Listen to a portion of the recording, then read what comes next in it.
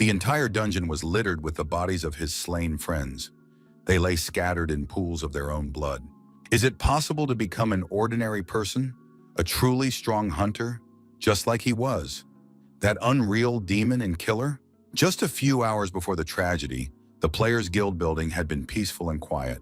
The guild had cleared out many mid-level dungeons, so some hunters were struggling to find anything for a solo mission. Players were choosing their quests, exchanging opinions, and chatting with one another. Soon they spotted a healer whom no one wanted to take on their missions. This guy was lonely and sad. Indeed, no one agreed to take him into their group. Suddenly, someone called out to him. The guy turned around and saw two players who, as it turned out, had been looking for him specifically. The young man greeted the pair, saying he'd heard about their promotion and congratulated them on the occasion. The girl thanked him and said they had come specifically to invite the young man to join them on a dungeon run. The young man admitted that he had found a dungeon that wouldn't be too difficult, so they could go there together. The lone young man admitted that his healing skills were still limited, and he was worried he'd hold his friends back. However, they told him not to worry and just come along with them, since the healer also had a hunter's license. Somewhere on one of the city streets was the entrance to the dungeon. The dungeon's difficulty level was normal and had a party limit of 10 people. The terrifying monster was quickly defeated and now lay on the ground with its mouth wide open. There was one monster left, which the players also dealt with without much trouble. The dungeon clear went smoothly and in sync. The young healer activated his abilities and helped his friends restore their health, as well as deal additional damage to the monsters. The players fought the monster, and everything seemed to be going according to plan. The team's health remained at a good level. It soon became clear that they needed to switch tactics and strike first, not giving the enemy time to respond. The girl activated her abilities and prepared to unleash a powerful magical attack. She directed her power against the monster, hoping to stop it once and for all. The monster froze in place, and then one of the players decided to use his new skill and activated his charge. The swordsman delivered a single sword strike, which was meant to be the final and decisive blow. The young healer looked at his comrade, realizing that the swordsman had grown even stronger once again. The monster's head flew off, severed by a single precise sword strike, and exploded in midair. The young man watched the scene with sadness, doubting that he would ever be able to become as strong a player as his companions. Soon, the monster's body exploded and scattered into tiny pieces right before the eyes of the entire group. A sword and a magic stone fell where the monster had been. These were the trophies the group had earned. The swordsman picked up the magic stone. As it turned out, it was a high-level artifact capable of being of great use in the future. After that, the player picked up the sword they had obtained after defeating the monster. The young man appraised the weapon, concluding that it was quite decent. However, he didn't have an urgent need for it. And so it was decided to give the sword to the healer. The weapon had good stats, and it could come in handy on future missions. The healer gratefully accepted the gift. It was a fine weapon, and he certainly wanted to possess it. The swordsman told the healer to accept the gift so that he could increase his strength and become a valued and useful member of the team. After that, the group was ready to return to the city since the dungeon had been cleared and the mission was complete. The young people were already leaving the dungeon, discussing their future plans, when suddenly the girl heard a noise coming from the depths. They continued discussing their future plans among themselves and therefore didn't hear the noise their friend had mentioned. Suddenly, a monster emerged from the wall. It had been camouflaged against the stone surface and had been completely invisible to the players until that moment. The young people immediately began drawing their weapons, realizing they would no longer be able to leave the dungeon just like that. Now it became clear to them that there was a hidden boss in this dungeon, one that had appeared, it seemed, only after the mission had ended. And soon, some kind of unreal creature appeared before the players. The stone shell shattered, and now a real demon stood before them. This hidden boss held a long weapon in his hands, resembling a scythe or an axe. Hidden bosses had never been encountered in normal-level dungeons before, but that didn't mean something like this couldn't happen for the first time. The young swordsman said they had no choice but to fight him, because if they won, they would earn a fortune. The healer tried to stop his companions, saying that hidden bosses are usually very strong and extremely dangerous. But the players believed that since there were many of them, they could handle this boss. Besides, the swordsman suggested they observe the monster first. One of his companions, who wielded an axe, was very confident, declaring that there was no need to be afraid of the enemy. The young man was convinced that there couldn't be anything truly scary in a hidden boss of a normal-level dungeon. And although his companions weren't quite as confident, the player said he would now show them how he would kill this boss. The young man activated his abilities and strode confidently toward the monster to face it head-on. The hidden boss stood before the player completely still, taking no action. This calmness was too suspicious. The swordsman understood that hidden bosses aren't as simple as they might seem at first glance. However, the young man with the axe said that he shouldn't underestimate it or fear it prematurely. And in the very next moment, he launched an attack, surrounded by his magical abilities. The dungeon boss cast a protective aura around himself, continuing to stand just as calmly in place. And the young man took a running start, pushed off the ground, raised his axe, preparing to bring it down right on the boss's head. The young man was right next to the monster when it raised its weapon, leaving the players no chance to maneuver or retreat. A single swing of the axe was enough to instantly dispatch the player. The rest of the group was shocked, as one of their comrades had just died right before their eyes. The swordsman ordered the mage girl to hurry up, use her skills, and reveal the hidden boss's stats. The girl immediately activated her foresight skill to gauge how powerful the enemy before them was, and her magical field gradually expanded and reached the hidden boss. What the girl saw made a terrifying impression on her. This monster's stats were simply out of this world. The girl couldn't stay on her feet because she saw everything and realized that the entire group of players would soon die. The swordsman tried to calm the girl down, telling her she needed to stop panicking. She had to explain exactly what she had seen. Although the hidden boss's health was low, all of his other stats were dozens of times higher than average. Of course, hearing this was very strange, and it seemed as though the mage had simply mixed something up or made a mistake in her calculations. But the mage couldn't even stand up. She didn't know what to do and was convinced they were all going to die. The swordsman tried to calm everyone down, saying there was no need to panic since it was just one boss, no matter how strong he was. The young man suggested they work together as a single team, and then they would have a chance to defeat him. The swordsman reasoned as follows. Sure, the hidden boss is strong, but he isn't all-powerful, and as long as the players can dodge the hidden boss's attacks, they have a chance to survive. All this time, the hidden boss stood completely still and made no attempt to do anything or attack. It was a huge monster with 5 eyes, horns, and powerful muscles. The swordsman tried to encourage his companions, saying that they would fight together and would soon be able to leave the dungeon alive. The swordsman said there was only one chance, so the players absolutely had to take it and survive. After that, the young man activated his powers to carry out the next step and ordered everyone to prepare for the attack. The hidden boss continued to stand, surrounded by his protective aura. He didn't try to attack and simply watched the players' actions. After that, all the players launched their attack. They had to strike and dodge the hidden boss's attacks. The monster waited until the group of players approached him and struck with his axe, immediately knocking the attackers back. The female hunter also unleashed her fire to continue the attack and support the team. Projectiles flew at the hidden boss from all sides, and powerful explosions rang out all around. The players realized that if they kept this up, they would indeed have a chance to defeat the boss. The mage girl reported that the hidden boss's health had dropped to half, meaning they needed to keep up the pressure. The swordsman told the others not to let up, to hang in there, keep attacking, and dodge the boss's strikes, all while making sure to protect the healer. The swordsman was the group's captain, and now he closed in on the boss once more for the decisive strike. The monster's defensive field had been broken, and the young man closed in for a powerful strike. The healers and mages also joined the attack, believing that they must not stop under any circumstances.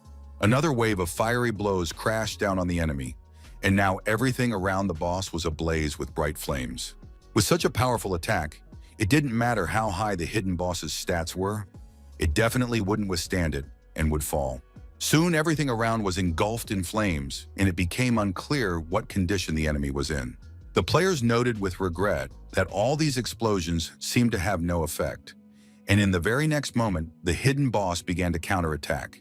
The guys realized they had to keep going and hold their ground, since the hidden boss's health wasn't infinite, especially since they were managing to deal significant damage to it. But the next moment, the hidden boss seemed to stretch on his toes, thrust his hands forward, and began to concentrate energy in his palms. Then with a snap of his fingers, he sent a powerful blast toward the players. The swordsman realized this was the hidden boss's rage ability, or perhaps even a rampage. The healer had never heard of a rampage.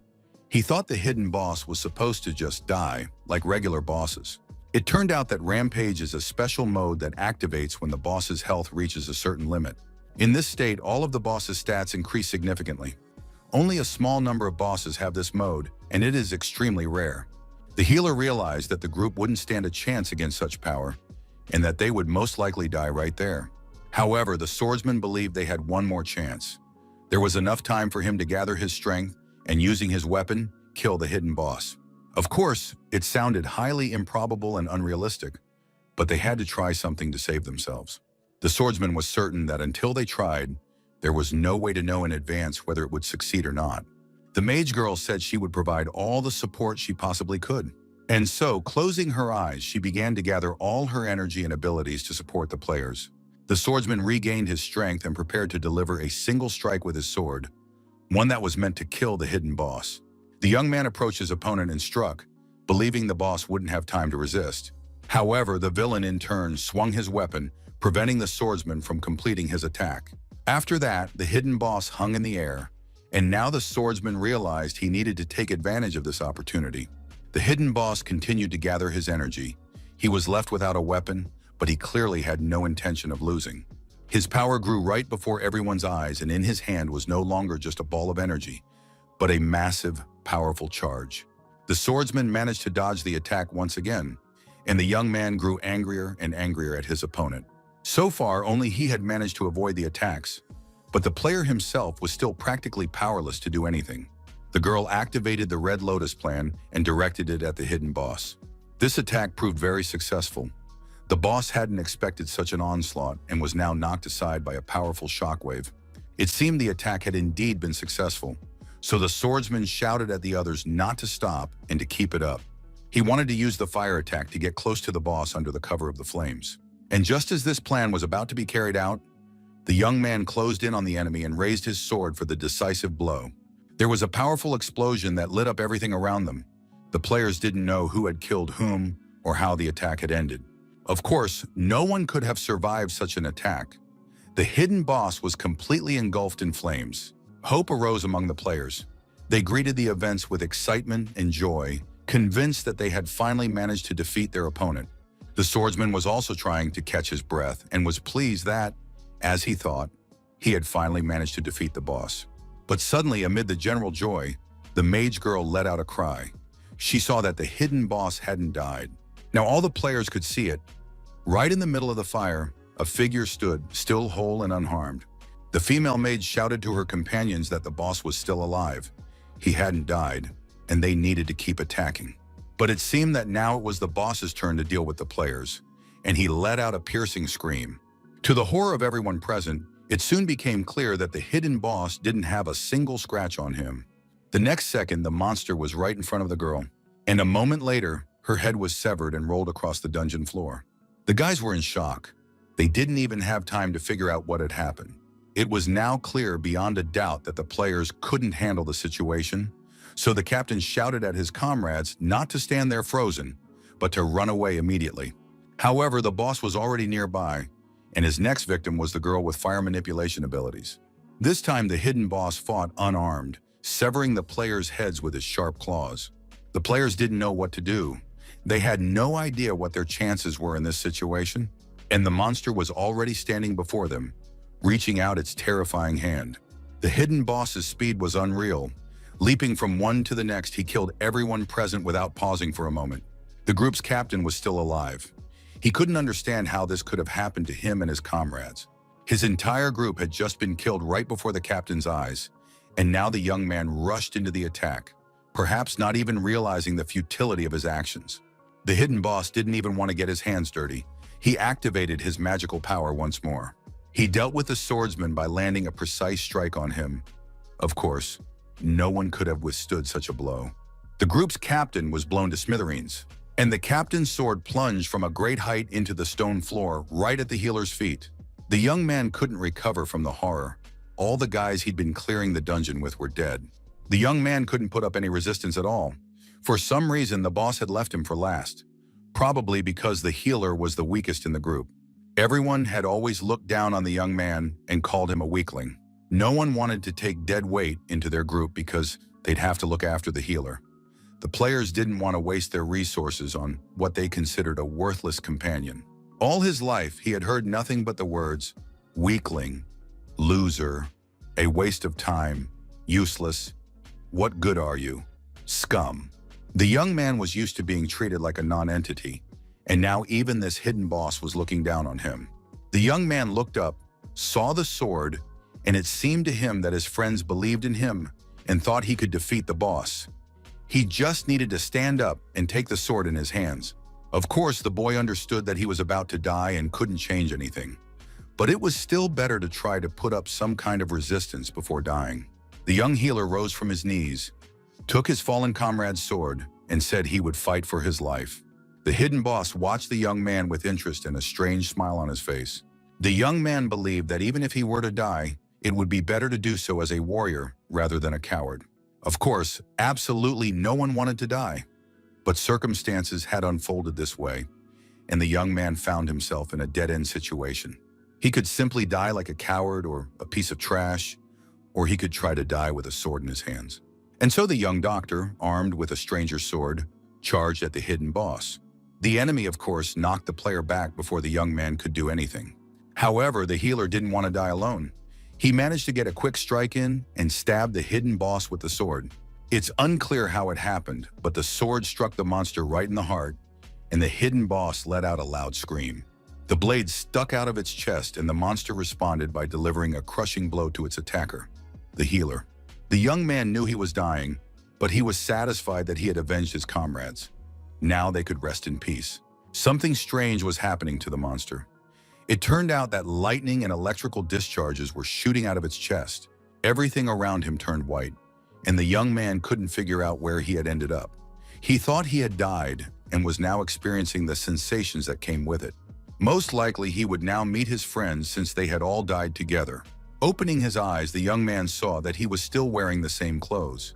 He had thought he would look different, but apparently he wasn't quite dead yet. Soon a dungeon notification appeared before him.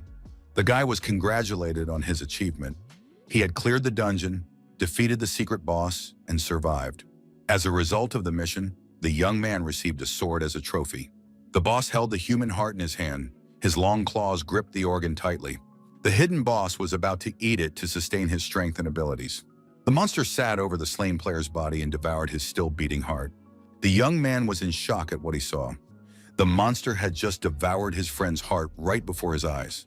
Having finished with the swordsman, the hidden boss headed toward the young man. His face was smeared with blood, and one of his eyes glowed with a bright light. The boss approached the healer and had already raised his hand above the boy's head, while the boy, as if spellbound, watched what was happening. The young man opened his eyes in horror and woke up from his own scream. His body was covered in sweat. The boy sat up in bed trying to compose himself. He had been having the same dream over and over, and lately his nights had become one long nightmare. It was time to introduce himself.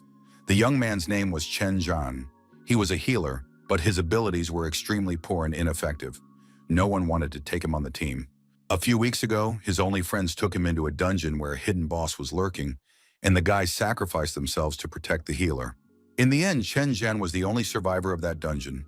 The guild didn't investigate the incident, but people now called the young man the cursed healer.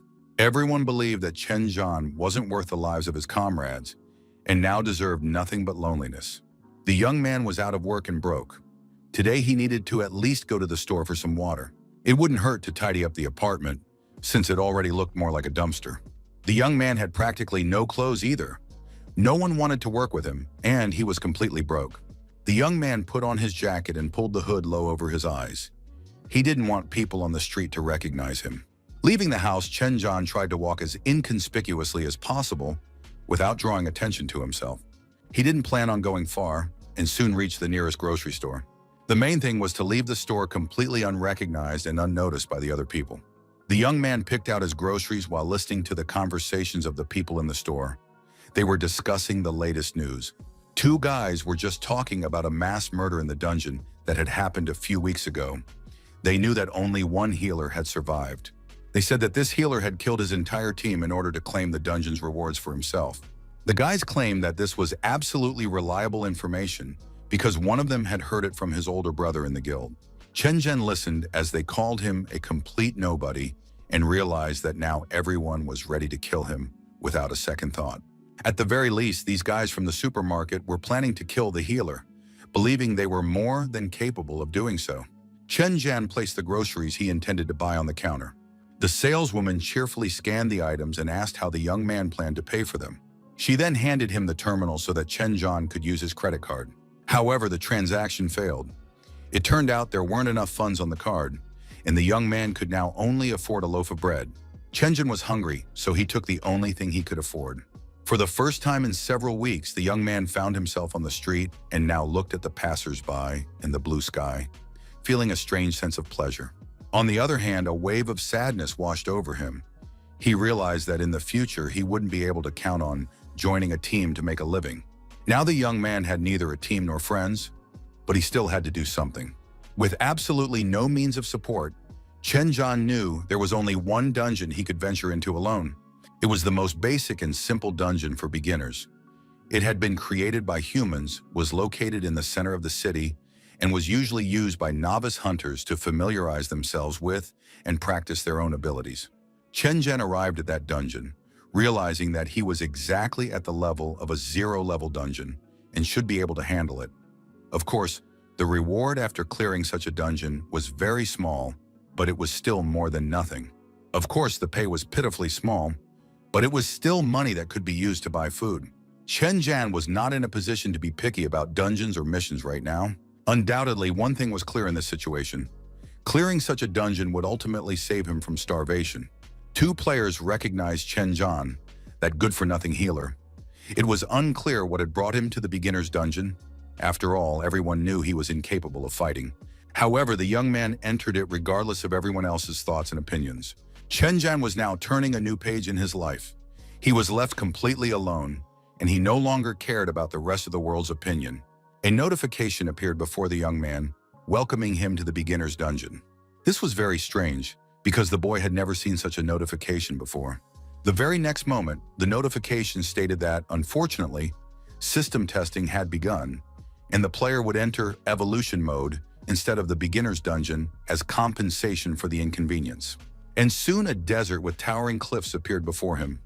On the horizon, the sun was slowly rising from behind the mountains. He had once dreamed of ending up in a mission like this, where monsters surrounded him and he himself was strong and invincible. But now it was all completely baffling and unexpected. Besides, Chen Zhan was hearing about evolution mode for the first time. Visibility around them was simply terrible. Everything was shrouded in a thick, blood-red fog. The blade the young man held in his hand began to react and, right before his eyes, evolved into a rather serious and powerful weapon. Chen Zhan surmised that all these changes and the dungeon itself were caused by the sword he held in his hands. The young man began to move deeper into the territory. He was very curious to see what would happen next. Soon, a notification appeared before him, informing him that he needed to pass a small test to destroy 100 earth elementals. 100 earth elementals sounded very intimidating, since there were usually only about 3 of them. Chen Zhan realized that things were looking bad, and at that moment, a monster appeared out of nowhere right next to him. It was an earth elemental. Chen Zhan couldn't understand when earth elementals had become so huge. The monster was several times taller and larger than the player. The earth elemental's attack power had also increased significantly compared to its previous versions. However, the young man immediately realized that the earth elemental was still very slow. Chen Zhan had a hunter's license and was holding a weapon, so he prepared himself for a task that wouldn't be easy. Taking another look at the earth elemental's size, the young man decided that since this was a dungeon for beginners, the elementals shouldn't pose any particular problems. Chen Zhan decided to test his new power first. The young man sheathed his weapon, deciding he would fight with his bare hands. The young man wanted to see just how strong his opponent was. He approached the monster and raised his fist to strike. The earth elemental also raised its fist, and the difference in their sizes was like that of a pea and a watermelon. However, the young man didn't dwell on this at all and struck as if he were facing nothing more than a classmate. After all, in a fight, it's not size that matters, but strength, physical attributes, and combat skills. After several exchanges, Chen Zhan realized that the earth elemental was stronger than he had previously assumed, and he couldn't defeat it with his bare hands.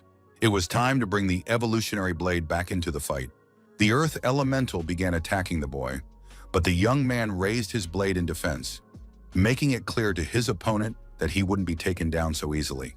After that, the young man leaped forward and landed several precise blows with his blade. The earth elemental crumbled into tiny pieces. Chen Zhan felt very strange. It seemed as though he had grown stronger, but perhaps it was just his imagination. After making sure the earth elemental was destroyed, the protagonist realized that, having dealt with one, he needed to move on to the next immediately. The earth elementals didn't keep him waiting long. The young man realized that no one was going to give him a break. Taking advantage of the situation, Chen Zhan decided to test his healing skills, since they shouldn't be underestimated either. The young man had clearly seen an improvement in his core strength. The hero also noted an improvement in his speed and stability. It came just in time, because the entire space in front of him was already occupied by earth elementals. Now neither their number nor their strength fazed the young man in the slightest. He destroyed his opponents and leveled up with each one, making the battle increasingly successful. Soon, the last earth elemental remained before him, which he had to destroy to complete the mission.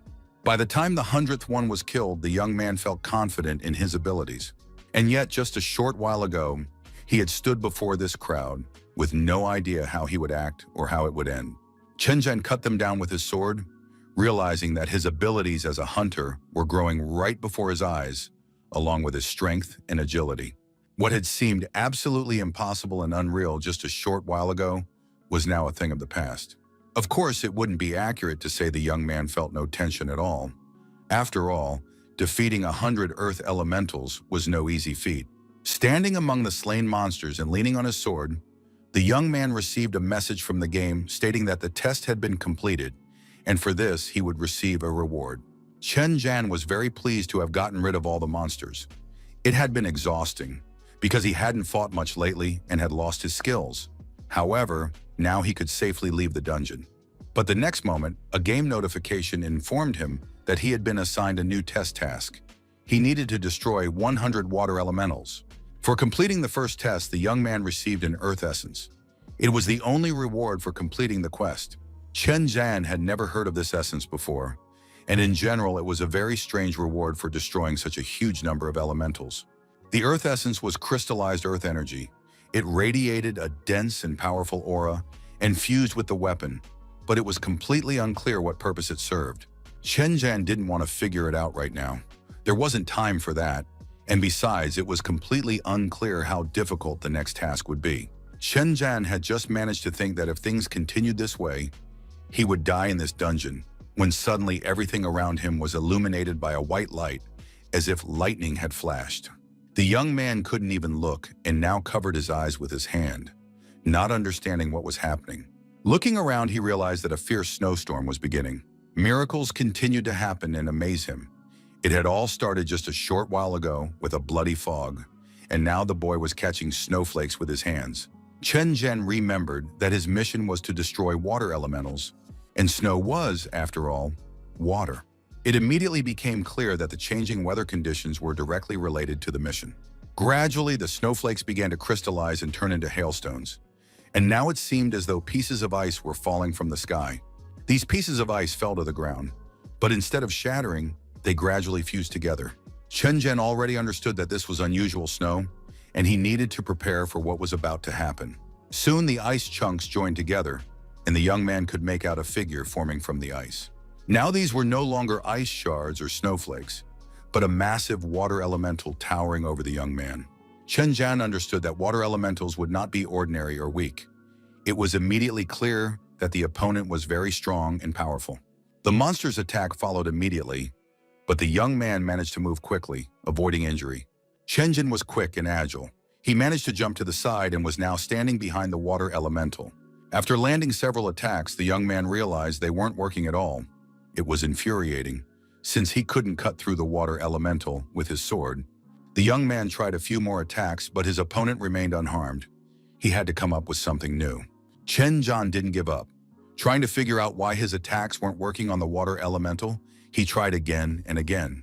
Finally, the young man managed to inflict a small amount of damage on his opponent, and now at least he understood the reason. It turned out that the water elemental had high regeneration and immediately healed any damage to its body.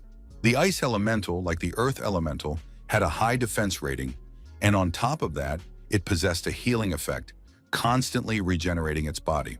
Soon, the young man began to lose confidence in his abilities and in his ability to defeat this opponent at all. And of course, he didn't want to believe it. But the thought that he would die kept spinning through Chen Zhan's mind more and more often. And in one of those moments of despair, the game displayed a notification stating that he could use the earth essence to fuse it with his weapon. Chen Zhan didn't know where this would lead, but in any case, it was something. So the young man confirmed the fusion of the earth essence with his weapon. In any case, it couldn't hurt anymore, because the young man realized he was losing. The young man used the earth essence, infusing it into the sword, but noticed absolutely no changes.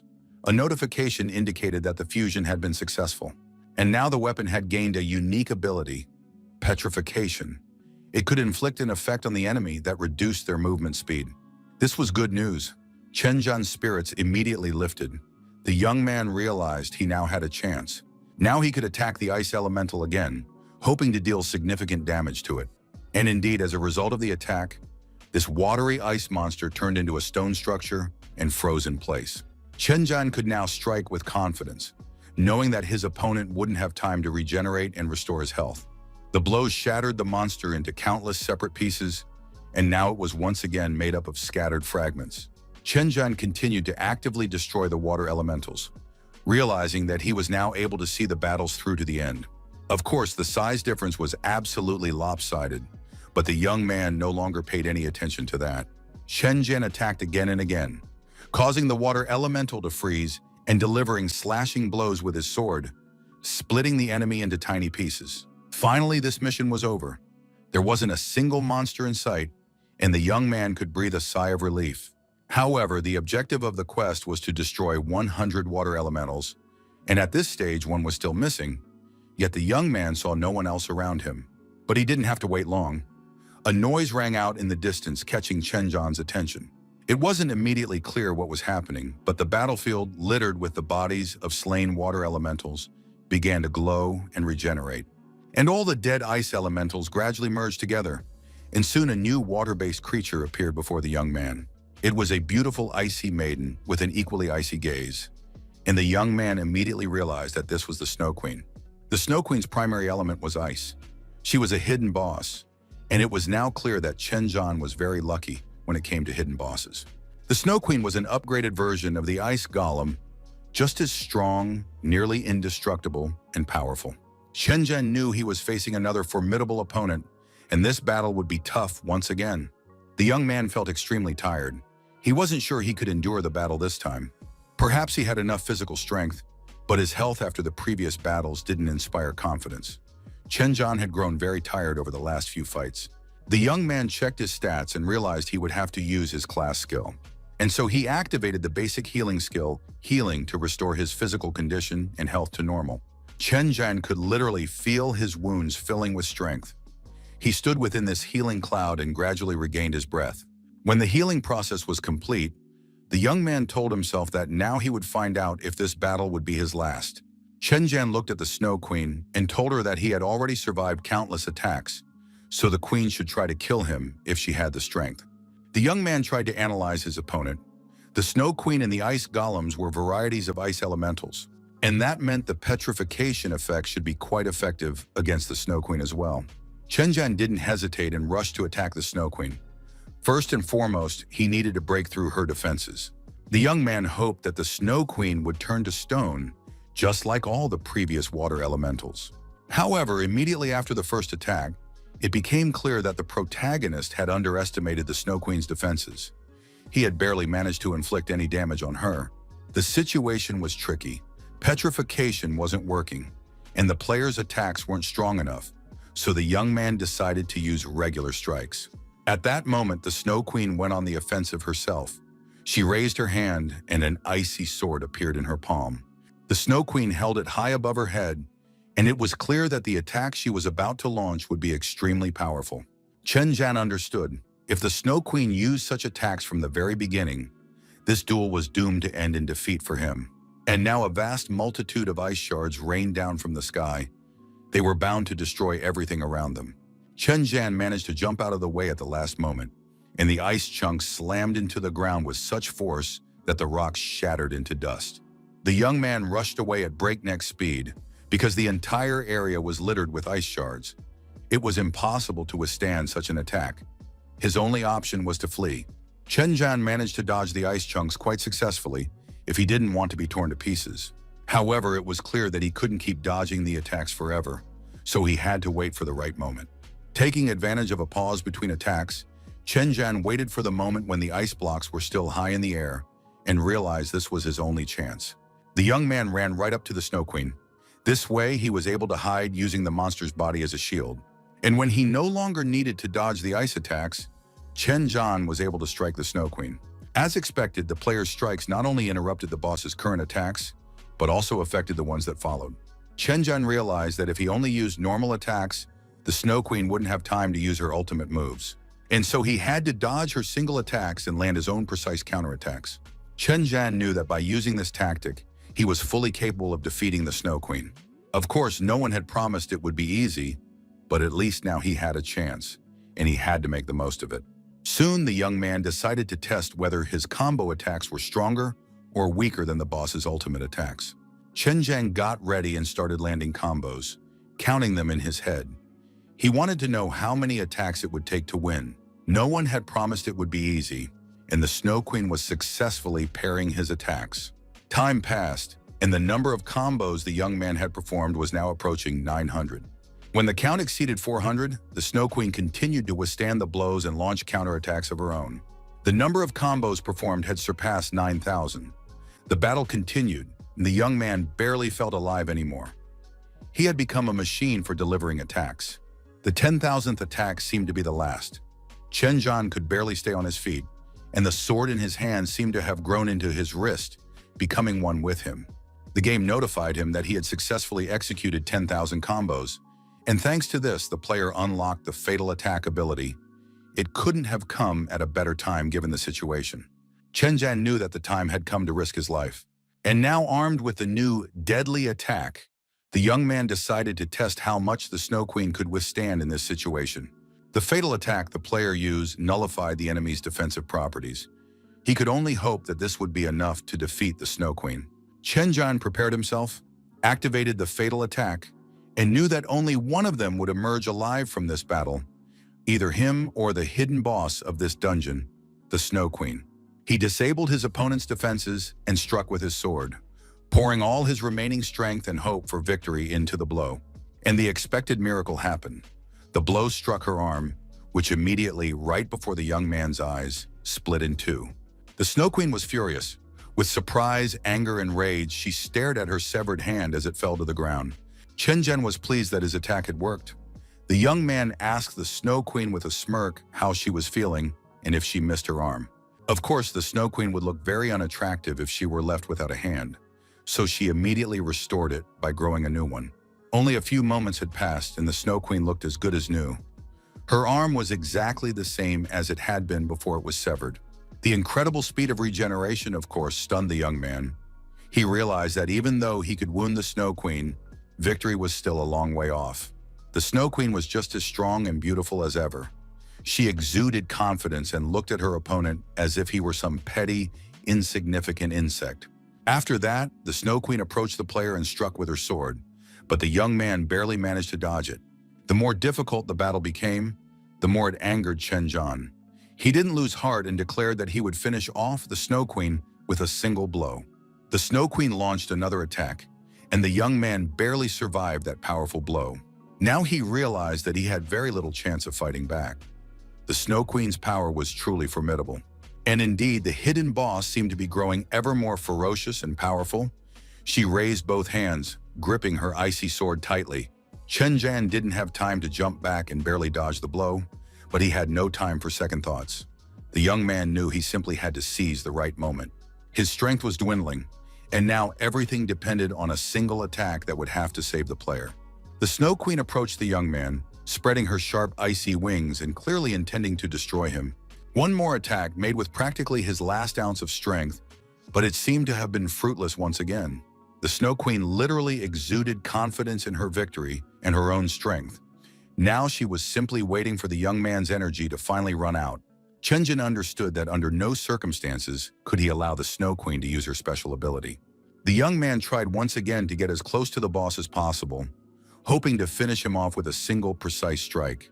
The Snow Queen unleashed her attack again, and sharp icicles rained down from above, meant to pierce the young man right through.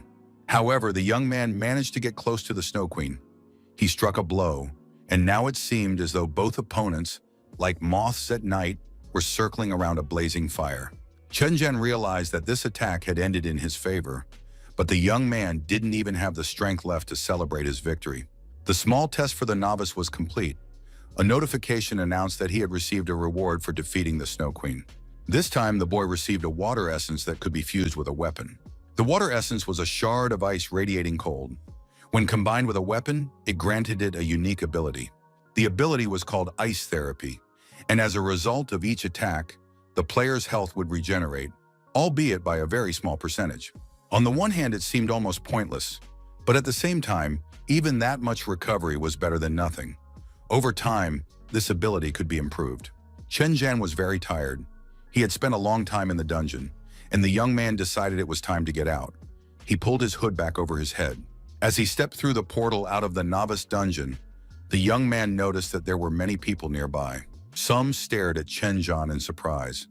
They didn't understand why he didn't have a single scratch on him and how that was even possible. Chenjin also noticed these people. He immediately sensed that something strange had happened. Nearby were some people, most likely members of the League, who were now taking down information from the wounded young man. A little further away, another wounded man covered in bandages appeared to be receiving medical attention. There were people in uniform standing near him. Chenjin had no idea what had happened, since the difficulty of this dungeon was extremely low. It was unclear how these people had managed to get injured. At that moment, a cry for help rang out from the portal. Now it was clear that something strange had happened, and Chenjin wanted to find out exactly what the problem was. A young man literally crawled out of the portal. He was covered in blood, couldn't stand on his feet, and his appearance greatly alarmed Chenjin. The young man tried once again to understand how these players had managed to sustain such severe injuries in a dungeon for beginners. Looking around, he noticed a girl. She was wrapped in a blanket. Her wounds had already been bandaged by the doctors, but she still looked lost.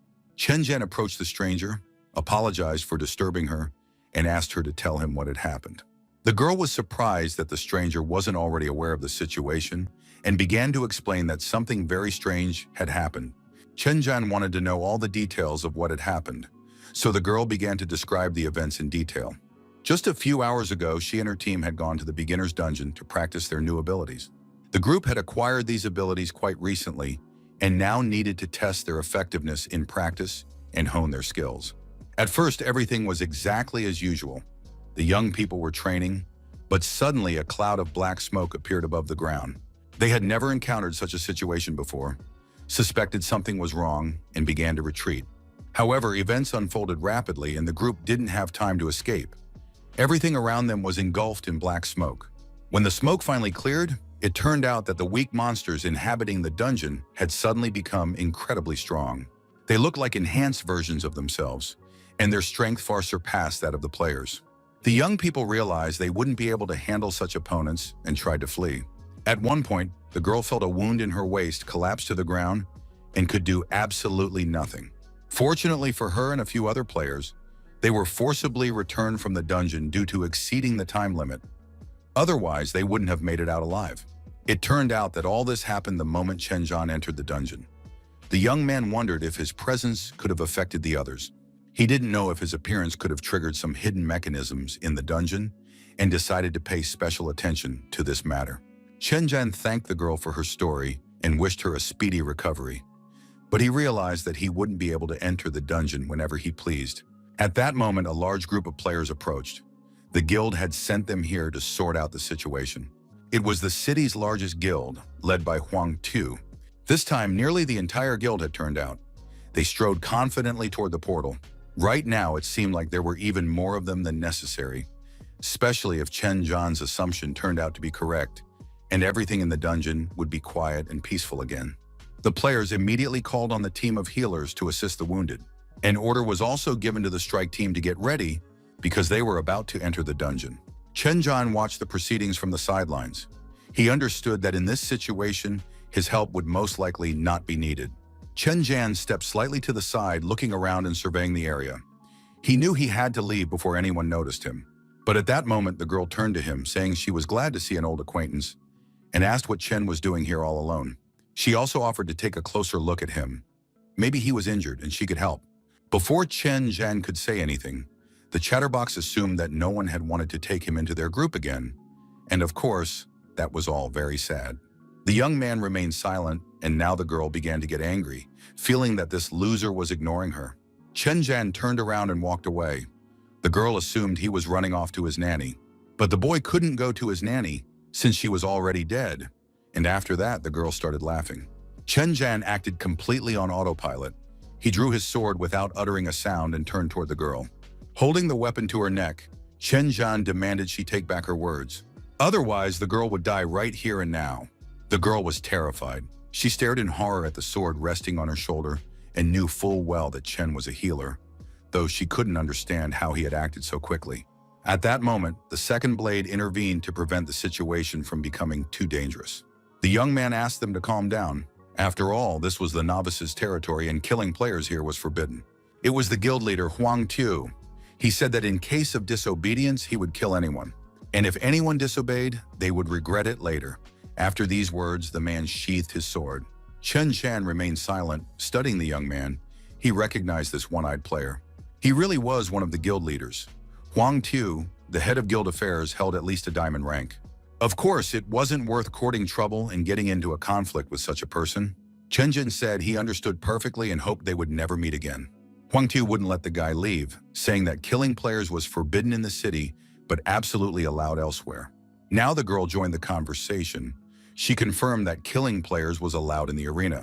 She was upset that some primitive healer had managed to scare her. She began to provoke Chen and challenge him to a duel. However, her red-haired partner tried to stop her, saying that it was nonsense and not worth doing. Chen Zhan responded to all these provocations and jabs by simply saying that he was ready to face them whenever they said so. Huang Tu was very pleased that the young man hadn't tried to leave. It wasn't clear why he would want to. Chen Zhan confirmed that they would meet in the arena. The arena was a place where hunters were allowed to engage in deadly duels. Most hunters came there to hone their combat skills. There were two types of battles: friendly sparring, limited in time, and a fight to the death, which ended only after the death of one of the fighters. Chen Zhan followed his new friends, if they could be called that. It was unclear how he had managed to get himself into trouble. Chen Zhan watched the proceedings with interest. He saw the sparring match currently taking place in the arena. A young man was fighting. He held an axe in one hand and a spear in the other. He was with a girl who appeared to be a mage. Chen Zhan slowed down to watch them, but immediately they started urging him on, saying he was just wasting other people's time. The guys from the guild thought Chen was really nervous, since it was his first time. The girl who had started the commotion kept laughing at Chen, saying that it was written all over his forehead what a wimp he was, and that he needed to be treated more gently. Chen Zhan remained silent most of the time, and didn't react to the young people's words at all, making no attempt to argue with them or explain anything. The girl took this as cowardice. She thought the guy was scared, but if Chen got down on his knees and started begging for forgiveness, maybe she would forgive him. The girl held a dagger in her hands and asked how Chen felt about her proposal. If Chen refused to kneel and apologize, the girl couldn't guarantee that he'd be all right during the duel. So it's better to beg for forgiveness while there's still time if the guy doesn't want to suffer. Chen Zhan replied that there was no need for that.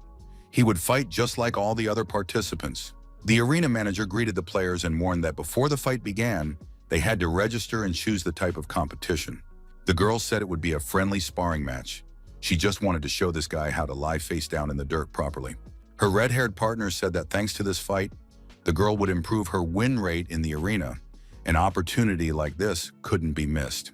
The arena manager asked the young man about his objections, and he replied that he wanted to choose a fight to the death. The arena manager was alarmed. To choose this type of battle, permission from the Abyss's hidden boss is required. The girl was very surprised to hear that this weakling actually wanted to take the risk as soon as possible. He probably wants to join his friends who died a few weeks ago while clearing the dungeon with him. Besides, the girl was sure that Chen didn't even know what an abyss permit was. But at that moment, the young man pulled something out of his pocket. He handed the package to the arena manager, saying that this was the abyss permit. The other players in the arena realized that this was going to be a very interesting fight because the guy had an abyss permit. The presence of this permit literally discouraged his opponents. They didn't understand where he'd gotten it, since the guy was only at the bronze level, and it was impossible for Chen to have defeated the hidden boss. The young people assumed that Chen Zhan had stolen this permit, because there was no way he could have earned it himself. Chen Zhan paid no attention to his opponents at all. He only asked if they were now willing to fight to the death.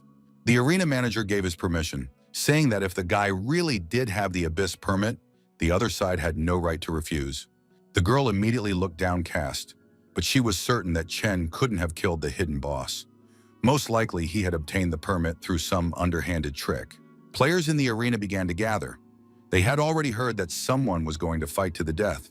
Everyone was thrilled because a show like this was not to be missed. The players abandoned their own matches and began gathering as spectators. More and more players were coming over. They had never seen a fight to the death before, and this was exactly what they wanted to watch. The spectators assumed that it was most likely some kind of blood feud or that the players couldn't agree on how to split the loot. One of the combatants, Songran, was a healer and had no wins, losses, or draws. This was his first time fighting in the arena. Lu Meili was an assassin and already had 16 wins in arena matches. The girl asked her opponent if he had seen her record, and perhaps the guy already regretted his choice. Lu promised she wouldn't tear his body to pieces. The spectators were in shock. They thought it was some kind of joke. If the guy was a healer, there wouldn't really be a fight. It was obvious that Song Ran would be killed immediately, and it wasn't even worth the spectators' attention. Lu Mei drew her daggers and announced she was ready to begin. Chen Zhan finally opened his mouth and said that everyone around him was constantly spouting nonsense, and it was already getting on his nerves. The young man drew his sword and told his opponent to attack. Before launching her attack, Lu Mei declared that the young man was about to die. The spectators watched Lu Mei closely, but one girl in the crowd couldn't take her eyes off Chen Zhan. Soon she turned around, took out her phone, and started dialing a number. When the call was answered, the girl introduced herself and said it was her, Xiao Bai, and she'd like to speak to the boss. Xiao didn't understand what to expect from a bronze-ranked match, especially if it was a fight to the death. But the boss barked at her not to argue with him, but to follow orders. Xiao stopped arguing and said she would definitely carry them out. After that, the girl ended the phone call and started recording the stream. She introduced herself to the stream's viewers and said she would be broadcasting a live deathmatch, and also reminded them to like and subscribe. So, the duel was about to begin.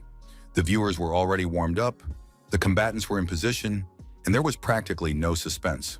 Lu Mei believed that her opponent simply didn't know when to stop, which is why the argument had taken such a serious turn. She went on to say that she was about to show the guy what she was really made of. Chen Zhan was finally about to face the assassin's incredible speed. Chen watched the girl approaching him with daggers in her hands. Lu Mei was furious. It was a true disgrace that a pathetic healer had dared to raise a sword against an assassin. Lu was certain that was all he was capable of, and now she would show him who was right. After all, this worthless healer, with his level, couldn't even catch a glimpse of her shadow. Chen Zhan simply laughed out loud in response, which infuriated Liu Mei even more. She thought the guy was too cocky. Of course, it was a shame to use her abilities on such scum. Liu said she was made for great battles. Her speed was incredible, and she circled her victim like a bee around a flower. Finally, the girl decided to strike from behind. Using her active ability for a rear attack, she raised both daggers and struck. Chen Zhan didn't even turn his head. He simply took a couple of steps forward and thus dodged the attack. The spectators were in shock. Some thought the guy was just lucky, since he dodged the blow to the back. Or maybe the assassin had missed. Lu Mei, of course, knew she hadn't missed. It seemed like some kind of joke to her. She couldn't understand how Chen had managed to dodge her strike. Chen said that if this was the speed she was always talking about, then, unfortunately for him, it was too slow. Lu Mei kept analyzing the situation. It was all too strange since the guy was only a bronze-ranked fighter. Lu Mei told the young man not to get ahead of himself. She stood up and stepped aside to deliver another strike. Even though Chen managed to dodge the blow to his back, he's still much weaker than Liu. She'll crush him now without even using her abilities. And the girl launched another attack, saying that now the difference between their ranks would become clear. She swung her daggers, but just as the blow was about to land, Chen stopped her dagger by grabbing it with his hand. It was simply impossible. Liu Mei realized that the young man was revealing his true rank. The spectators were already watching the duel closely and realized that the healer was strong and confident in his abilities. Liu Mei realized she wasn't facing a weakling and prepared to take her opponent seriously in order to destroy him. She activated her innate ability, Mist of Deception. The girl acknowledged that Chen was stronger than she had expected, but he couldn't withstand her innate ability. Chen Zhan was now completely shrouded in a blood-red mist. The young man reached out and found that the mist was as thick as water. Chen used his sword to cut through the mist and said he didn't want to upset Liu, but her innate ability was too pitiful. Chen activated petrification and sliced through the blood-red mist with his sword. The spectators didn't understand what the player was doing or why he was swinging his sword in front of him. Perhaps the guy was acting out of desperation because he couldn't oppose the legendary fog with anything. The spectators realized that the assassin's ability was simply incredible. Her fog had filled the entire arena, and the guy was just waving his sword as if swatting away flies. But then a girl shouted to everyone that they needed to look closely. It seemed like the fog was starting to dissipate. The spectators really did start watching and realized that it was working. It looked like a joke, but the fog began to disappear. Soon, almost nothing remained of the fog. It was dissipating, and pieces of stone were falling to the ground. Liu Mei was already terrified and furious. This was simply impossible. Her innate ability had been nullified. Liu Mei now watched her opponent with interest. She crept up on him, intending to take advantage of the remaining fog and stab him in the back with her dagger. Chen Zhan turned toward his opponent at the last moment and struck her.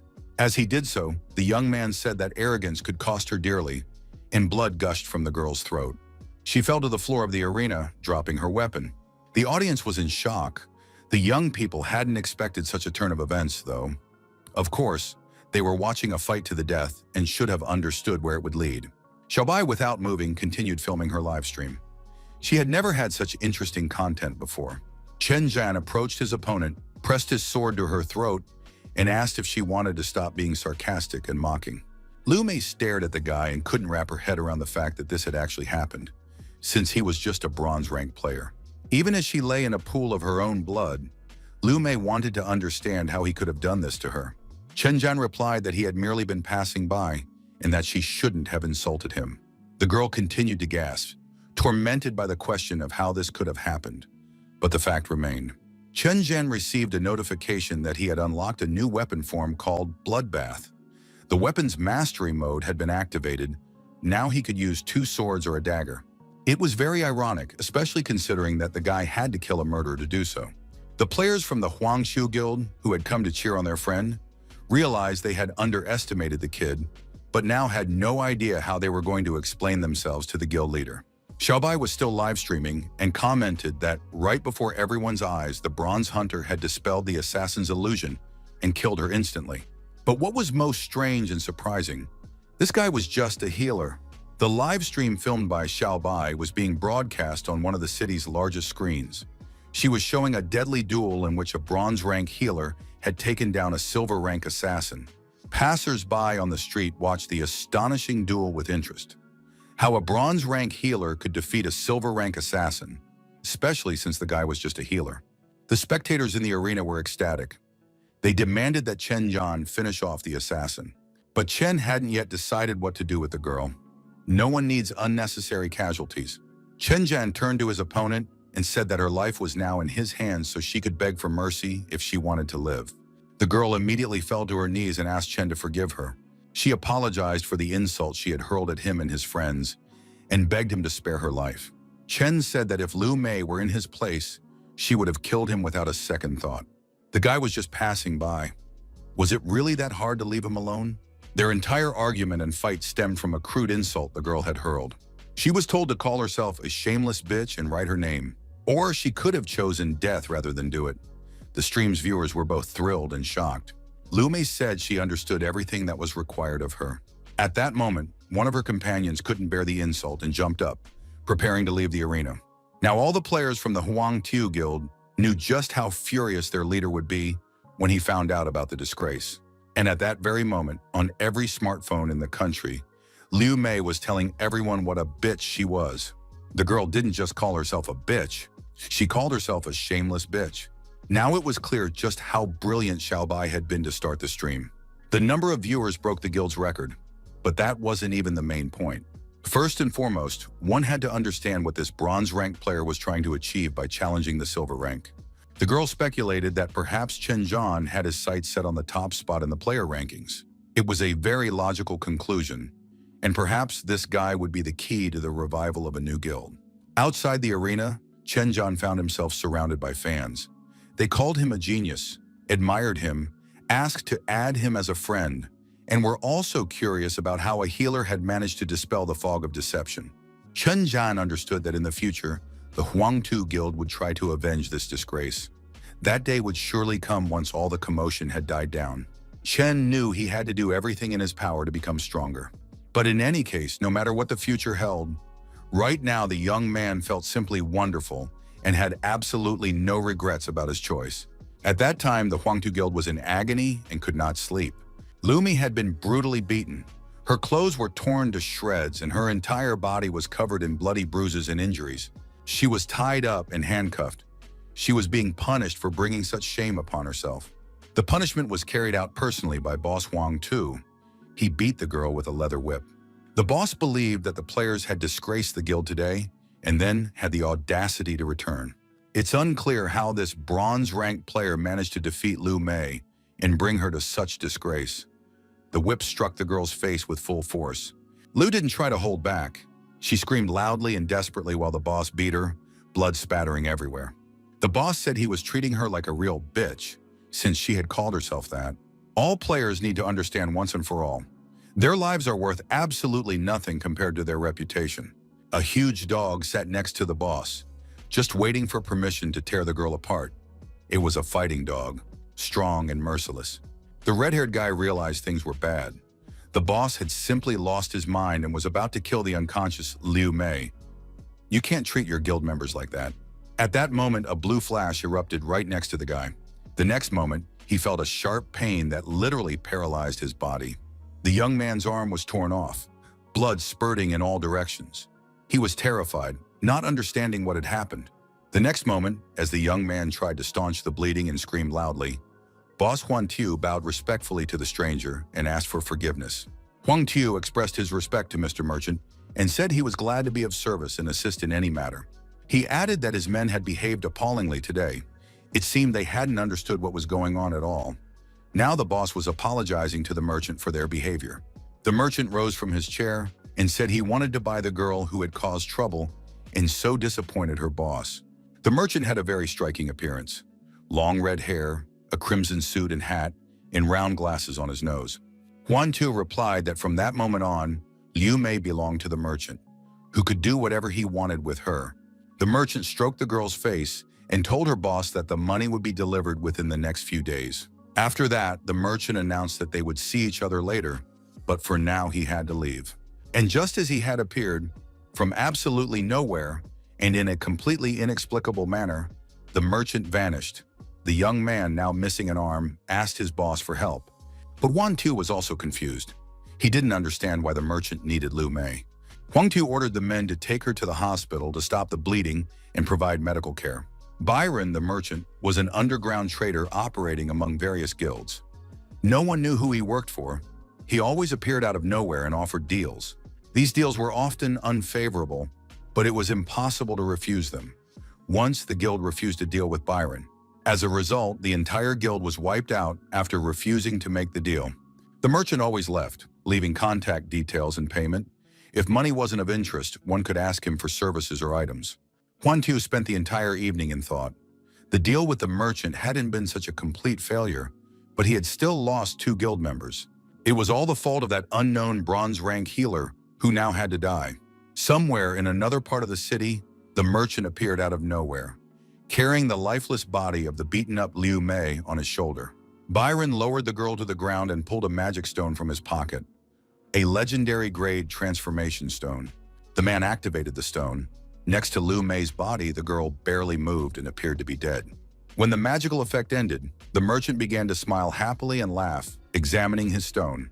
It seemed as though all the life energy and innate abilities had been sucked out of the unfortunate victim's body by the stone. Chen Zhan finally made it back to his apartment. He was able to clean himself up and wash. The young man understood that he was no longer the same person. All this time, those around him had constantly humiliated him. Because of his weakness, Chen Zhan had accepted this as his lot and endured the insults, but from this day forward, everything would be different. The young man recalled the words of his only friend who had died in the dungeon: "Live and grow stronger." Chen Zhan was now certain that no one would dare call him weak. The young man got a new haircut and looked very different, but suddenly felt terribly ill. His whole body was overcome by a terrible weakness. The young man barely made it to the couch. He was very tired, and it turned out that these were side effects from using it. The young man was literally green in the face. It felt as if he were about to be turned inside out. Suddenly, he saw a magical stone appear before him, seemingly out of nowhere. Meanwhile, near his house, under a large umbrella, stood Merchant Byron in a bright crimson suit. 2 days later, the players gathered in the main hall of the Hunters Association. Chen Zhan was thinking about how bad he was at healing. Most people awaken their innate abilities, but his ability had never activated. Since the awakened state was unlikely to occur on its own, one had to rely on awakening stones. Now, some players were standing in front of a board displaying the prices. The prices for stones capable of awakening interesting abilities were very high. Chen Zhan knew he would have to go into the troll mine, but to do so, he needed to be part of a group to obtain the awakening stones. If he entered the dungeon, the system would alter his configuration. Taking people with him would be tantamount to condemning them to certain death. Chen Zhan realized that the situation around him had become extremely awkward, and he needed to figure out a way to get out of it. Just then, someone called out his name. A girl was approaching him and said she was very happy to meet him. She invited him to join her party and go with her to the troll mine. It was Tang Xiaobai, the very same girl who had been live streaming his battles in the arena. Xiaobai was very surprised that the young man knew her name and asked where he had gotten that information. Chen Zhan honestly admitted that he wished he hadn't known her at all. But now he had become an internet star thanks to her stream, so of course it was hard not to know who she was. Xiaobai thought this was really cool. She had been streaming for years, but her videos had never been this popular before. At that moment, other players in the association building recognized Chen Zhan. Everyone started whispering. After all, this was Song Ran, a bronze rank healer who had challenged a silver rank player. Several people immediately approached the guy and asked to take a photo with him. He was now a real star, and the girls immediately noticed his new stylish hairstyle. Besides, everyone was curious about the nature of the player's relationship with Xiaobai. Such fame could only be a good thing. Chen wanted to escape this crowd of fans as quickly as possible. He took Xiaobai by the hand and led her away quickly, without explaining anything. Chen led the girl into the restroom and explained that he had been trying to stay under the radar, but now because of the stream, he was in a dangerous position. The Huangtiu Guild had been disgraced, and they would most likely start pursuing Chen Zhan. Xiaobai understood that she was indeed to blame for this, and even felt guilty. Chen Zhan was about to leave, but the persistent Xiaobai asked him once again to join her in the party. The young man looked closely at the girl and asked if she really wanted this, and understood what kind of future awaited them now. After that, Chen laid out a series of conditions. He demanded that all the awakening stones that dropped to be given to him, and he didn't care about the rest of the loot. Xiaobai realized that the young man still hadn't awakened his innate ability, which meant he was indeed only at the bronze rank. The second condition was that they would go into the dungeon, just the two of them, and wouldn't take anyone else with them. Xiaobai didn't understand what the guy was counting on. These dungeons were designed for groups of 5. Did he really want them to get killed in there? Chen replied that he had only 2 requirements, which she had to accept. If anything didn't suit Xiaobai, they could forget about working together.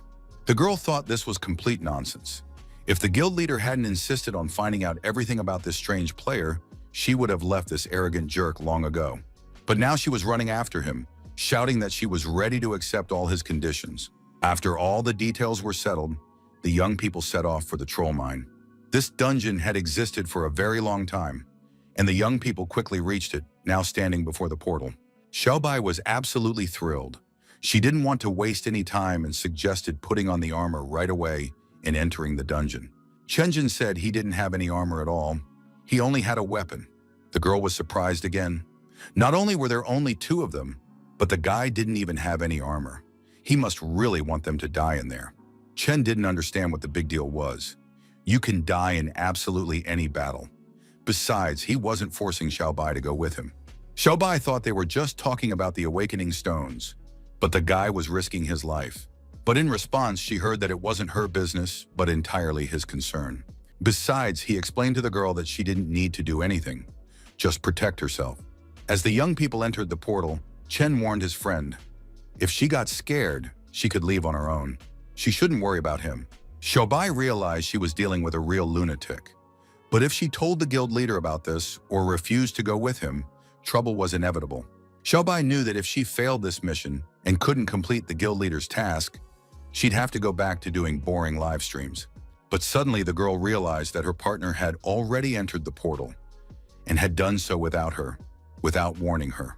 Not only did he look down on her, after all, Xiaobai was a gold-rank summoner, but she still needed to calm down and do her job. Xiaobai told herself that everything would be fine, and if she didn't like something, she'd just leave. She entered the mine and said that Song Ran wouldn't be able to find the boss without her. But looking around, Xiaobai couldn't understand or comprehend what she saw around her. Now the girl understood why the boss had ordered her to find out everything about this guy. Song Ran had fought his way through the dungeon alone. The entire floor was littered with the bodies of slain goblins, and magic stones lay scattered among them. Song Ran continued to slice the goblins like cabbage for a salad, swinging his sword. Xiaobai calmed down a little. Everything looked very comfortable so far, and even quite fun. The girl stood in the center of the magic circle and summoned the darkies to come out. She said they had to show Song Ran what the two of them were capable of. Now, together with her assistant darkie, she would show that they were not to be underestimated. Moans and screams of dying goblins echoed through the dungeon. Chen noted that thanks to his level increase, these silver-rank monsters no longer posed a threat to him. The young man was glad that the evolution mode hadn't activated this time, so there shouldn't be any problems. Xiaobai told her friend Darky that they should join the battle, but Song Ran replied that there was no need to do anything because all the monsters had already been destroyed.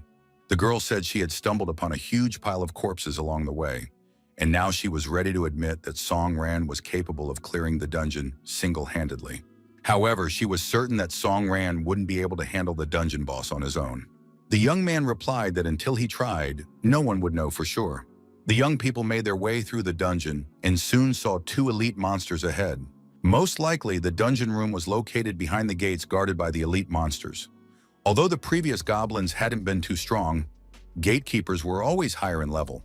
Song Ran assumed that the boss was right behind these two elite monsters and suggested that the girl get ready. If she understood everything, he would leave these two opponents to her. After all, he wanted to see how Xiaobai handled her enemies. Xiaobai was completely calm. She demanded that the young man stop looking down on her. The girl pointed her staff forward and ordered Darky to attack the monsters to show this know-it-all what they were capable of. Darky was a massive demonic hound and immediately charged into the fray. The girl ordered Darky to attack the enemies head-on and tear them to pieces. The dog leaped high into the air and activated his shape-shifting ability, transforming into a werewolf. After that, he landed near the elite monster and struck it with his clawed paws. Xiaobai activated an attack boost to make Darky's actions more powerful. Now the dog looked like a real monster, and the claws on his paws had grown even longer and sharper. A single blow was enough to shatter the shield and tear the monster to pieces. Finishing his attack, Darky stood on his hind legs and growled loudly with pleasure. Chen Zhan was already getting bored. It seemed to him that the battle was dragging on too long, and he had no idea how much longer he'd have to wait.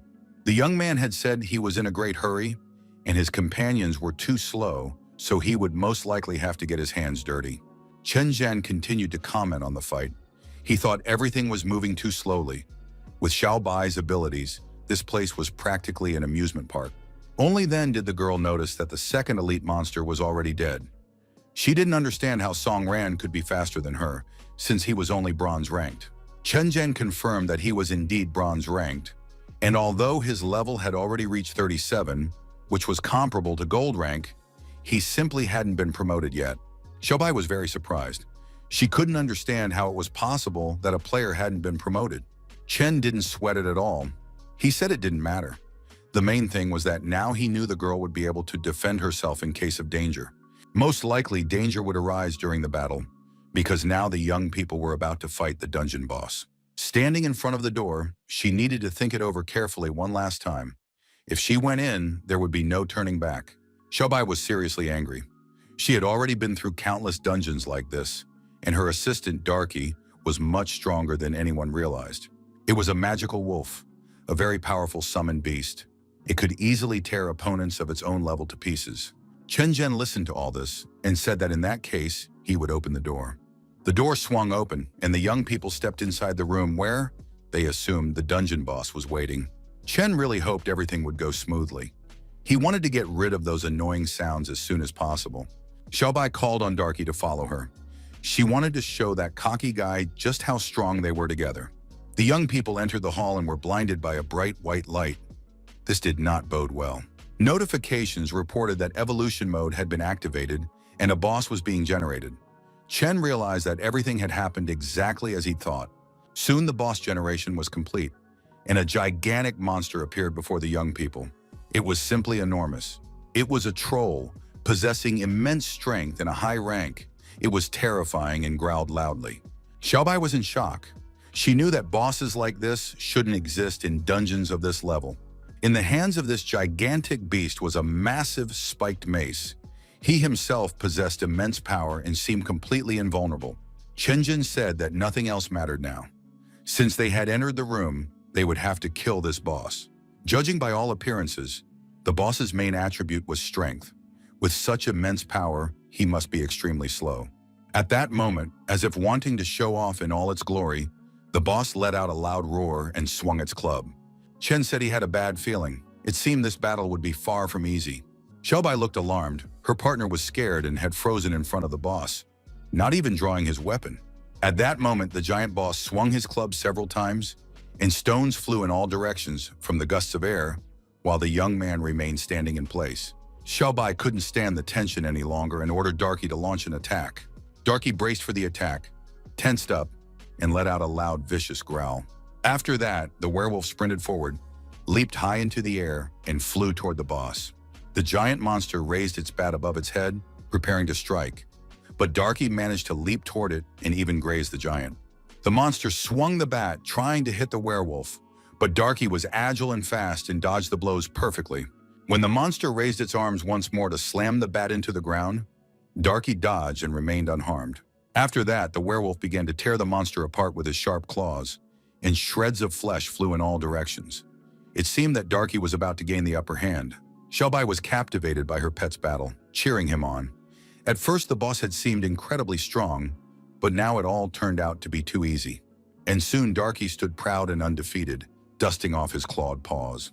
Xiaobai was very pleased. Her pet hadn't even had to do anything, and the girl smiled happily.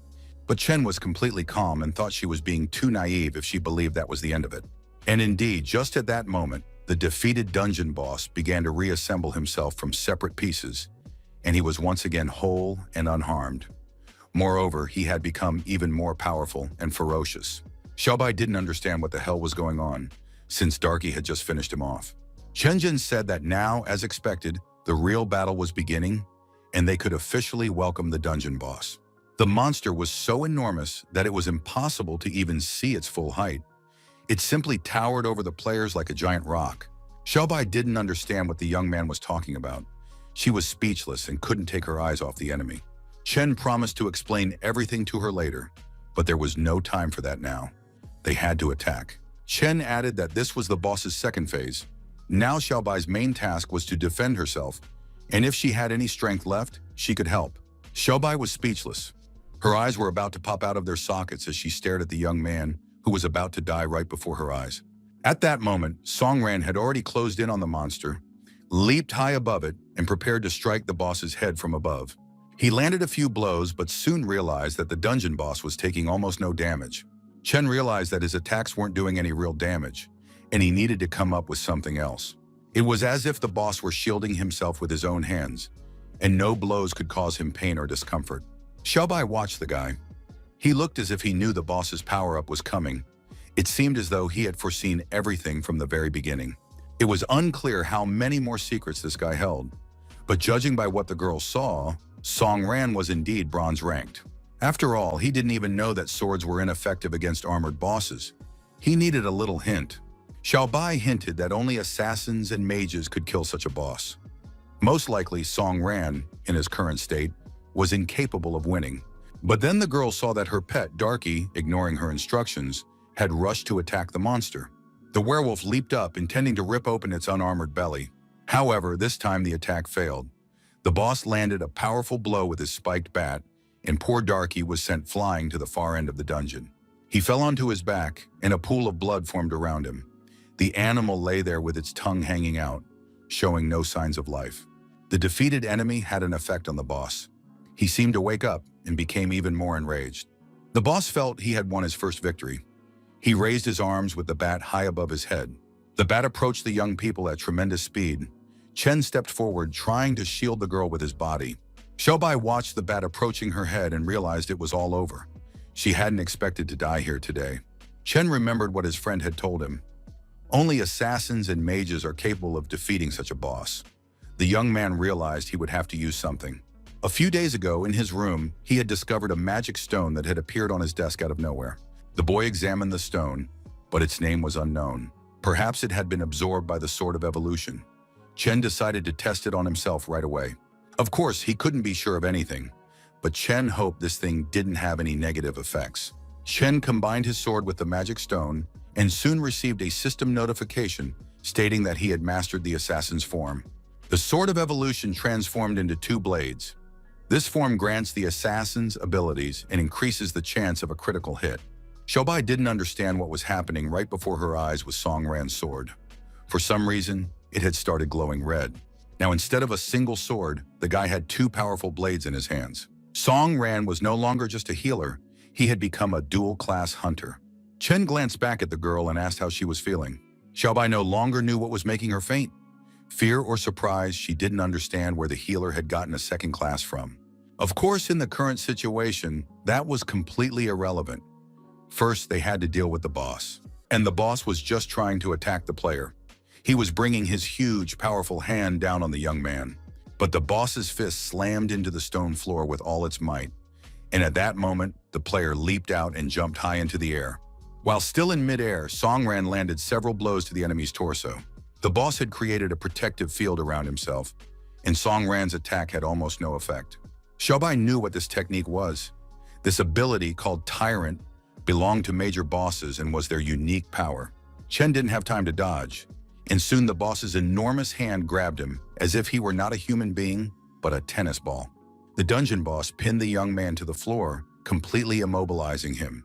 After that, the gigantic monster raised its hand over the girl, intending to simply kill her, like driving a nail into wood.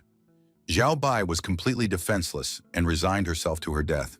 But at that moment, something flashed through the young man's mind, and he heard the phrase, "Fight to the end." It's unclear how Chen Zhan managed to get up, leap forward, and save the girl at the last moment, preventing the boss from landing a blow. Song Ran turned to the girl, saying that if she couldn't defend herself, she needed to retreat to a safer place. Xiaobai, having once again escaped death, replied that she wouldn't listen to nonsense. She wouldn't back down for anything. Chen Zhen knew he couldn't put the girl in danger, so he had to end this fight right now. And so the opponents faced off. The player held 2 blades in his hands while towering above him stood the massive, invincible dungeon boss. The young man didn't move, standing calmly and confidently. The giant monster thought it had broken the boy's spirit and swung its massive leg, intending to crush the youth like a bug. However, Chen Zhan managed to dodge, and the monster slammed its foot down on the floor with all its might, sending stones flying into pieces. The impact sent the monster's body lurching forward, and Song Ran took advantage of the movement, leaping at the boss and wounding him. The dungeon boss shielded his face with his hand, but Chen Zhan aimed for the monster's eyes, knowing he had only one chance. After making a few feints, the young man landed on the monster's head and pierced it with his blades. His strikes proved effective. The player managed to cleave the boss's head in 2 and deal catastrophic damage. After that, he was able to land amidst the rocks and debris. A notification stated that the Troll Lord had been defeated by a critical hit. The player gained the Precise Strikes ability, which increases the chance of a critical hit.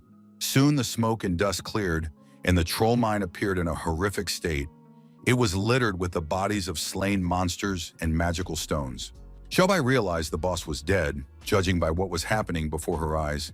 But she still didn't understand how two classes and abilities comparable to the gold rank could be combined.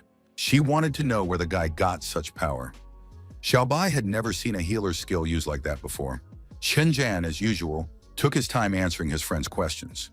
He immediately said that the Awakening Stone, as they had agreed, would go to him. After getting the Awakening Stone, Chen Zhan said he'd forgotten something. The young man leaned toward the girl, whose body was covered in wounds and injuries, and performed a basic level healing. Chen Zhan activated his healing abilities and soon announced that she would no longer be in pain. Xiaobai clearly hadn't fully recovered from what had happened. The girl thanked Song Ran for his help and for saving her life. But then the young man said he had one more question and drew his blade, seemingly out of nowhere. Chen Zhen said he wanted to ask Xiaobai something. After all, the young man was too naive and inexperienced. He hadn't yet grasped the intricacies of the game. Chen pressed the blade to the girl's heart. At that moment, Darky was literally ready to tear his mistress's attacker to pieces. The young man said he had heard that magical wolves were very loyal creatures, ready to defend their master at any cost. And now he was convinced that Xiaobai had an excellent partner and assistant. However, the girl imagined what would happen if Darky attacked Song Ran right now. Xiaobai immediately turned to her furry companion and stopped him, saying there was no need to attack. They were no match for this guy. Now the girl clearly understood her own level and her situation. Chen took the blade and put it away. Xiaobai had only seen the guy fight once in the arena, so she was curious why she had followed such a mediocre healer into such a dangerous dungeon and what Xiaobai's true goals were. The girl began to explain. Her goals were actually simple. She was a member of the Clover Guild and had to find out if the guy was worthy of joining them. Chen had heard about the Clover Guild, that it was rather strange and operated in the media sphere. Xiaobai said that wasn't quite true. Indeed, the players had chosen the entertainment industry to keep the guild afloat. To understand all the details, we need to talk about the siege campaign that was waged against them 2 years ago. At that time, the Clover Guild was the best guild in the city, and even in the entire region. Back then, the leader was an alpha-class hunter. There were also many elite hunters, the strongest in the entire association. That was the case until a new boss appeared in the area under the Clover Guild's jurisdiction. It was an unbalanced boss, a powerful plant monster. Its power exceeded all the players' expectations, and they were unable to stand up to it. In the end, the players of the Clover Guild had to flee in terror. Many elite hunters were killed by this monstrous plant at that time. Seeing the growing number of casualties, the guild leader bravely stepped to the front lines to personally protect her people. Thanks to her strength as an alpha hunter, the guild leader personally defeated the boss, thereby saving the guild from total annihilation. The girl fought very bravely and desperately, and ultimately emerged victorious. But only one of the elite hunters survived. As a result, the Clover Guild simply lost its members and ceased to exist in its former form. All of this led to the Hunters Association completely forgetting about the Clover Guild. To ensure the guild, for which the former leader had sacrificed herself, could continue to exist, the players had to resort to actions that tarnished their reputation. The current leader of Clover doesn't want to deal with this. She has been constantly searching for a hunter who will restore the guild to its former glory. He must possess the potential of an alpha rank hunter. Having an alpha rank hunter is the only way for Clover to recover. Everyone knows that alpha rank hunters are like monsters in the area. There are no more than 9 of them. Searching for such people is like looking for a needle in a haystack. However, the leader of the Clover Guild has not lost hope. She had spotted the young man's potential during the arena battle. Now that Xiaobai had seen Chen Zhan with her own eyes in the dungeon, she fully agreed with the leader's choice. Because a bronze rank hunter who single-handedly cleared a gold rank dungeon and defeated a very powerful boss couldn't possibly be just an ordinary player. And even if Chen Zhan doesn't reach the alpha rank, he'll definitely make it to the royal rank, which is why Xiaobai now wanted to invite him to join her guild. Chen Zhan listened to her story and handed the girl the abyss ticket that had dropped earlier after defeating the boss. Xiaobai didn't want to accept it, since according to the agreement, the magic stones belonged to Chen. However, the young man had no intention of taking the stone. In turn, he asked her not to look for him anymore. Of course, he was flattered that the Clover Guild saw potential in him, but the young man said he wasn't the one the guild was looking for. He wasn't an alpha hunter. Memories of his slain friends flashed before Chen Zhan's eyes, of everyone he had ever been close to. Chen Zhan was convinced that he was a man who brought misfortune. Xiaobai completely disagreed with that interpretation. If that were the case, it was unclear where the boy's strength came from, since just a few days ago he had been considered a weak outcast. Chen looked closely at the girl. It seemed her words had deeply upset him. But at the same time, it was true. Chen turned and walked away, saying that their conversation was over. Xiaobai clenched the magic stone tightly in her hand and said that this smug jerk would definitely join the Clover Guild anyway. Xiaobai shouted after the guy that she would never let him get away. The leader was informed that the troll mine had been cleared, and it was just a party of 2 people. One of those people was the very guy they were looking for.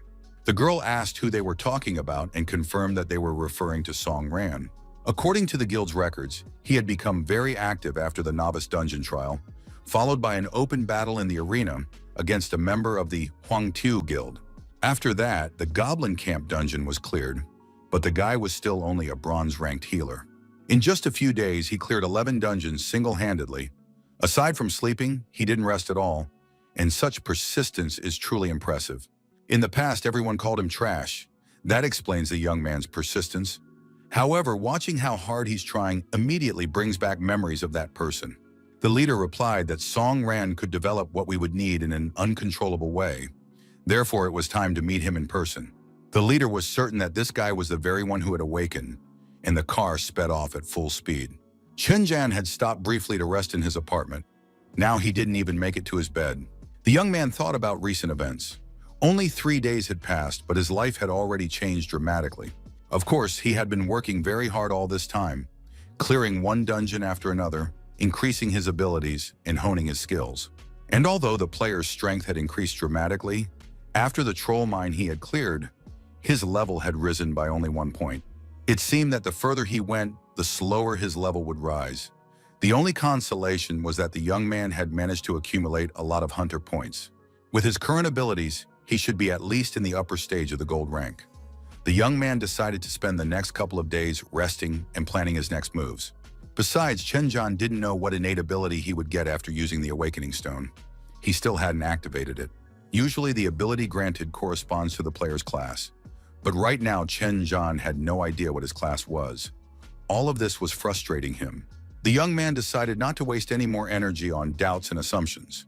He decided to activate the stone and find out immediately what had been awakened within it. Chen took the Awakening Stone and crushed it in his hand with all his might. Immediately, waves surged through his body, and everything around him was bathed in green light. When the young man came to his senses, he discovered that he possessed a healing ability. It consumed a few mana points and restored lost health every second after activation. At the same time, his body's resistance to negative effects was halved due to the properties of the healing shield. There was a huge difference between resistance to negative effects and invulnerability. Looking at this paltry amount of healing, Chen realized that in the end, he really had turned out to be a lousy healer. Just then, the doorbell rang. It was already quite late, and besides, the young man wasn't expecting any guests. The young man opened the door. 2 men in suits were standing on the threshold. They greeted him and said they would like to speak with Mr. Ran. Chen confirmed that he was indeed the player named Song Ran and asked who they were.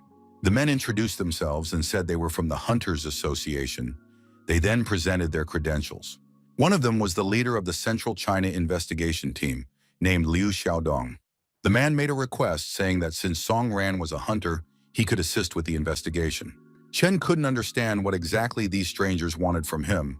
The young man said he would be happy to assist the Hunters Association, but didn't understand what he had done to warrant people breaking into his home in the middle of the night. Mr. Liu said there was no need to play dumb. Everyone knew what had happened.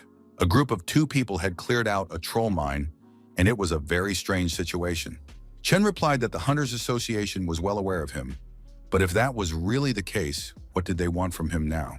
He thought about the fact that he had just consumed an Awakening Stone, which had awakened yet another, most likely useless, ability within him.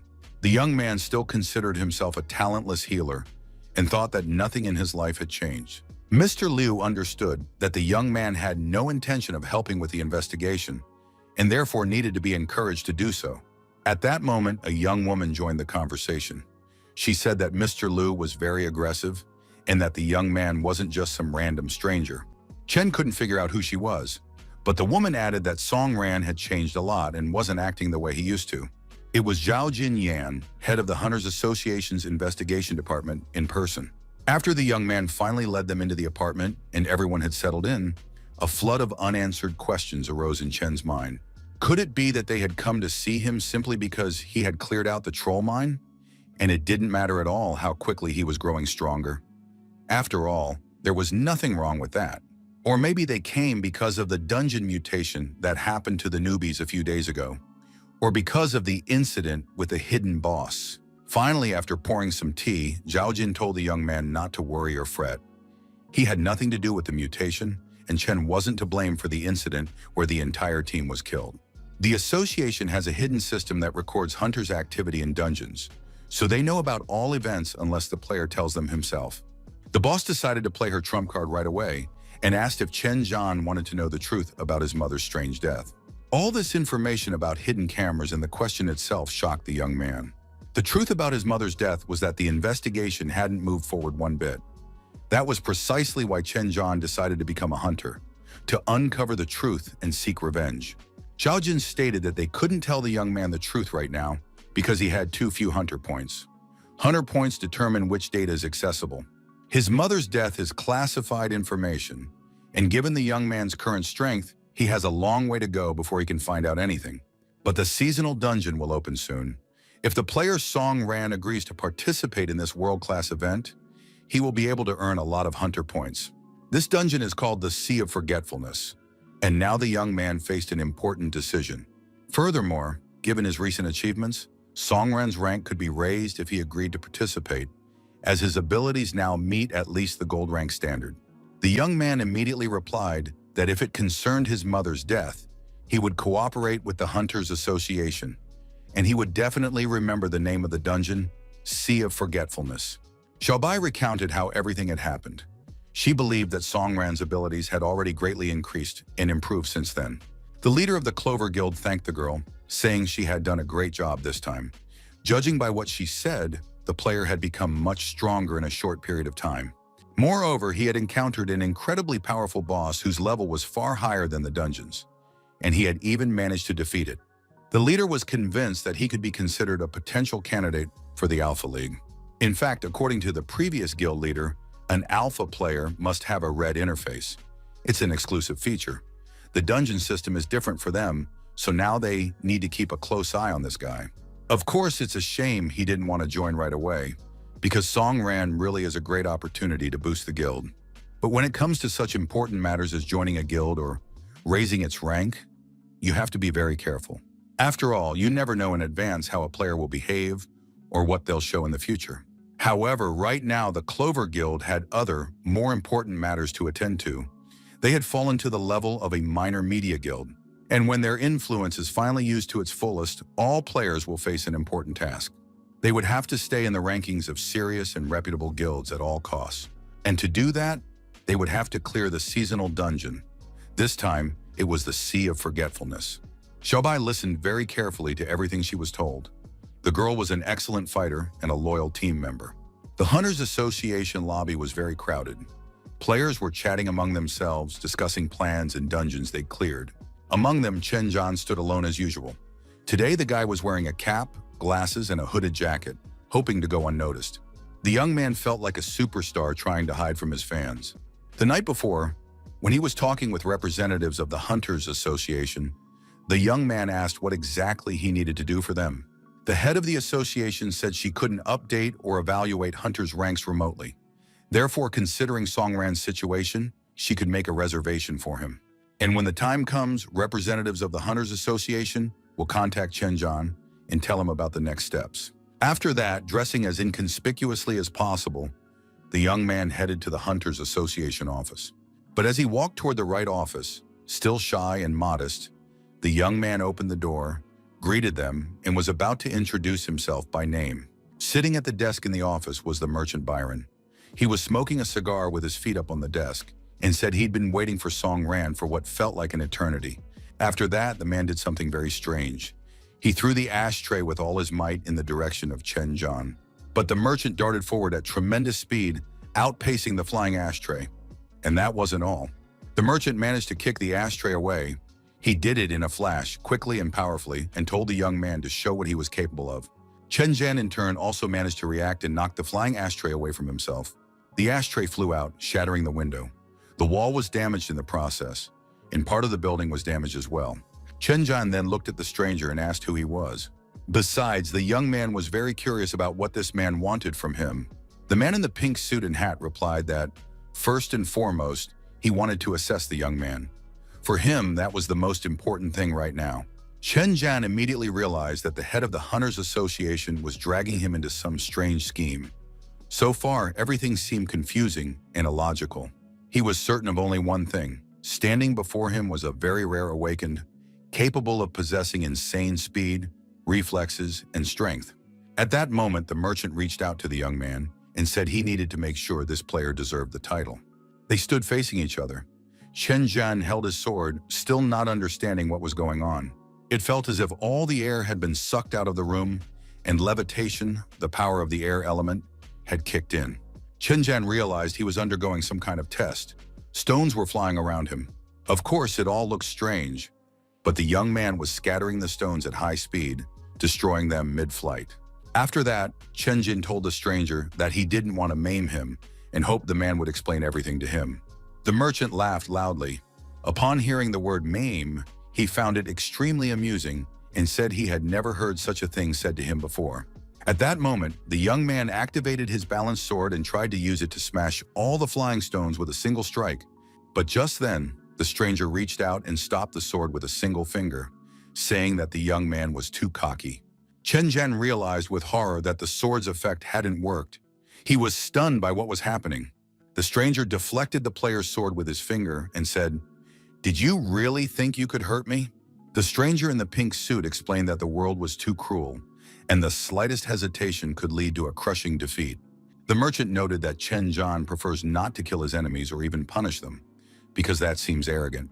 But in reality, this was an insult to any rival. The man delivered a powerful blow to the solar plexus and sent Chen Zhan flying. Now the guy was lying curled up on the floor, thinking about how infuriating everything he just heard was.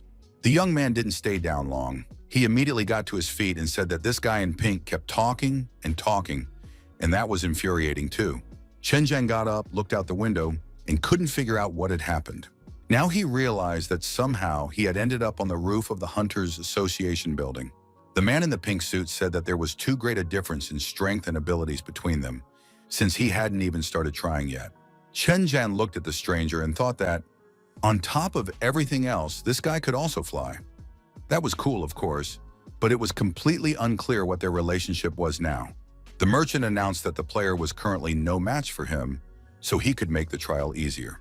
The man in the pink suit said that if the player could withstand a single blow from him, the trial would be considered passed. Chen Zhan sensed that this stranger wasn't treating him as an equal. Recently, everyone around him had behaved exactly the same way. So Chen Zhan decided to switch his abilities and activated his assassin form. After that, he used the draining treatment and increased his strength. At the same time, his speed and resilience increased. Chen Zhan was certain he would no longer back down and would not let anyone speak down to him. The merchant noticed the changes taking place in the young man and realized that there was indeed something special about him. If that was the case, then Song Ran had been a worthy opponent.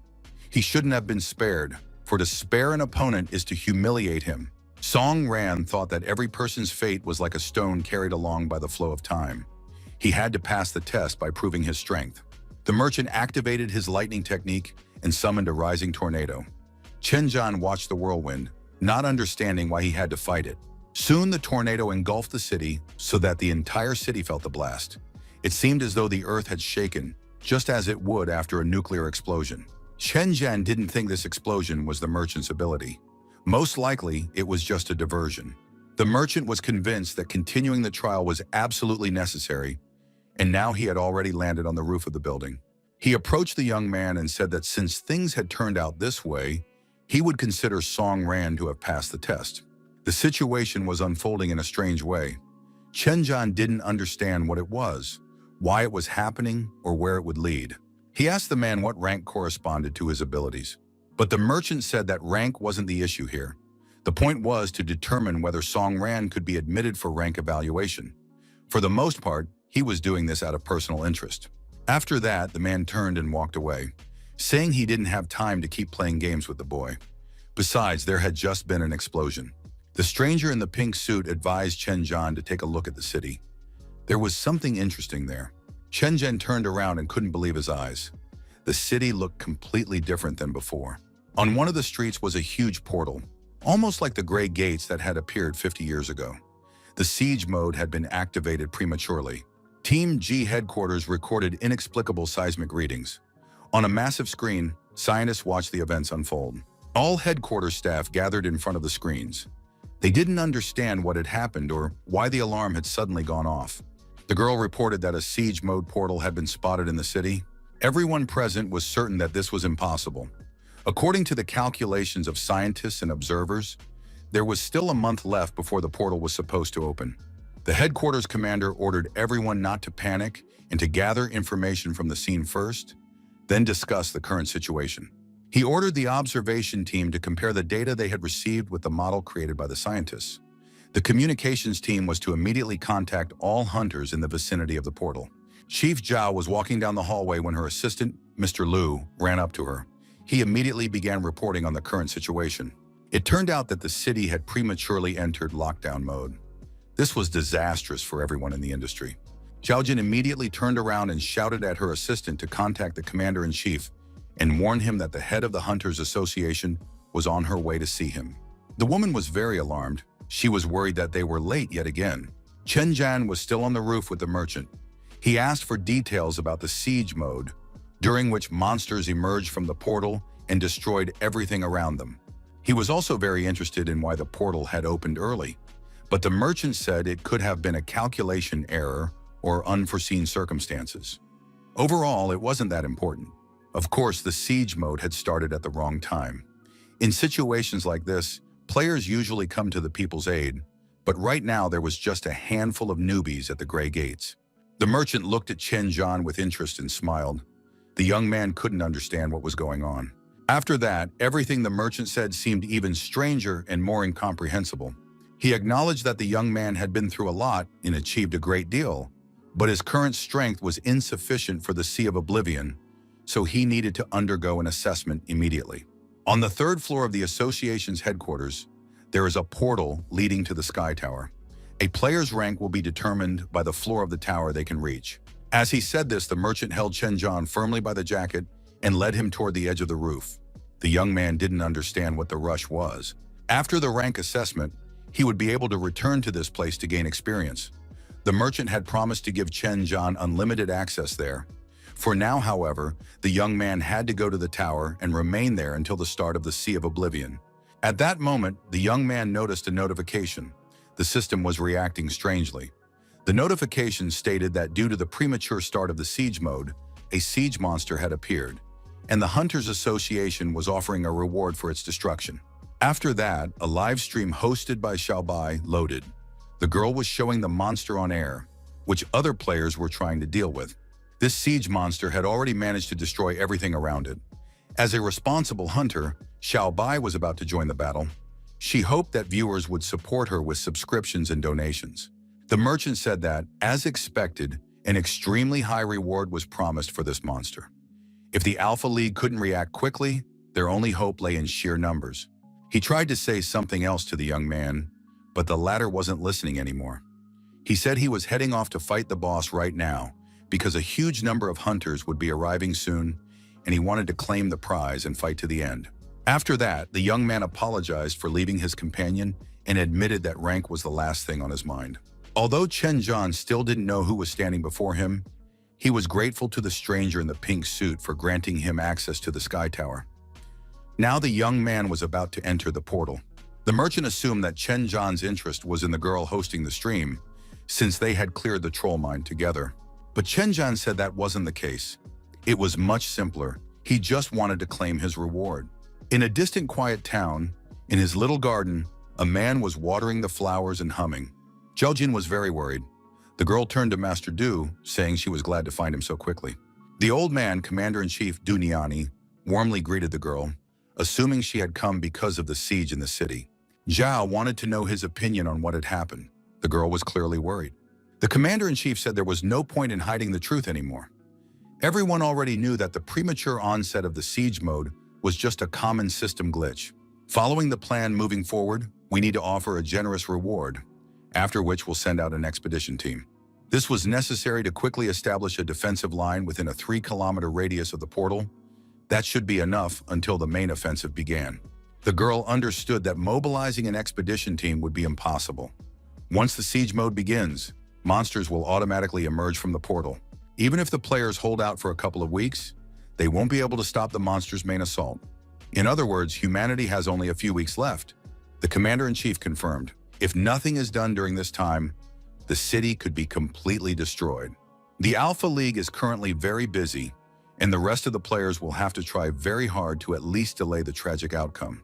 After that, the Commander-in-Chief asked how the mission he had entrusted to Zhao Jin was progressing. The girl said she had plans for the Sea of Forgetfulness, but there was no guarantee that everything would go smoothly. The guy's name is Song Ran. In recent years, only a few awakened ones have appeared. The Hunters Association is hiding many facts from Song Ran.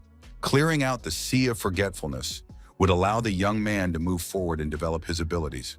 Just still wanted to clarify the information about the portal in the city. The girl wanted to return there urgently, but the Commander-in-Chief said there was no point. The merchant Byron was there now. They simply needed to transfer authority to him. Jay reported that she had just received a request from Byron for unlimited access to the Sky Tower for Song Ran. It seems the merchant also understands that the situation is critical. If the players fail in the sea dungeon, Byron will have to be sent on a suicide mission. At that moment, the Commander-in-Chief began to cough. The coughing prevented him from continuing his speech. The man looked frail and sick. He caught his breath and invited Zhao Jin to spend some time with him and have some tea. He understood that now was not the time for such moments, but the right moment in anyone's life rarely comes. Meanwhile, in the city center, it was a complete disaster. People were running through the streets in panic, trying to hide from the enormous monster that had burst through the portal. The gigantic beast was smashing the city with its massive axe, paying absolutely no attention to the tiny humans. The players who had engaged the monster in battle could do nothing. They couldn't even break through the boss's shield. The leaders ordered them to keep attacking and give it their all. The taxi finally pulled up to the dangerous spot. The driver tried to warn the passenger not to go there and didn't even take the fare, realizing he'd likely never work as a taxi driver again. Chen Zhen made his way through the city, pushing past crowds of people and past ruined buildings, realizing that the situation was far more serious than he had thought. Soon the young man was standing before the beast, which turned out to be the siege monster. Chen Zhen immediately realized that the healer class wasn't suitable, so he activated his assassin form. At that moment, he heard people shouting nearby. They had spotted a girl locked inside one of the windows. The building where the girl lived began to collapse, and the child took a desperate leap, jumping out of the high-floor apartment. The child's fall and death were inevitable. Chen Zhen watched this nightmare unfold, unsure of what to do first. At that very moment, someone used the pet ability, granting him incredible speed. The summoned pet immediately transformed into a werewolf to enhance its physical abilities and was sent to intercept the child. The girl was falling from a great height at tremendous speed, but soon the werewolf's huge, powerful paw reached out toward her. A few moments later, Darky had already landed on the road, holding the terrified child close to him. This time, everything ended perfectly for the girl. Chen Zhen knew exactly who he would see on the city streets now. On top of that, the girl was still live streaming. Xiaobai said that the guy could be seen from a distance because he stood out with his 2 blades. Besides, viewers absolutely had to donate to Darky for saving the child. Chen turned to the girl and asked how she was feeling and what she thought about the situation. Xiaobai said she was in great spirits and had wonderful plans for such a battle, plus she had a confident and loyal friend by her side. But to be honest, she had already sustained a scratch, though that was nothing compared to what the escaped boss had been doing on the city streets. Chen Zhen immediately activated his healing abilities and restored the girl's health, even though she said it hardly hurt at all. While the healing was underway, Chen asked how the players were faring in their battle against the siege monster. Xiaobai admitted that, in her opinion, the situation was very dire. After the announcement posted by the Hunters Association, about 30 people arrived. They quickly organized their defenses, but it soon became clear that their attacks were ineffective. There were many high-ranking hunters among those who had come, but the monster had a defense that significantly weakened physical and magical attacks. In addition, the monster was immune to negative effects. The players still didn't know how to break through its shield. Chenjan thought for a moment and then turned to Darky, saying that he would now need the help of the werewolf and his mistress. He wanted them to throw him high into the sky above the besieging monster. Xiaobai began to say that all this was useless since they were facing a supreme rank monster. But the young man wasn't going to listen to her. He believed they needed to start the fight, and they'd figure out how to finish it once they were in the thick of it. Xiaobai knew it was pointless to argue with him. The girl addressed her viewers, saying that her stream was over. The viewers were outraged, saying that the fun was just beginning since Song Ran had arrived and now the outcome of the battle could change. Xiaobai decided to trust Song Ran and give it her all. She began to activate her abilities, preparing to fulfill the player's request. But she was distracted by the sound of a motorcycle and the shouts of a man demanding that people move out of the way. The unfamiliar player on the motorcycle demanded that no one get in his way. He didn't need the siege monster. He wanted to earn the prize. The young man picked up tremendous speed without slowing down and raced toward the monster, becoming one with the motorcycle. Finally, he turned to the players and stuck out his tongue, making it clear that by standing there, they wouldn't get anything. Song Ran understood this perfectly, so he immediately launched an attack, summoning the darkies. Xiaobai was unhappy because now she, too, felt like a pet summoned by Song Ran. The players tried to reach the siege monster. The guild leader set off explosions near it, but it was all to no avail. The players didn't understand how the shield worked. But soon the players' attention was diverted, and everyone stared at the sky, their mouths agape in surprise. They saw a motorcyclist who had accelerated on the roof of a building and jumped toward the monster. Mid-air, the player abandoned the motorcycle and found himself face to face with the enemy. The motorcyclist activated the blade mastery technique as he approached the besieging monster. The young man landed a double strike, then bounced back onto the asphalt, trying to gauge the effect of the attack. It looked as if a bee had flown past an elephant, which hadn't even noticed it behind him. The motorcycle fell onto the asphalt and exploded. Now the guy was left without his main helper. And the besieging monster didn't even turn around, completely ignoring the player. It hadn't taken any damage. It was just a shame about the motorcycle. The player got even angrier and prepared to repeat the attack. The girl shouted at him that it was completely pointless. Not even 100 hits would damage the monster. But the motorcyclist wouldn't listen to her. He said they needed to stop talking and keep attacking, then they'd get results. Song Ran paid no attention to anyone. He wanted to deal with the monster and was closing in on it, picking up speed. Darky followed close behind the player, ready to play his part in the attack. Xiaobai activated her werewolf transformation ability once more and prepared to help Song Ran rise as high as possible above the siege monster. The siege monster was still inside its protective dome. Song Ran and Darky took off into the air, gaining speed and pushing off from the asphalt. When it became clear that Song Ran wasn't rising any higher, Darky extended his paws and pushed the player, giving him a boost and allowing him to rise even higher. Song Ran flew high, preparing to attack the monster, though he didn't understand how the shield worked. The motorcyclist glared at the player, unable to understand how he had managed to get ahead. He immediately activated the blade mastery technique, intending to claim the prize and not let victory slip away. Song Ran approached the protective dome and tried to pierce it with his blades, but, as expected, it had no effect. But the young man decided not to give up.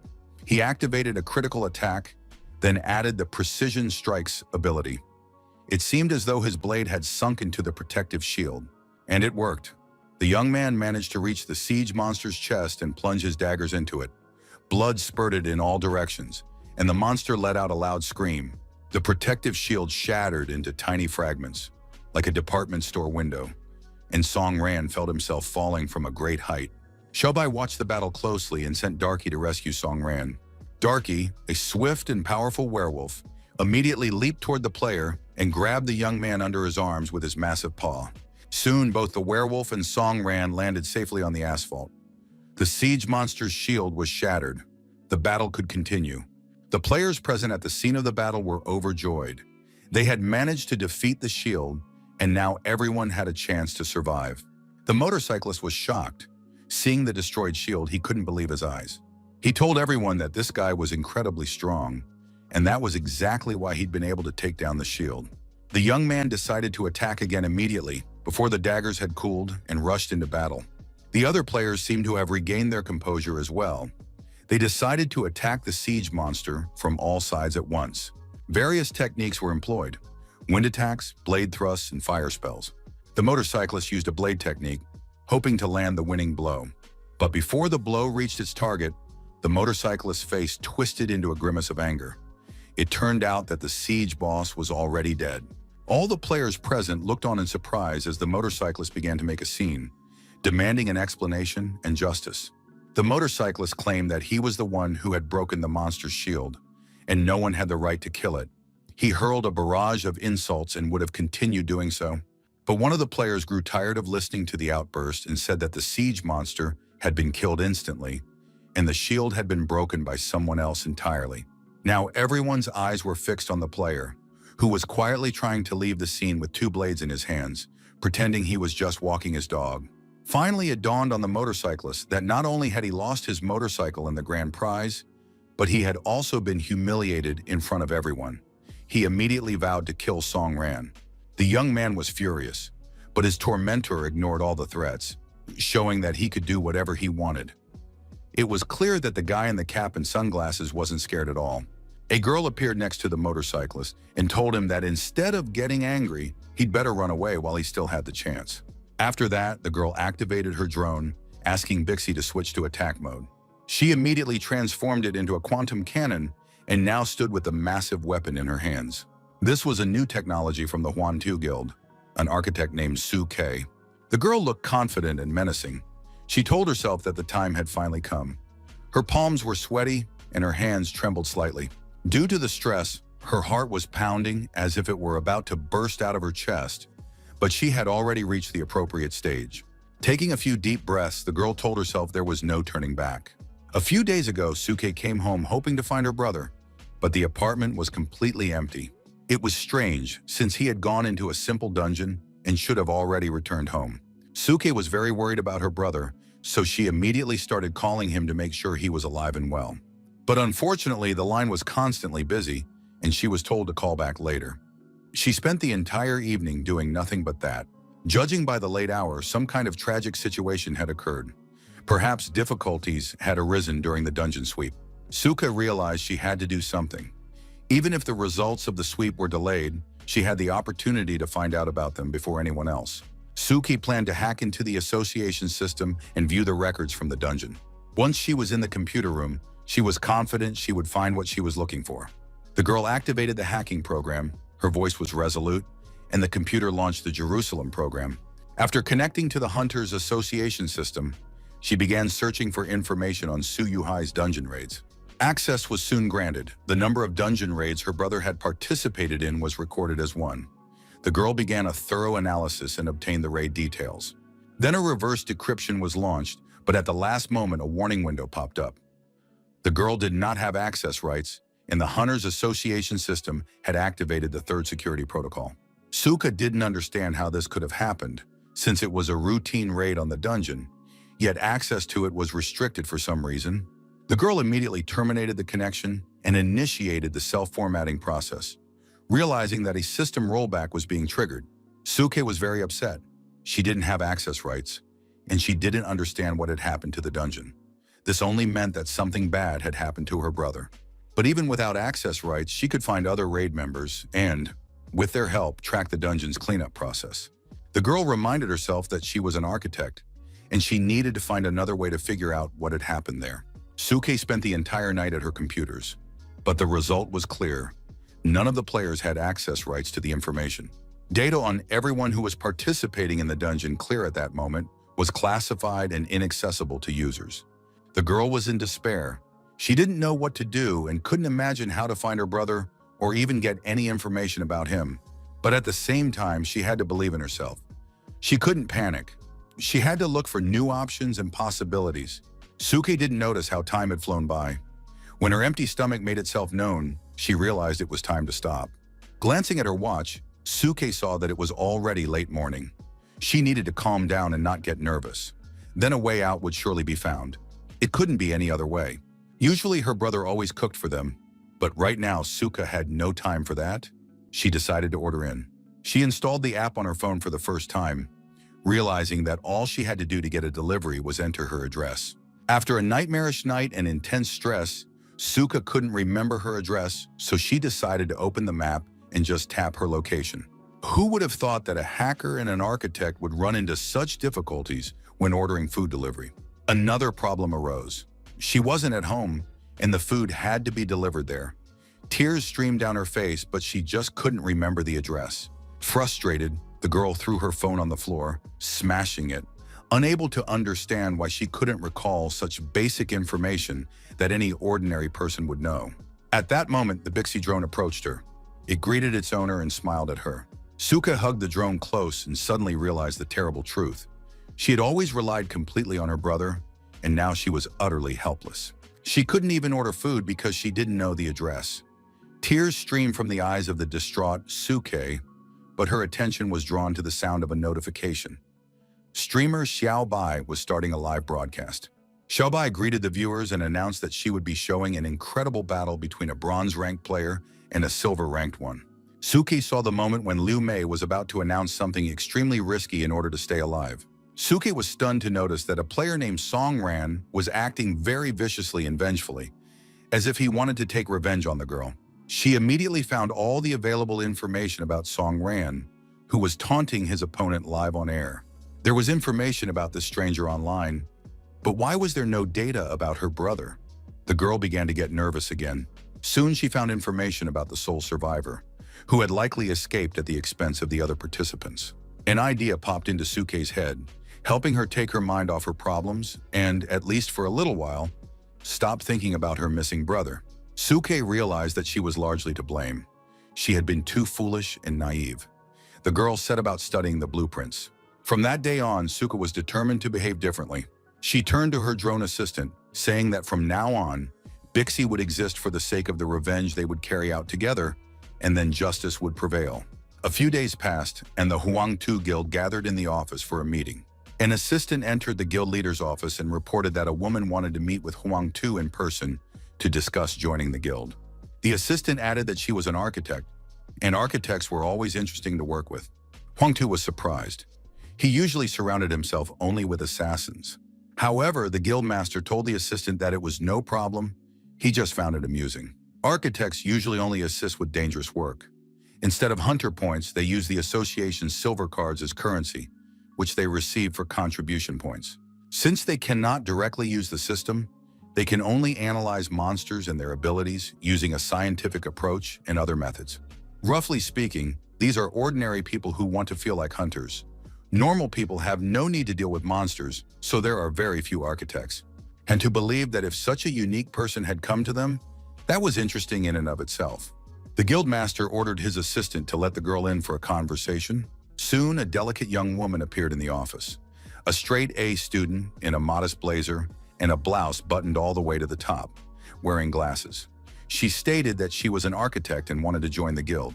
The guildmaster wanted to know the reason for her actions and her desire to join. The girl replied that it was all connected to Song Ran. Her brother had been on the same team as that player during the infamous incident. As a result of that unfortunate incident, only Song Ran made it out of the dungeon. The girl believed he was involved in the tragedy that occurred inside. Furthermore, the live stream in which Song Ran defeated Liu Mei Li and publicly humiliated the girl, tarnishing the reputation of the Huangtu Guild, convinced her that they had a common enemy. Suke and the guild master shared a common interest. The young man had to be punished since, in Suke's opinion, he was responsible for her brother's disappearance. Huangtu listened to the architect's story, but tried to pretend he wasn't too interested, and immediately stated that two important points needed to be clarified. He confirmed that the guild had investigated the dungeon incident, and could confirm that everyone who had been there, except for Song Ran, had died. The guild leader told the girl that her brother hadn't disappeared. He was simply dead. The girl couldn't hold back her tears and sobbed uncontrollably, unable to comprehend what could have happened in the dungeon. Huangtu said that they hadn't been able to uncover all the details, but they believed that the same circumstances had led to Liu Mei Li's defeat. The second point was that Song Ran was not an enemy to the guild, but an obstacle. The guild's motto was to punish those who oppose them and protect their own at any cost. Therefore, Song Ran's murder is not an act of revenge, but a matter of principle that guides the guild. If after everything he's told her, Sukai still wants to join, Huangju is ready to welcome her. Sukai said that if this is truly related to Song Ran, she wants to join the guild and seek justice. She added that she was ready to kill that guy with her own hands. The girl was already leaving the office when the head called out to her. He wanted to add something. The Huangtu Guild is the largest in the city, and the head wanted Suka to reach rank B within a month. To earn enough association contribution points, he advised the girl to join the guild's group quests. Suke listened to this and told Huangtu that he didn't need to worry or spell everything out to her like she was a little child. She was no longer a foolish and naive girl capable only of doing research. After that, the architect left the guildmaster's office. The assistant asked his boss if he had overreacted by speaking so harshly to the naive girl. Huangtu didn't understand what the problem was. Did his subordinate really disagree with him? But that wasn't what the young man meant at all. The guildmaster was certain that the girl didn't really want to join them, punish offenders, and protect everyone at any cost. Huangtu said he couldn't allow such a naive girl to become one of them. However, what the guildmaster could do for his organization was simply to make good use of this silly girl. The enormous monster still lay in the city streets, though now without its protective shield. Now all the players rushed into the attack, determined to finish the job. They hoped to seize the moment while the monster was knocked out and used every weapon they had. They even used a quantum projection grenade launcher, a diamond rank weapon rarely seen on the city streets. The quantum projection aroused envy among other players, displaying an interface showing the monster's health, armor, magic power, and other stats. In addition, the user could see the enemy's weak points, which made attacking much easier. The archer was thrilled and told the guild leader that he now had a chance to destroy the monster. However, despite all their efforts, the monster began to rise. It seemed as though it had caught its breath on the asphalt and was now ready to continue the battle. The guild leader shouted to her people that the monster was rising again and ordered them to continue their attacks without retreating a single step.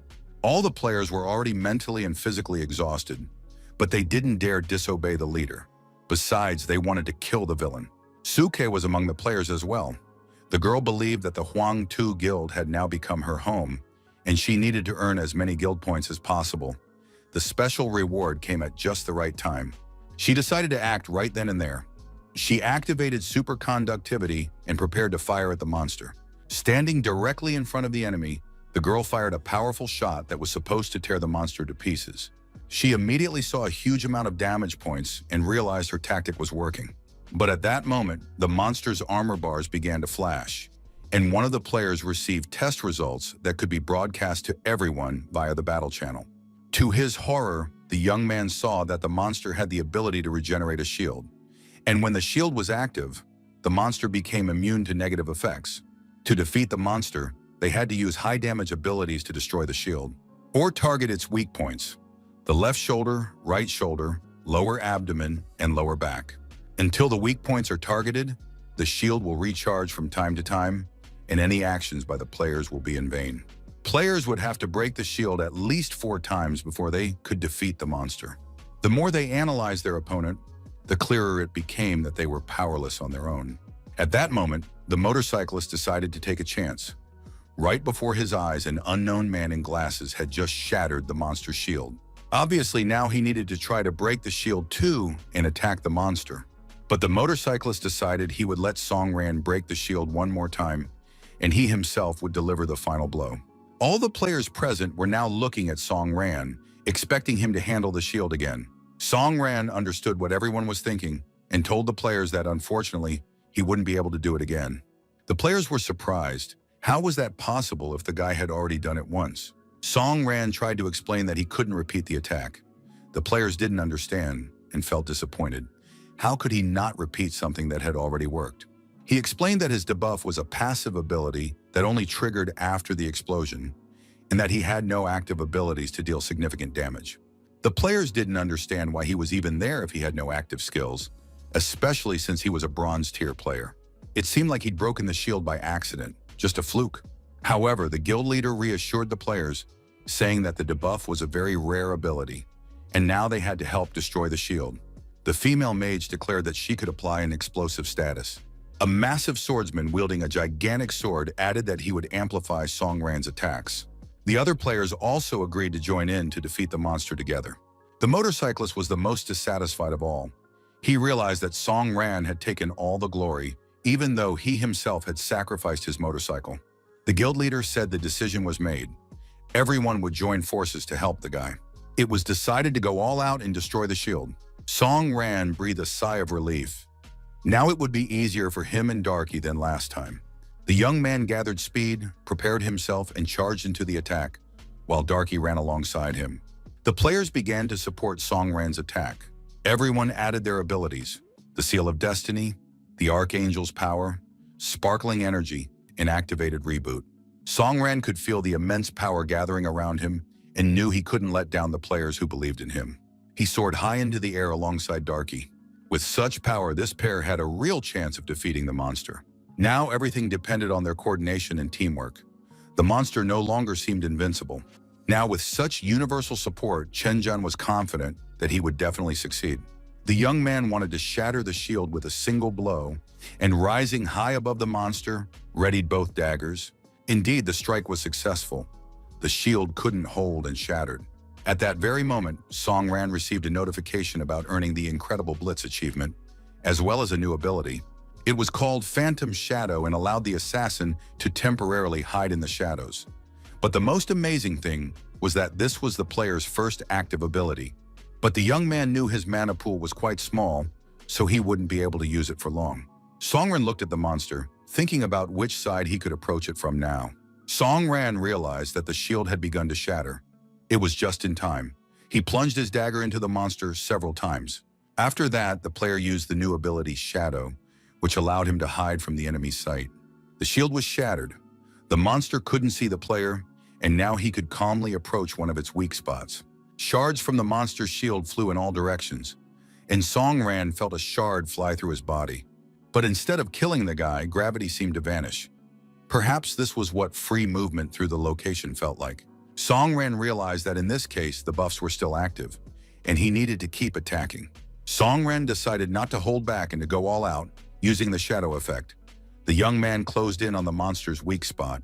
The motorcyclist was very unhappy with what was happening. He realized that thanks to the efforts of all the players, Song Ran would take all the rewards for himself.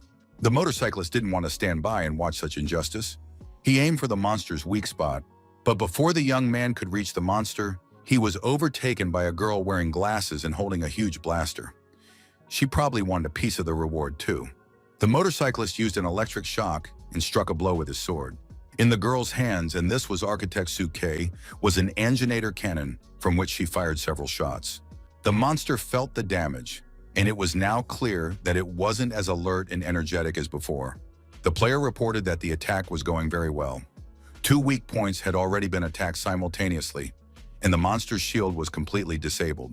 The guild leader ordered the players to launch the next attack together. They couldn't wait for the shield to regenerate. They had to finish off this monster.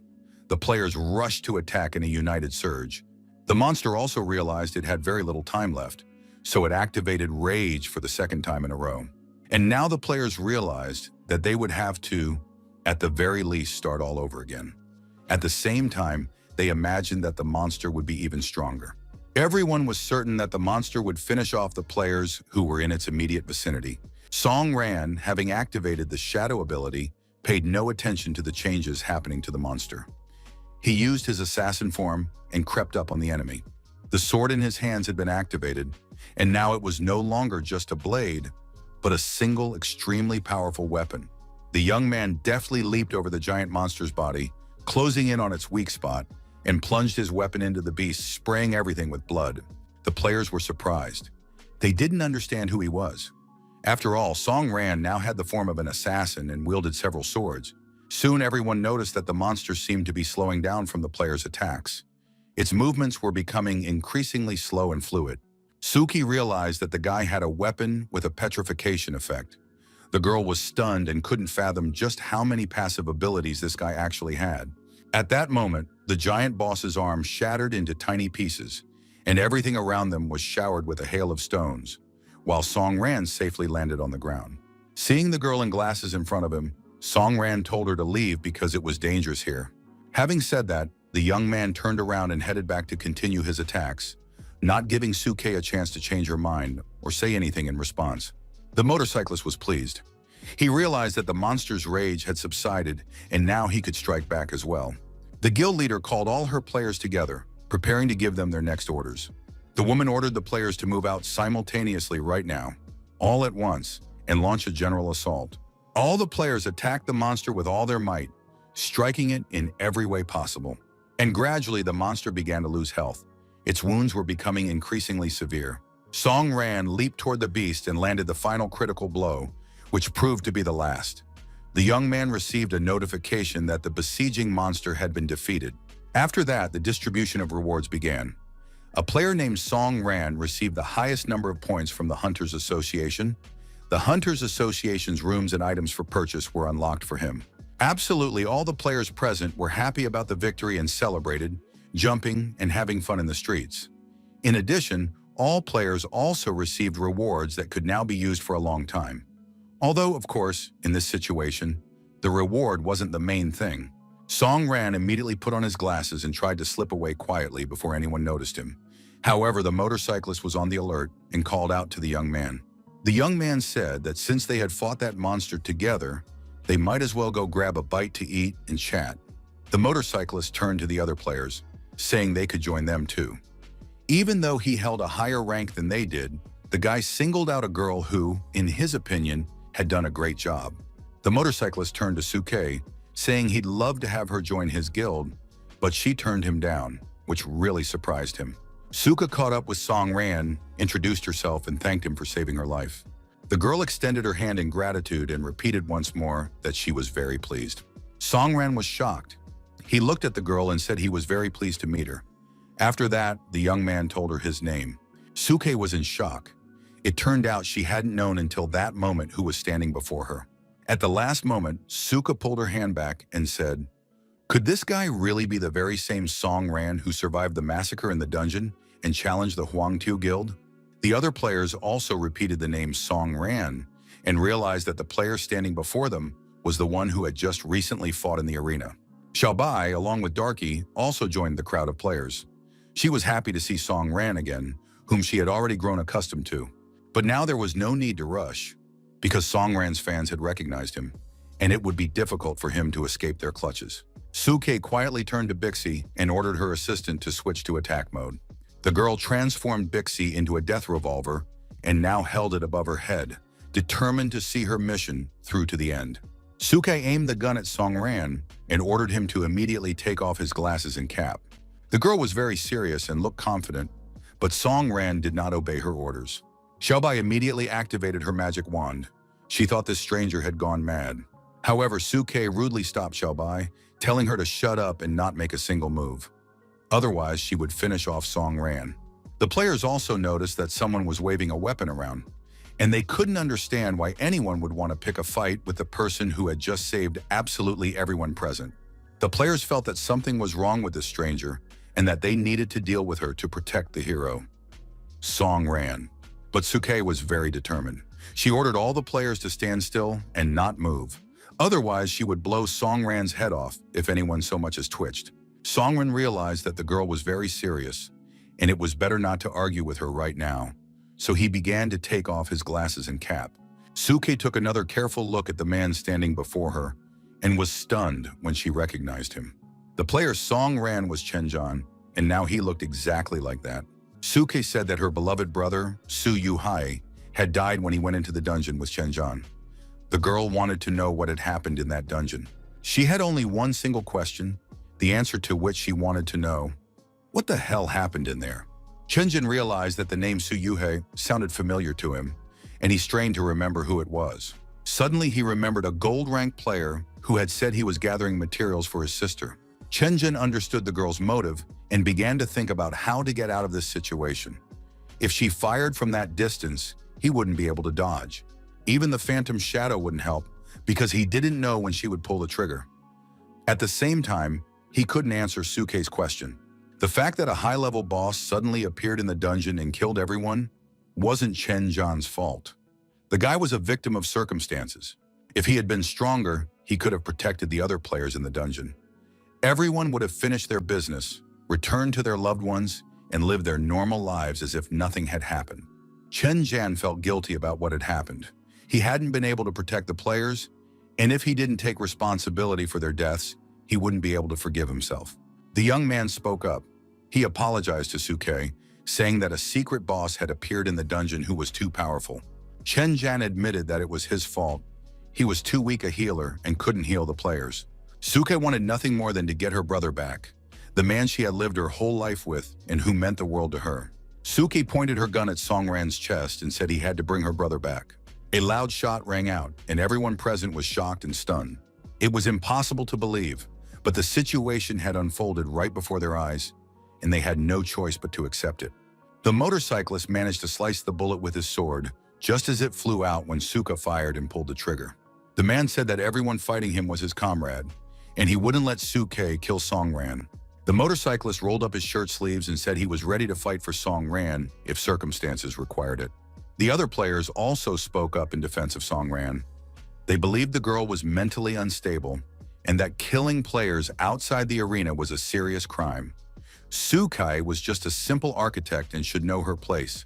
Just then, in the midst of the commotion, a massive vehicle appeared before the players, speeding toward them. The vehicle came to a sudden stop right in the middle of the square, where a brawl was taking place among the players at that moment.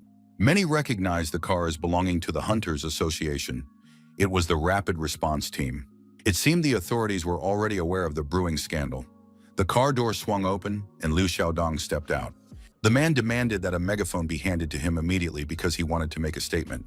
The players noticed his agitation and realized that an emergency had occurred. One of the players wanted to ask the investigators to intervene in the matter involving Songran. The players decided not to say anything yet and to listen to the news the head of the Hunters Association's investigation department was about to share. He had already grabbed a loudspeaker and was trying to get everyone's attention because he had an important announcement to make. Liu Xiaodong addressed everyone present and demanded that everyone evacuate immediately. For unknown reasons, an anomalous deviation had been detected, so all players must evacuate immediately. The situation was such that an anomalous portal would appear at this location very soon. Suke continued to stare at her worst enemy. However, the girl's mind was already occupied with entirely different thoughts. Now, danger threatened absolutely everyone. Everyone understood that this city would soon be engulfed in oblivion, and that was the worst thing that could happen to people at that moment. Some players were completely clueless.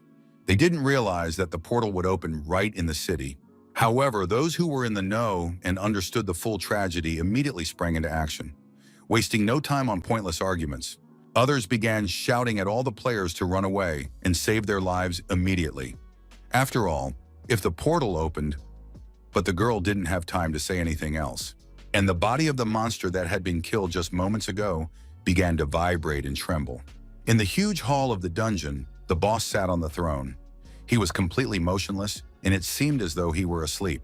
At that very moment, the remains of the slain monster in the city began to vibrate, and a red cloud appeared around them. This mist indicated that the monster was using the remnants of its energy.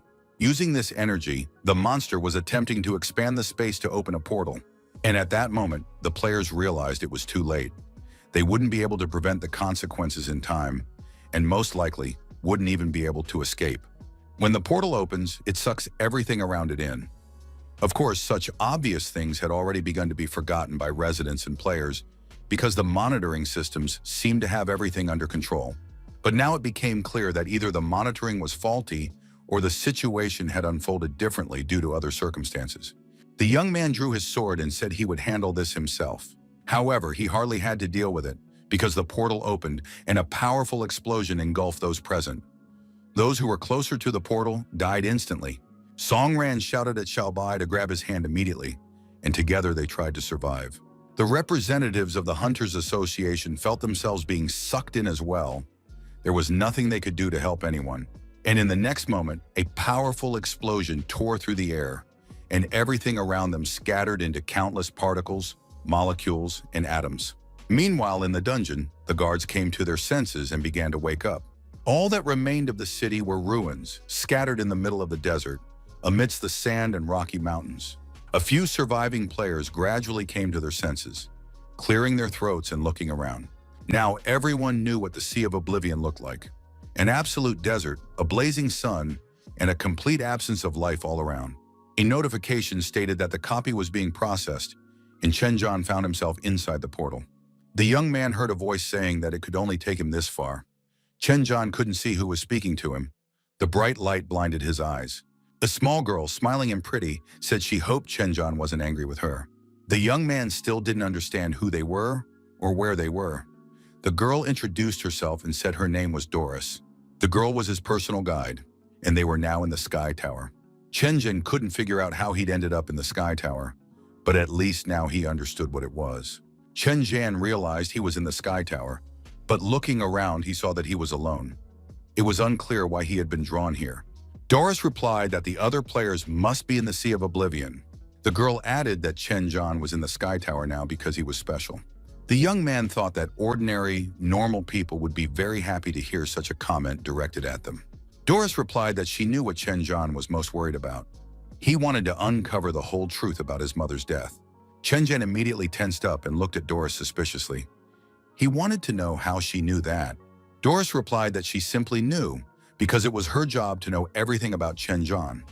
She also knew that when the guy went into the dungeon, everyone except him had died. Or, for example, she knows that he was threatened with punishment for something he wasn't guilty of. And she also knows that Chen may seem calm on the outside, but at the same time he feels guilty for the deaths of his friends and therefore does absolutely everything to atone for his sins. Chen demanded that Doris be quiet. He just wanted to know why she had dragged him here alone. According to Doris, it was absolutely obvious. The fact is, Chen is an awakened one. He is more than just a hunter. However, the guy is too fixated on his emotions, sense of duty, and regrets. But once he enters the tower, he will become the next god of the world. Chen just needs to find his own path. And although the heavenly tower had already been opened, Doris said she would do it for her Chen. The girl held out her hand, clad in a white glove, spread her fingers, and began moving them as if controlling some invisible screen. Doris activated the evolution mode in the heavenly tower. And now before the astonished boy's eyes, the tower seemed to fill with powerful energy and was completely enveloped in a blood-red mist. The players who were in the Sea of Oblivion felt terrible. They had headaches, weakness, and general fatigue. Xiaobai tried to find Song Ran among the players, but he was nowhere to be found. The girl ran from one player to another, asking if they had seen Song Ran, because she knew for sure that he had saved her, and they had fallen into the portal together. One of the players said he hadn't seen Song Ran, the guy with blue hair, since they had arrived here. At that moment, the young man spotted Suke, who, as it turned out, hadn't died either. She was still alive and was now in the Sea of Oblivion along with the rest of them. Lu Xiaodong couldn't let the players get into arguments and fights. They needed to get ready immediately, because the first wave of bosses would appear soon. The players had no idea what he was talking about. What first wave of bosses? So there would be a second one, and then another one after that. Lu Xiaodong said that he wasn't a hunter, but he was still a member of the association. He had studied all the previous strategies and reports on the Sea of Oblivion, so he knew that the first boss would appear soon. The hunters needed to get ready. Soon, something began to stir. It was a sandstorm that was meant to stop the travelers and prevent them from moving forward. And the god of the Sea of Sand will appear before the lost people. Lu Xiaodong quoted from the records he had previously studied. And indeed, soon the sand cleared slightly, and a huge boss appeared before the players. He was dressed in black, with two enormous wings spreading out behind him. It was Thoth, the god of wisdom in ancient Egypt, who created the Book of the Dead and placed his heart on the scales to distinguish evil from good. He wanted to know why the players had come. The detached god appeared alongside the light of the world, and on that very day shed a tear from which the human race was born. Now they were met by the guardian of the Sea of Sands. He continued to quote from the book, and his tear, which took on human form, partially melted into the darkness and became the scourge of humanity.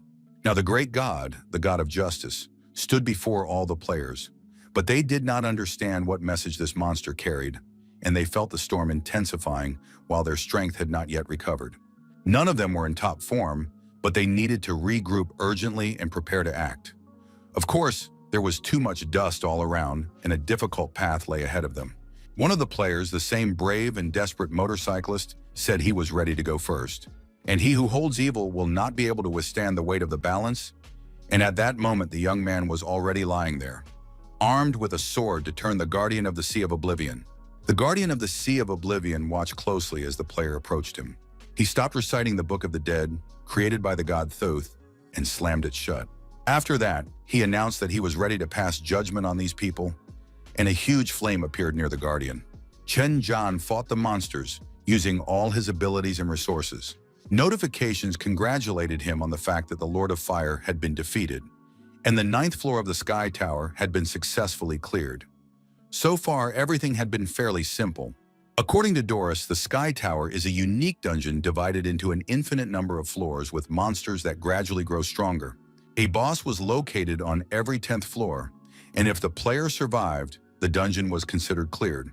The reward was calculated based on the number of cleared floors. And now Chen Zhan was moving on to the 10th floor, which meant he was about to face that floor's boss. The young man emerged from the bloody fog. He was curious to see what awaited him here. In the distance, he saw a figure sitting on the ground. Before him was the first boss of the Sky Tower, the Guardian of the Red Soul. Hearing movement nearby, the Sky Boss was delighted, saying that finally at least someone had turned on the mode. Chen Zhan was very surprised. Having heard human speech, he had never before encountered monsters capable of communicating in human language. Chen Zhan was amazed. After all, he was only on the 10th floor, and he had already encountered a monster with advanced AI. It seemed the Sky Tower wasn't as simple as it appeared. At that moment, the boss said that the damn conditions for unlocking the mode had kept him locked up for almost his entire conscious life. But now the monster was happy to be able to fight again. Not everyone is capable of that. But if the player wants to move on to the next floor, he'll have to survive a battle with the Red Soul's Guardian. The huge monster pulled its sword out of the ground, and now it had to be defeated, just as some other strong people had done long ago. Chen Zhan said there was no need to bother the monsters. He didn't plan to linger after all. This was only the 10th floor and the very beginning of the tower. The defender of the Red Soul realized that he was being underestimated and compared to ordinary bosses. And that was definitely not something to do. Chen Zhan didn't think the boss was much different from other bosses, aside from the fact that he knew a few words. So the guy wanted to cut the chatter short. He was rushing to the next floor and didn't want to waste too much time on the first boss. The extent of his self-confidence and vanity shocked and outraged the boss of the 10th floor. He raised his hand, gripping his gigantic evolved sword, preparing to finish off the player with a single blow. The Guardian of the Red Soul shouted that the guy would simply remain with him on this floor forever.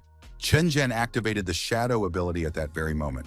The boss struck, but it turned out he had missed and simply plunged his sword into the ground. It was a very unexpected turn of events, and now the boss couldn't see his opponent. But in the very next moment, the player jumped onto his back, realizing that the monster couldn't catch his shadow. And although the young man struck a blow and blood spurted from the boss's body, he still said that the player was rejoicing too soon. It was only just beginning. After that, the Red Soul's defender thrust his sword into the ground. It was clear that he had activated his rage. Chen Zhan immediately felt the sword's effect. Energy emanated from it, possessing the properties of fire magic and berserker rage. And now the entire boss had turned into a berserker, for whom nothing was more important than killing. No one in the Clover Guild slept that night. The guild leader was listening to the news broadcast. Based on her sources, she learned that the seasonal dungeon, Sea of Oblivion, had opened ahead of schedule, and now people were contacting the correspondent. Immediately, the guild leader received a notification. If her guild was interested in clearing the seasonal dungeon, they needed to register. Judging by the traces at the scene, it seemed that practically everything around the portal that had formed had been sucked inside, including a large number of hunters who had been fighting the siege monster. The girl called the guild leader and reported that Xiaobai had been sucked into the portal of the Sea of Oblivion. The manager wanted to know what they should do, but the guild leader was completely calm. She believed that with Xiaobai's abilities, nothing could threaten her. Of course, the Clover Guild wouldn't leave her there alone. The Sea of Oblivion was a unique opportunity for the guild to regain its former power. The leader of the Clover Guild ordered all players to prepare to set out the next day. Huang Tu was also thinking about what was happening around him. He had to do something for the sake of the people and his reputation. Suka wasn't worth much at all, but she had performed quite well in the battle against the siege monster. Of course, the guild in the city couldn't pass up the Sea of Oblivion. Suke had to gather everyone and head to the Sea of Oblivion, while also keeping the guild's motto in mind, to always grow and expand. Huang Tu thought only of the fact that his guild must grow at any cost. The boss of the 10th floor was furious. He believed that if a player had nothing more to show him, then they were unworthy of being there.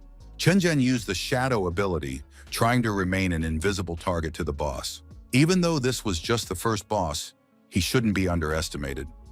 Now it was clear that the new shadow ability had come in very handy. The boss landed another powerful blow. However, the player managed to dodge it and avoided being hit. The giant boss believed that without the shadow abilities, the player was completely worthless and a huge disappointment to his opponent.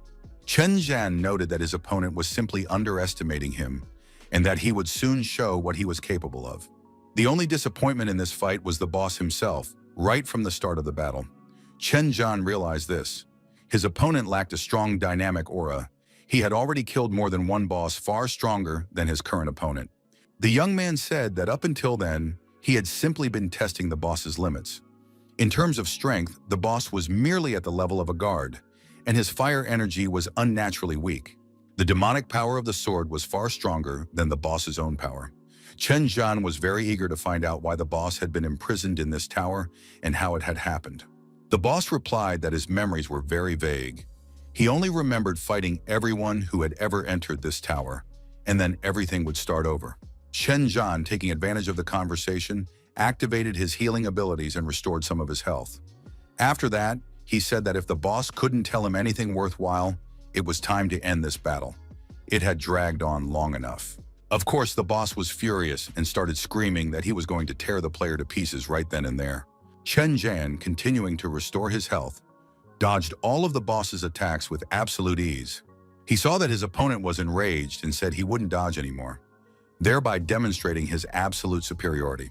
At that moment, Chen Zhan's body began to sustain damage, and his clothes were torn to shreds. Blood spurted in all directions, and the boss's attacks didn't stop. However, the player continued to heal himself, paying no attention to the damage. The boss was forced to admire his unique healing abilities. He was surprised to find such a professional standing before him. But be that as it may, the player had to be killed, because he deserved to die. Chen Zhan also said that he planned to end this duel with death. The young man reached out and calmly stopped the sword aimed at him. He activated petrification, fully realizing that the boss was incapable of anything without his sword. And now, with a massive colossus standing before him, he could be destroyed. The boss was stunned. He couldn't believe that this player had broken his blade. Chen Zhan agreed that this was an unforgivable act on his part, but there was truly nothing left of the sword now.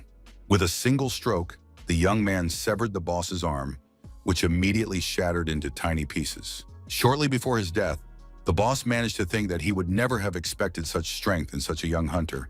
It seemed that only the guys on the upper floors of the Sky Tower could match him.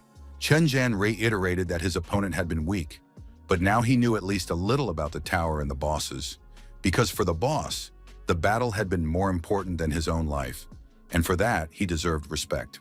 Still, the battle had to end, and Chen Zhan finished his attack. The young man held the boss's head in his hand and examined it from all angles.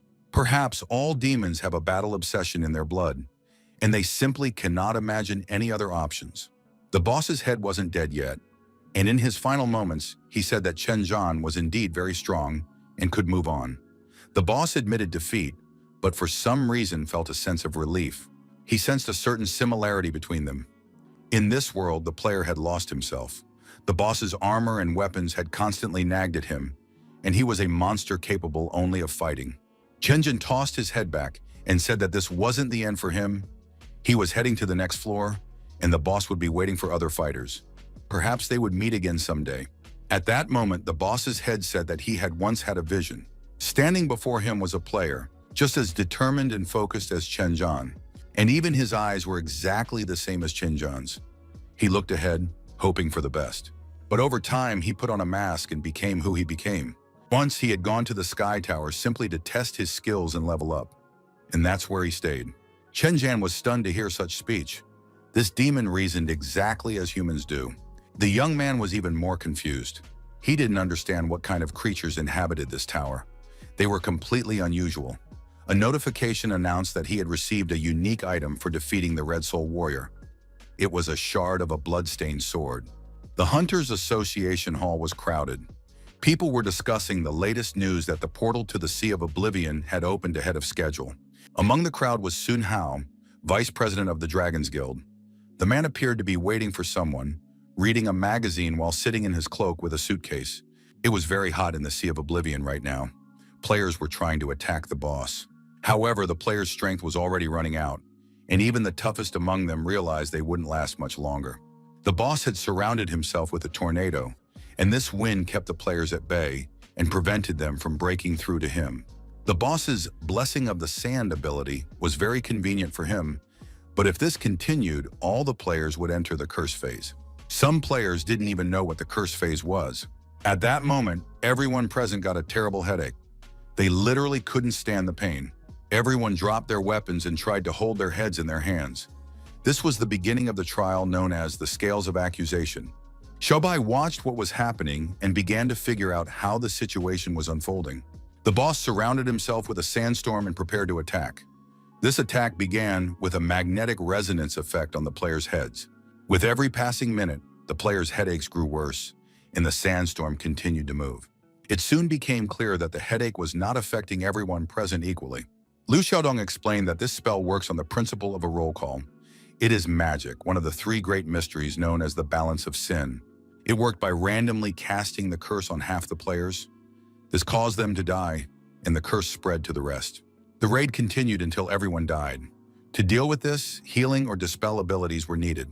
When healing overpowered the curse, the party was declared innocent, and the curse was lifted from all players at once. Naturally, everyone wanted to know how to perform this healing and save their comrades. The guild leader wanted to know if they had a chance and if they had enough strength to lift the curse, but it seemed impossible. The players had just been fighting a siege monster and had very little mana left, so they couldn't cast powerful healing spells. They needed to find another way and deal with the Sea of Sand shield, which referred to the boss's protective barrier. The best strategy in this situation was to suppress the god's power. A strong hunter with advanced skills needed to attack the boss. Under heavy pressure, the boss's ability reading would stop, and then the players could kill him and lift the curse. But after that, the players would once again face the third riddle, called Real Illusion. Before the man could explain what real illusion was, he clutched his head and closed his eyes. Xiaobai tried to support him, but Mr. Liu Xiaodong seemed to be losing consciousness. He only managed to utter the word curse. The guild leader wanted to know if there was a strong hunter among them who could still fight, because if things continued this way, they would all die. And death in this dungeon meant true death. The players couldn't fight. They knew that death would literally strike them all down. The curse was spreading faster and faster, and everyone knew they would soon perish. One of the players said he would pull everyone out of this sea of doubt, no matter what it cost him. They just needed to ignore the wall of sand and prepare for battle. Moss noticed that one of the players was trying to destroy his sand tornado. He considered this sheer folly. But suddenly the girl felt a powerful blow. She didn't understand what had happened since the boss was on the other side. The boss continued reading the Book of Death and did nothing because his sand tornado provided complete protection. It was unclear where this was all heading, but suddenly a real car flew out of nowhere into the sea and crashed into the sand wall. Most of the players were already lying on the ground, showing no signs of life. But there was one last hope: to destroy the boss and at least avenge those who had already died. The player was determined. He gradually advanced toward the boss, making his way through the sand barrier. Having gotten relatively far, he activated advanced demonic strikes and unleashed several powerful sword attacks around the boss, causing a real sensation. It turned out that without the sand barrier, the boss was completely incapacitated and unable to do anything. It was just a regular vegetable covered in sand. But now it was finished, and the girl plunged her sword into the ground. Xiaobai realized that this was an execution using advanced dynamic strikes. She had interrupted the boss's spell and killed him at the same time. Xiaobai noted with delight that the sand wall had completely disappeared. A tremendous force had been unleashed by the player. Soon the survivor's attention was drawn to the next obstacle. A real illusion appeared before the players. The boss towered over them once more, declaring that now all mortals would die. He gathered dark, demonic power around himself and unleashed a strike at the players. The attack took the form of a huge long arm with hideous fingers trying to grab the players. It looked terrifying. The players tried to run away, but the hand with long, clawed fingers was approaching at tremendous speed. It was clear that this was the work of black magic, but understanding the situation did nothing to make it any easier. The girl tried to run away, realizing she was in the sea of oblivion, and the monster's treacherous fingers would soon close in on her. At that moment, Darky was successfully summoned. Fearless of the boss, he leaped right in front of him, thereby breaking the spell.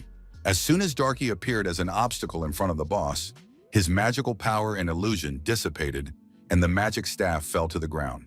The player realized that the ability had stopped, and now no hand was trying to grab him anymore. He guessed that even if he tore up the Book of Death, it would be nothing more than a shadow. But Xiaobai's pet, nicknamed Darky, managed to stop the boss's ability. His only ability was the staff, and Darky knocked it out of the boss's hands. The player asked Xiaobai to explain to the pet that under no circumstances should he give the staff to the boss, because that was his weakness. Without the staff, real illusion would be dispelled. Xiaobai understood everything and immediately ordered Darky to throw the staff to her. Darky did a great job. He grabbed the staff with his paws and tossed it to his mistress. The Demon Queen stood at the top of the steps, and her subordinates bowed their heads before her. The woman relished the scene. The scales were tipping in favor of the demons and bosses from the Sea of Oblivion. Suddenly, Xiaobai shouted that she knew what needed to be done to defeat the boss once and for all. The Sea of Oblivion boss was furious. He sensed that the players would soon be able to defeat him. He continued to read from the Book of Death, declaring that the souls of the departed must follow the great god's guidance. Soon, these souls of the deceased would begin to flow to the other side of the river. The monster recited the incantation, and it seemed as though a multitude of black birds were appearing in the sky.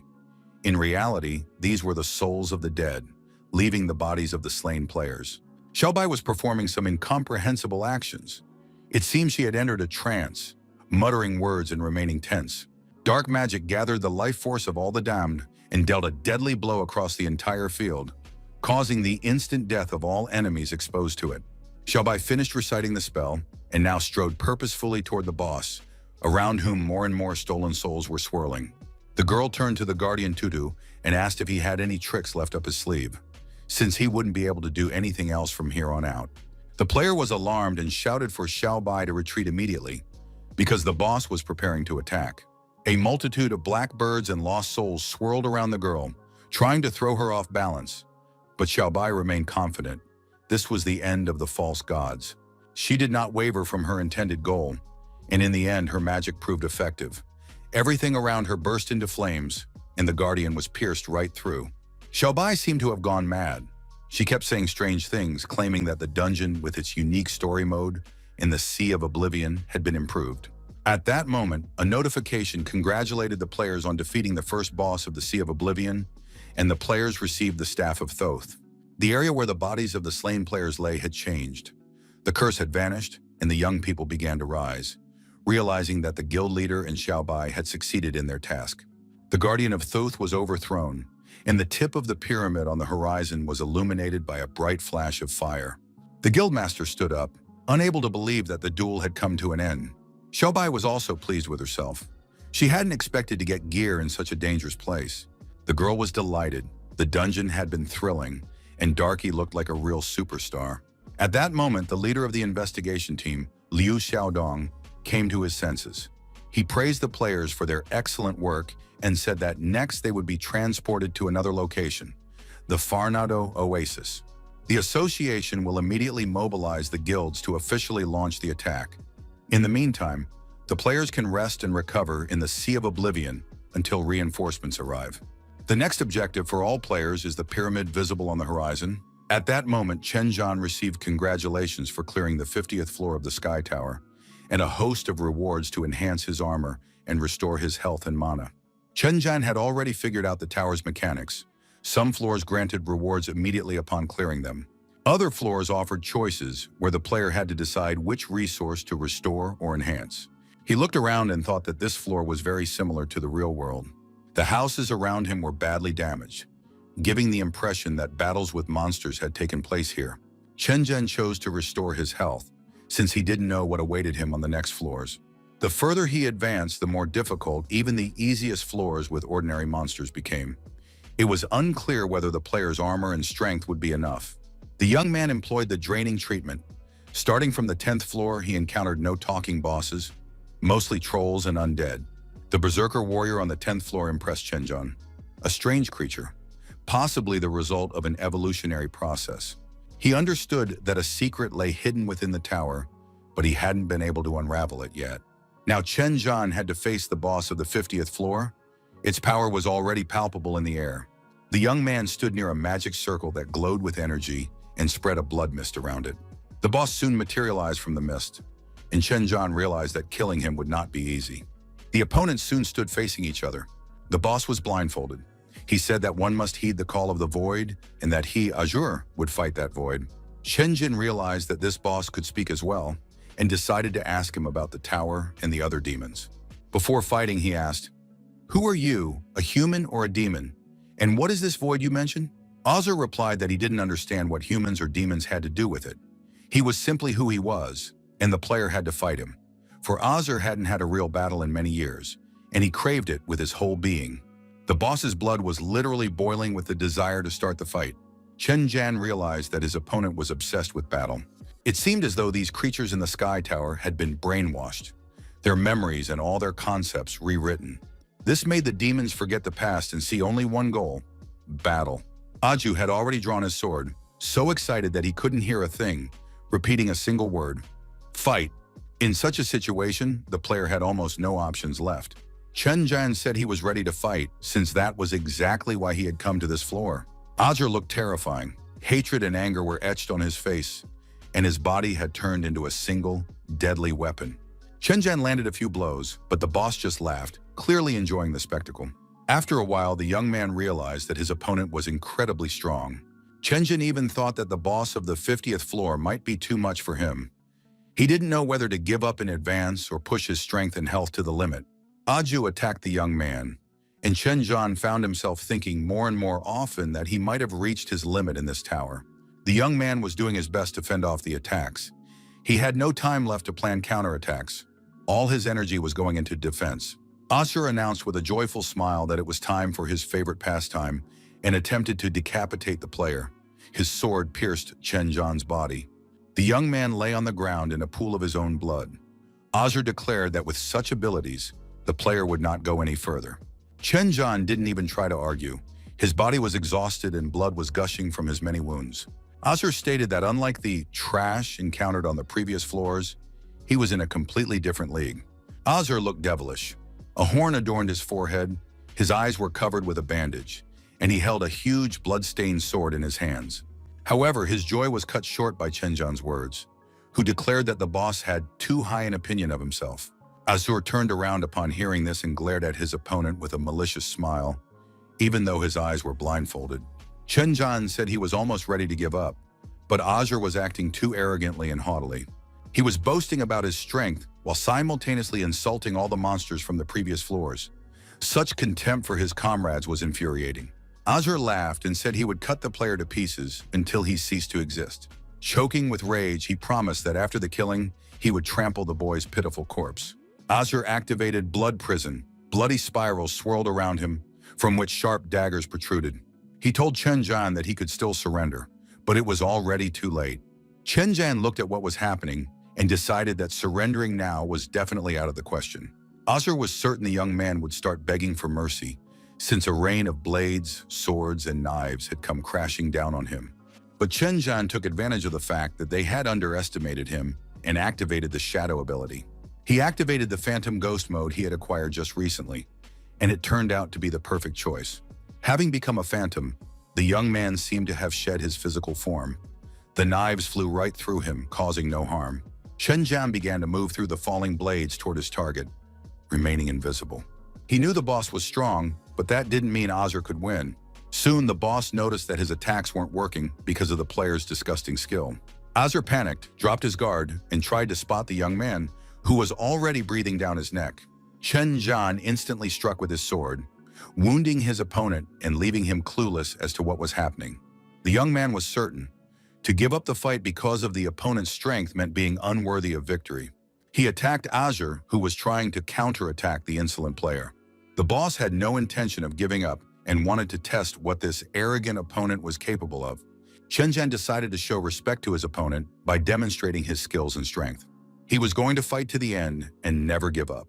The young man tried to activate the phantom shadow again, but noticed that it hadn't worked.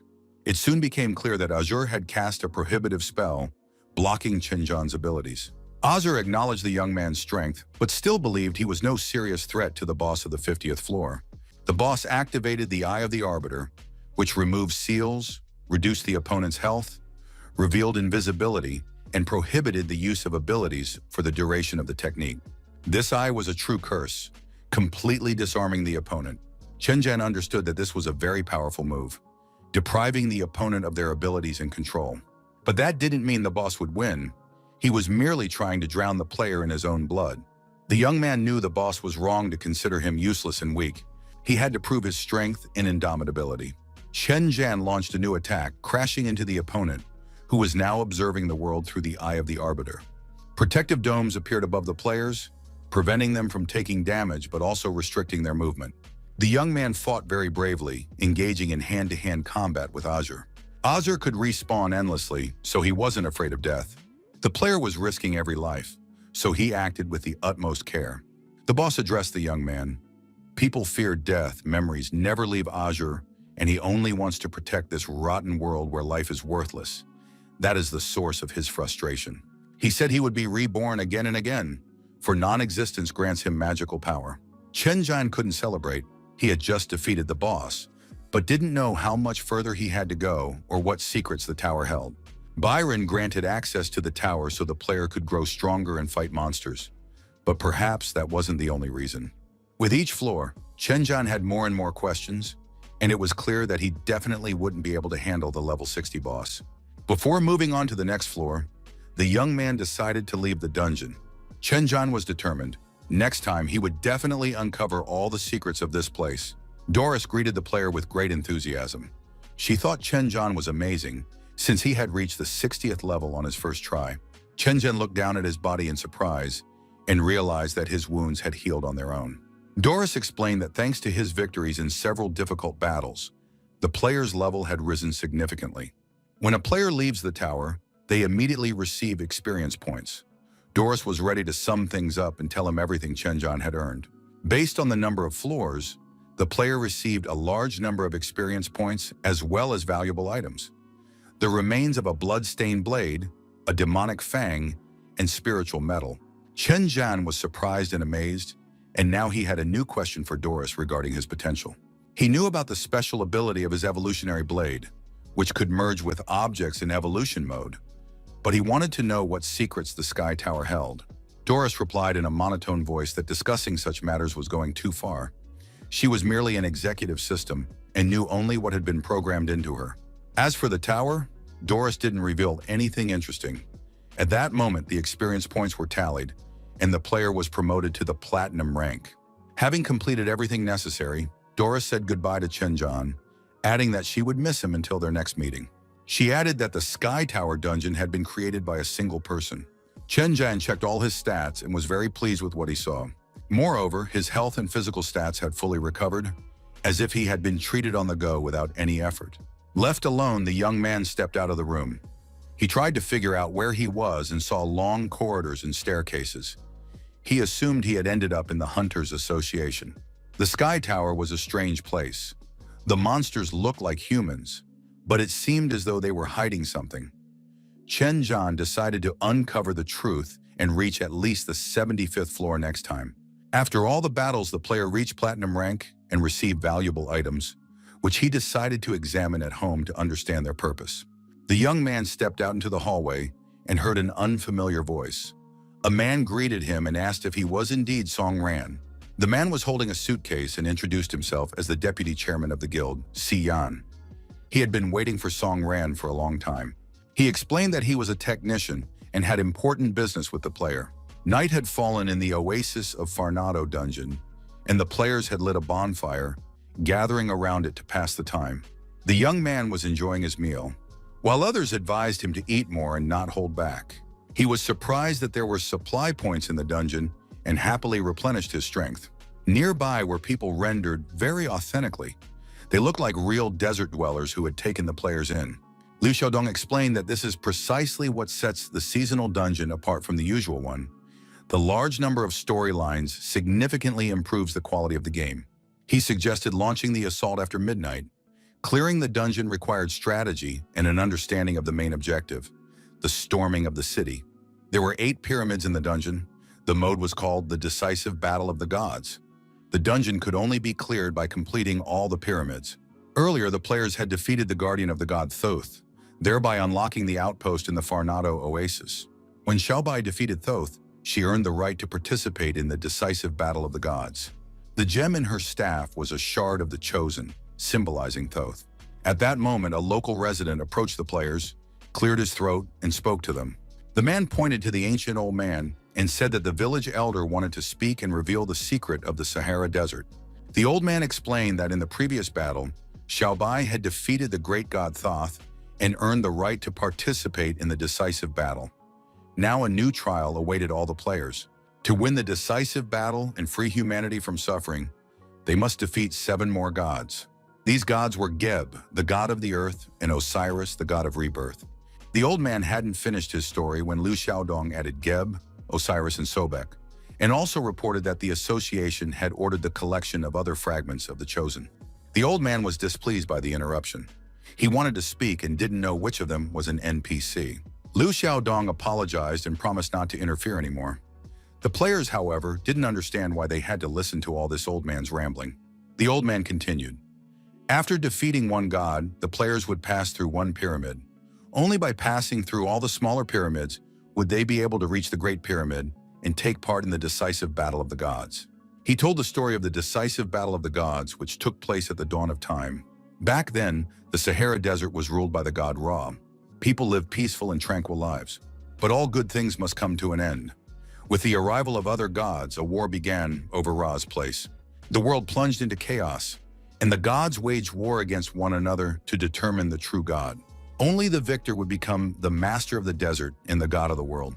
Over the years, rulers changed, and mortals began to challenge the gods. Those who defeat the old gods receive fragments of the chosen ones as proof of their newly attained divinity. After that, the battle of the gods will begin anew, and the Sahara will find a new master. The locals believe that in the darkest of times, a single hero would awaken. It is this person who will be able to resolve the age-old conflict, and then peace will reign in these lands for many years. The players looked bored. They were tired of ancient fairy tales and all turned to look at Xiaobai. The girl was terrified. Did the guys really think she was that very god? Liu Xiaodong reassured her, saying that it was just a game mechanic. Tomorrow the guilds would gather and set off to battle the 6 remaining gods. That is how Sea of Darkness officially begins. Suki listened to all these stories, turned around and was about to walk away. The investigation leader called out to the girl and asked what she was planning to do. Suke replied that she was going to head to the pyramid alone. She believed that if she stayed with the players, she would constantly annoy those present. Although this seemed unfriendly, the guild leader understood that Suke was undermining team spirit. The young man asked if it was possible to clear the pyramid alone. Liu Xiaodong believed that few were capable of it, but that it was theoretically possible. The pyramid mechanism could adjust to the number of participants by setting the difficulty level, but even so, the risk of dying was many times higher when going it alone. The young man couldn't calm down. He wanted to perform a solo feat. After a moment's hesitation, he made his decision. He announced that he too was heading to the nearest pyramid. The young man realized that it was unlikely any of the other participants would agree to support him, so he would go alone. The remaining players sat around the campfire, wondering if they had any chance of surviving after the start of a global war. Chen Zhen immediately asked the technician how he had found out about his presence there. Chen Zhen was certain that no one knew he was in the Sky Tower. After all, even he himself didn't fully understand how he'd ended up there. The man explained that he had figured it out using some tricks. He used the person's physical parameters to determine which dungeon the player was in. The technician noticed that Chen Zhan had ended up in a completely different dungeon than the others. So he decided to take the opportunity to ask a few questions, but first he needed to have breakfast. Chen Zhen said he wasn't feeling his best and wanted to go home, change clothes, and rest. The technician said he had waited all day yesterday and had gone to the nearest shopping mall to buy some clothes. He took a bag out of his suitcase and handed it to the player. Chen Zhan thought it was a nice gesture on the guild's part and agreed to accept the clothes. He put on a red long-sleeve t-shirt and a lilac jacket. The clothes fit perfectly. The girls in the association building remarked on how stylish and handsome he was. Chen turned to the technician, suggesting they take a walk and talk. The young man approached the nearest pyramid, where, according to the NPC, the fragments of the Chosen One, the weapon that would start the final war, lay. Only the one they call God could lay claim to this weapon. Chen Zhan was certain that only he was entitled to the shards. He was obligated to lead his guild to victory and not let his comrades down. Everything had to be perfect. Trying not to let his friends down, the young man drew his sword and entered the pyramid, ready to sacrifice his life for the cause. The young man moved quietly down the corridor. Torches along the walls cast a soft light, and there was no sound. After going a little deeper, he found himself in an arena, where in the distance he saw a silhouette turning toward him. Brave warrior. The inhabitant of the pyramid introduced himself as the son of Geb, the defender of the great Ra, Set, the god of strength and war. Set had a strange appearance. Thin, curled horns, a skull-like face, wings on his back like a dragon's, and upper limbs that were slender, while his lower limbs were powerful, like those of a goblin. The young man introduced himself as the head of the Blazing Dragon Division and declared that he would become the greatest of his time. He gave his name, Yan, head of the Dragons Guild, drew his sword and pointed it at the god of the pyramid. Seth looked at the young man in surprise, not understanding his intentions, and then spoke. The rivals met at the right moment. It was time to engage in battle. If Yan defeated Seth, he would be able to move on. Yan was confident and activated his ultimate move, Light Barrage, attacking his opponent. Seth didn't even flinch. He held out his hand, creating a protective barrier and completely stopping the attack. Yan repeated the ultimate Light Barrage, but his opponent activated a shadow ability to dodge the attack. The opponents rose into the air. Yan attacked, and Seth raised his hand to defend. After a short while, Yan realized things were looking bad. The opponent was too strong, and he couldn't handle it alone. The head of the Dragons Guild was certain that Seth was at least Diamond tier. That was the difficulty of the Sea of Oblivion. Why fight in a situation you knew you'd lose? Seth called the player foolish and powerless for daring to challenge the god of war, since it was clear to everyone that he wouldn't survive. Yan got a little angry. "Don't underestimate me," he said, pushing off the ground and leaping into the air to attack. But Seth was neither foolish nor weak. He raised his defense, and the player's attack proved useless. On top of that, Seth punched him in the jaw.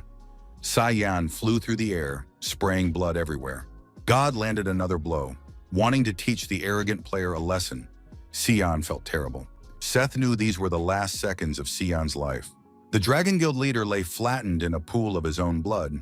His sword lay nearby, and it was clear he would no longer be able to fight. Yan thought that his opponent was too strong, and without a healer on the team, it would be difficult to defeat the boss alone. Crouching on all fours, the young man realized it was time to drink the potion. With a single motion, Yan emptied the vial of the potion, which in his opinion should come in handy. Yan glanced sideways at his opponent. The god of Set was very strong, but that was only half the problem. It turned out that the boss of the Sea of Oblivion would be even stronger, and it was completely unclear how Suke's life would end. Suke looked around, trying to figure out what was going on. She had already walked through the entire pyramid and found herself in the central arena, but she hadn't met anyone. It couldn't possibly be empty here. The girl even scanned the entire building, but the scan yielded no results. If that was really the case, she would have to leave the pyramid. Suka slung her weapon over her back and strode confidently toward the only closed door. "I hope no one finds me here," she thought. As she climbed the stairs, the girl reflected on recent events, unable to understand why everything had turned out this way. Suke suspected that her brother had died because of Songran, and she was ready to give her life for revenge. However, Songran saved her, and then said he was to blame and had let his comrades down. But it was Suka who had shot him in the first place. Now she still had to take her revenge in front of the guild. She mustn't forget about the Huangtiu Guild. She needed to build good relationships with all the guys. In time, perhaps Suke would be able to settle the score with Songran as well. Suka was sure of only one thing. She didn't want to be hated.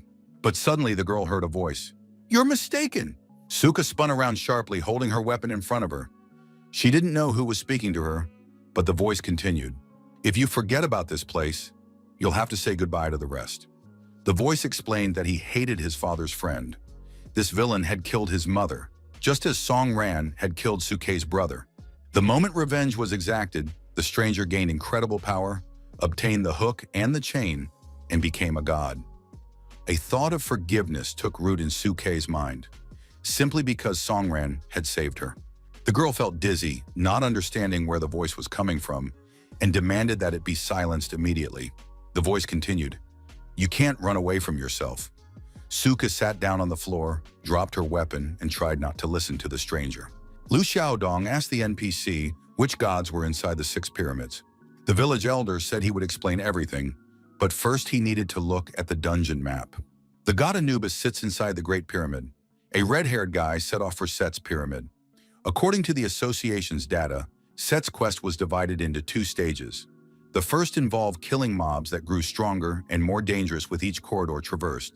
Only one participant could advance to the second stage, the last one, for the final battle with Set.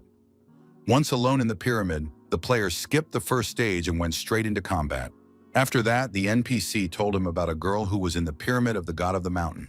Liu Xiaodong grew alarmed upon hearing these words.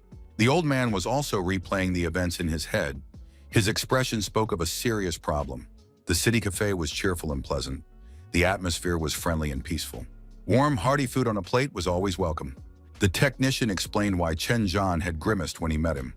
A sudden encounter with a crazy girl had left a bad taste in his mouth. "But it's not for nothing that they say most technicians are madmen," he added.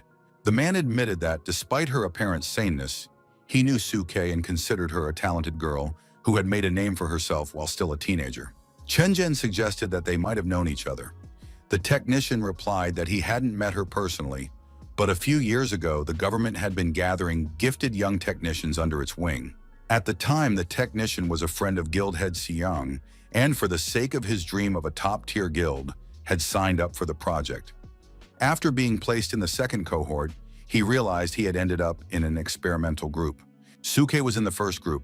By that time, she had already developed a selection system and was unmatched among the trainees. She had a strong and determined personality. After the 5 technicians were assigned to the experiments, Suke changed drastically. Later, everyone was sent home, and the Prometheus project was shut down. Only now did the man realize that the entire project had been carried out for the sake of experiments that had failed. The technician didn't know all the details of the government's experiments. He was young, and the organizers had told him very little. Shenzhen decided to ask the question that interested him. Perhaps the technician knew who the awakened were. His companion paused to think, then asked, "Could it be that Song Ran saw the underground city?" Shenzhen couldn't answer. He had already seen too much. The night dragged on, and by the campfire, the players tried to figure out what to do and how to survive. The guild leader wanted to understand the significance of what was happening, and it was clear that Liu Xiaodong had a better grasp of the situation. Liu Xiaodong explained that the problem lay with the mountain god. He had no physical body, and his pyramid was a continuous labyrinth. The method of dealing with intruders in the pyramid was called Sweet Dream. By influencing the opponent's subconscious, Gore plunged them into illusions where he performed depraved rituals. The victims gradually went mad, eventually committing suicide, acting like puppets. Suke didn't understand what was happening to her. She found herself in the middle of a crowd and saw a familiar figure. The girl stopped. It was her archenemy, Song Ran. She realized she had to seize this chance to exact her revenge. "Don't pay attention to anything," Suke told herself mentally as she rushed after her. For her, there was now only one goal. The girl dashed across the road amid a stream of cars that could kill her at any moment. The situation could only be handled by working together, pulling the girl out of her delusion, using soothing magical energy, and awakening her. But it was completely unclear who should do this, since the girl was alone in the labyrinth and her mental state was unstable. Suke was now a tempting target for the pyramid's master. She ran up to the guy, grabbed him by the shoulder, and called out his name. But at that moment, she was hit by a car, and the girl was thrown high into the air. Suke's lifeless body landed at the young man's feet in the middle of the road. The guy said he could see and recognize her. She turned out to be a tough girl. She recovered very quickly after her brother's death. How terribly pitiful she is. The stranger began to laugh loudly. In the arena, the two continued their fight. There was no one around who could stop them. Set kept striking, and Sai Yang's blood spattered in all directions. The young man was completely exhausted again. He thrust his sword into the ground and leaned on it. His opponent was still just as strong. Although the player had managed to hold out for quite some time, fighting such a dishonest boss was a real drain on his strength. Seth called the player a reckless braveheart who had talked confidently at the start of the fight, but hadn't managed to block a single blow. I clearly overestimated my opponent, the god admitted. Saiyan wanted his opponent to shut up. It wasn't the first time the guy had found himself on the brink of death with the god set. The player decided to take another potion to find the enemy's weak spot. But suddenly he realized he was out of potions and had nothing left to restore his strength. God Set realized what had happened and began to laugh loudly. Saiyan, you should be proud. I will never forget you. The god promised to remember the player until the dungeon was reset. Then he shouted, "Now you'll die!" Took a running start and launched his final attack. Saiyan managed to shout that he wouldn't give up. He thought only of his guild. Is this really the end? What will happen to my friends? He didn't even notice that there were now 3 of them in the arena. One swing of the sword and God Set was wounded. Blood was pouring from his hand. To his surprise, Saiyan realized that standing before him was Song Ran, who had just saved his life. Song Ran was now ready to continue the fight in place of the weakened player. He turned to Saiyan. I owed you for that bullet you stopped with your sword. Then Song Ran activated a healing technique and began to heal the wounds. Saiyan watched his wounds close and was happy. He even laughed and asked how Song Ran had ended up here. It turned out that the technician Sun Hao had sent him here.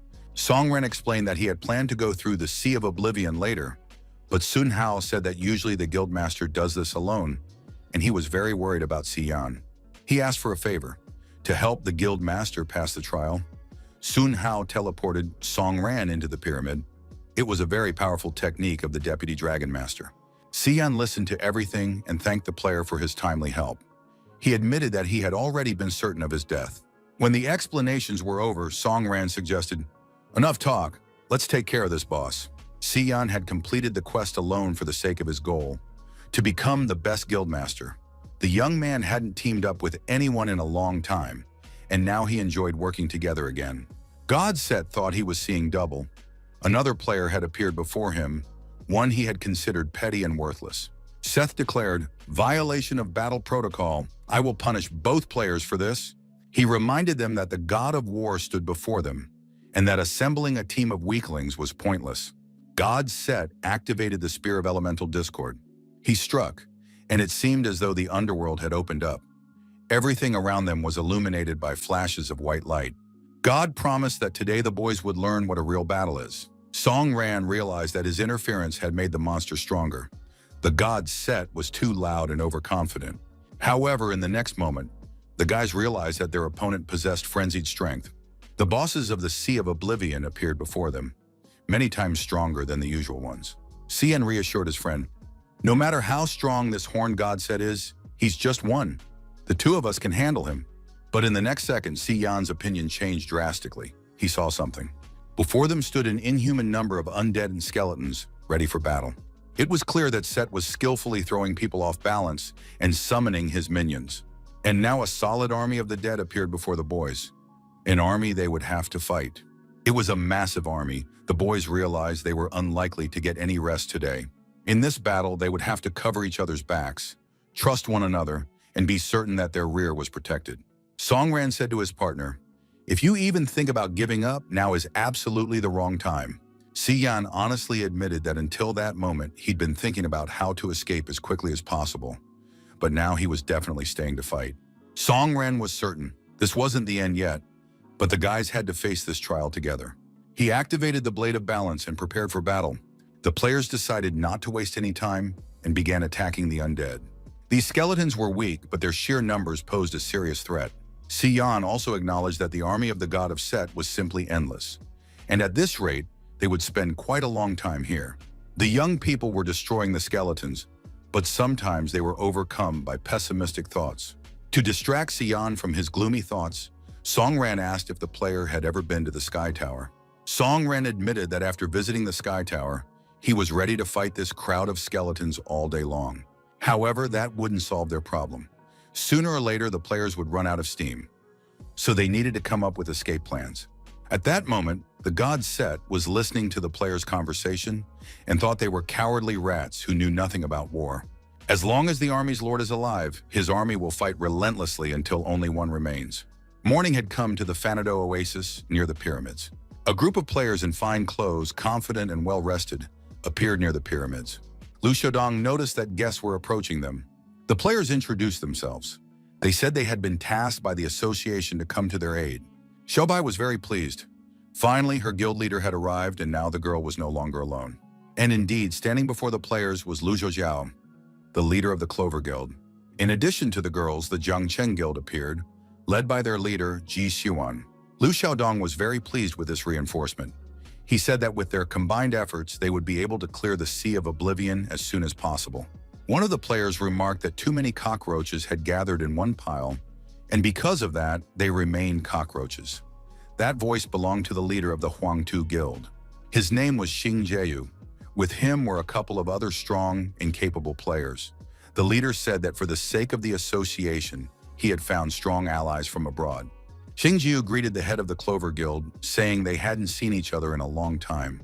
Who would have thought she'd end up becoming a TV host? And now she had come to this battle as the guild leader? She had no respect at all, because people remembered how, just recently, Ms. Look had been hosting live broadcasts. After that, the introductions and presentations of the main fighters began, the ones on whom great hopes now rested. Among them was Wang Fen. He was in the first echelon. Next came the bruiser Luo Wenhei, also a member of the first echelon. Not all players understood what the first tier meant. It turned out to be the guys from Division C, the 9 strongest. The head of the Clever Guild looked at these players. The girl believed that her guild should have been in the first echelon. Even the leader of the investigation team, Liu Xiaodong, was surprised that the first echelon had shown up for this battle. The man stepped forward, introduced himself to the player, and said his name was Liu Xiaodong and that he worked under the minister. But Wang Fenyu couldn't care less who was standing in front of him. He hadn't caught the man's name, but it didn't matter, because the player just wanted to wrap things up here quickly and head to the bar to have some fun with the girls. Unfortunately, some preparatory work had to be done before the battle began. However, the players from the first echelon didn't want to listen to anything. They believed the association simply didn't know what to do. Luo Wenhei volunteered to explain everything that was happening. Usually, the guys from the first echelon didn't help guilds like Huantu. The day before, the head of the Huantu Guild had explained what was happening in the Sea of Oblivion.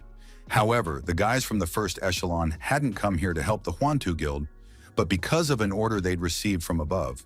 Liu Xiaodong listened to the player with interest.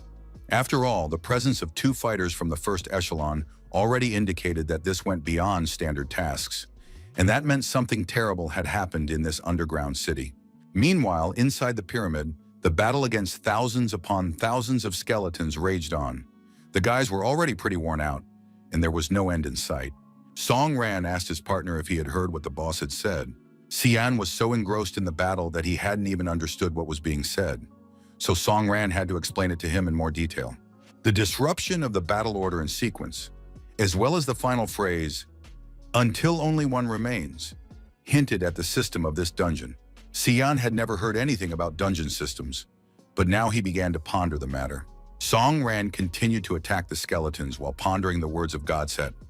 Most likely, the sea of skeletons around them was one of the stages in the construction of this dungeon system. The second piece of evidence that this was a system was the lack of any warning about the dungeon's changes. And that meant the boss himself could control this dungeon.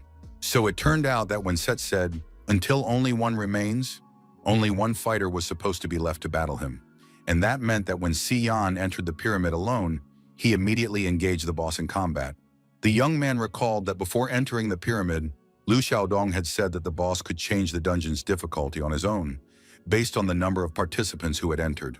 The skeletons kept respawning, and nothing would change until the guys adjusted the settings. Now it was clear why these skeletons were so weak. There was only one way to change this dungeon system. The players had to kill the god Set, and only then would it all end. The funny thing was that if more people had come here, everyone except one would have died. But now there were only 2 players, and in order to get to Set, Xian realized he would have to kill himself. Song Ran thought that wasn't a bad idea. However, there were other options worth trying. Yan saw that the main problem at the moment was clearing out countless mobs, so the young man wanted to try something new. Song Ran continued to slice through the skeletons as if they were cabbage for a salad, while his mind raced nonstop. The young man asked if Yan could hold back the skeleton's advance for at least 20 seconds. Taking advantage of the pause, Song Ran began examining his backpack, which contained items he had received for clearing the Sky Tower, since he hadn't had a chance to study them yet. The player immediately began evolving his sword by fusing it with one of the items. Yan watched his companion's actions with interest. He had never seen the fusion process in action before. Song Ran was most likely an awakened. He had first heard about this from the technician Sun Hao. Soon, the young man began fusing the spider fang with the sword. Yan said that in the first tier, all players were awakened. Yan admitted that he had dreamed of making it into the first echelon his whole life, and that upstart Song Ran. How dare he become an awakened? That's how he paid for the head saving him from a bullet. Song Ran paid no attention to his comrades' grumbling. He said they had far more serious problems, so they should shut up and take action. Yan looked at the skeletons and saw that they seemed to have grown even larger and more vicious, while their numbers were also dwindling. Yan realized he didn't have much mana left, just enough for a single ability use. Although Yan didn't know the form of Song Ran's awakening, he decided to give it a try anyway. Yan decided to take a risk and activated his Art of the Sword ability. After that, he restored the burgundy barrier around himself. All the mobs looked at the player in surprise, as if waiting for an order. By this time, the fusion was complete. Song Ran checked his stats. He had gained only 1 point in Dark Resistance, but the rest of the level-up bonuses had worked perfectly. Apparently, this sword wasn't particularly suitable right now. In the current situation, its ability was useless. So Song Ran decided to evolve the sword once more, using another item. He had obtained this attribute from the giant knight he had fought in the Sky Tower. Yan had already started cursing and grumbling. Why was his comrade taking so long to fiddle with his sword? Yan felt that his mana was practically running out. Yan thought he couldn't take it anymore and hoped his companion would come to him soon. Song Ran yelled at the leader to shut up because he was wasting even more mana that way. Song Ran took out a few mana potions and tossed them to his companion to restore his strength. Yan looked at this rookie with surprise once again. He had prepared perfectly for this dungeon. Just then, another fusion was completed, and Song Ran began examining his weapon's new stats. This time, it had taken the form of a giant sword. The young man didn't understand why it had taken on such a massive size. Could it be that he had leveled up the sword through evolution? Once again, he was convinced that his blade held many secrets. The most interesting thing was that this weapon could become even stronger. It had a marvelous hilt, and now he could test what it was capable of. But Song Ran decided not to stop there. He began another round of fusion. Upon fusing with the hilt, he gained a new active ability. Yan started whining again, saying he couldn't take it anymore, and didn't know how much longer he had to wait for Song Ran. Just then, Song Ran finished all the upgrades and said that he was now ready and could show Yan his new ability. Song Ran activated the giant sword form and was now ready to fight any opponent. Yan told his comrade that he needed to recover his health, and in the meantime, Song Ran would fight the mobs on his own. Song Ran decided to test his sword on these dead souls. The young man ran up to the army of mobs and swung his sword once. Items left behind by the skeletons immediately scattered in all directions. Yan was in shock and couldn't believe his eyes. Song Ran looked at his companion and said that clearing out the mobs was no longer a problem for them. The young man continued to destroy the skeletons, realizing that they needed to deal with the god set. Soon the dungeon was completely cleared of mobs. Yan noted with admiration that his companion was far too strong. Yan wanted to know what Song Ran had been doing while the players were going through the Sea of Oblivion. The young man admitted that the system had sent him to the Sky Tower, and he had leveled up there. Song Ran analyzed his actions. The new abilities had decent effects. The Dance of Bloody Destruction required a lot of health, but it could be combined with a health-regenerating heal. Thanks to this combination, health stopped being lost and even regenerated, albeit only slightly. In other words, at the start of the battle, the player lost some health upon activation, but had already recovered it all thanks to the activation. Now the only problem was mana. Therefore, it was necessary to finish this fight as quickly as possible, since mana wasn't infinite. Song Ran approached the boss. However, the god set was outraged that some nameless boy, having approached him, dared to hope to kill the god set himself. But instead of a response, he received a sword strike that greatly surprised the boss. Sion dealt a blow his opponent clearly hadn't expected, but the player had been waiting a very long time for the right moment to take his revenge. Seth was displeased to have been struck from behind. However, now Sion would not be able to escape him. God Set said he could replicate the ability that Sion had just used. God Set activated Deadly Strike and unleashed it right beside him. He didn't let Sion go, preventing the young man from hiding from the attack. The barrier he had erected kept Songran at a distance, and God Set wanted the redhead to feel death seeping into his muscles and bones. Sion was in excruciating pain. The god's attack was far more powerful. However, the young man refused to let go of his blade. Sion turned to his comrade with one last request.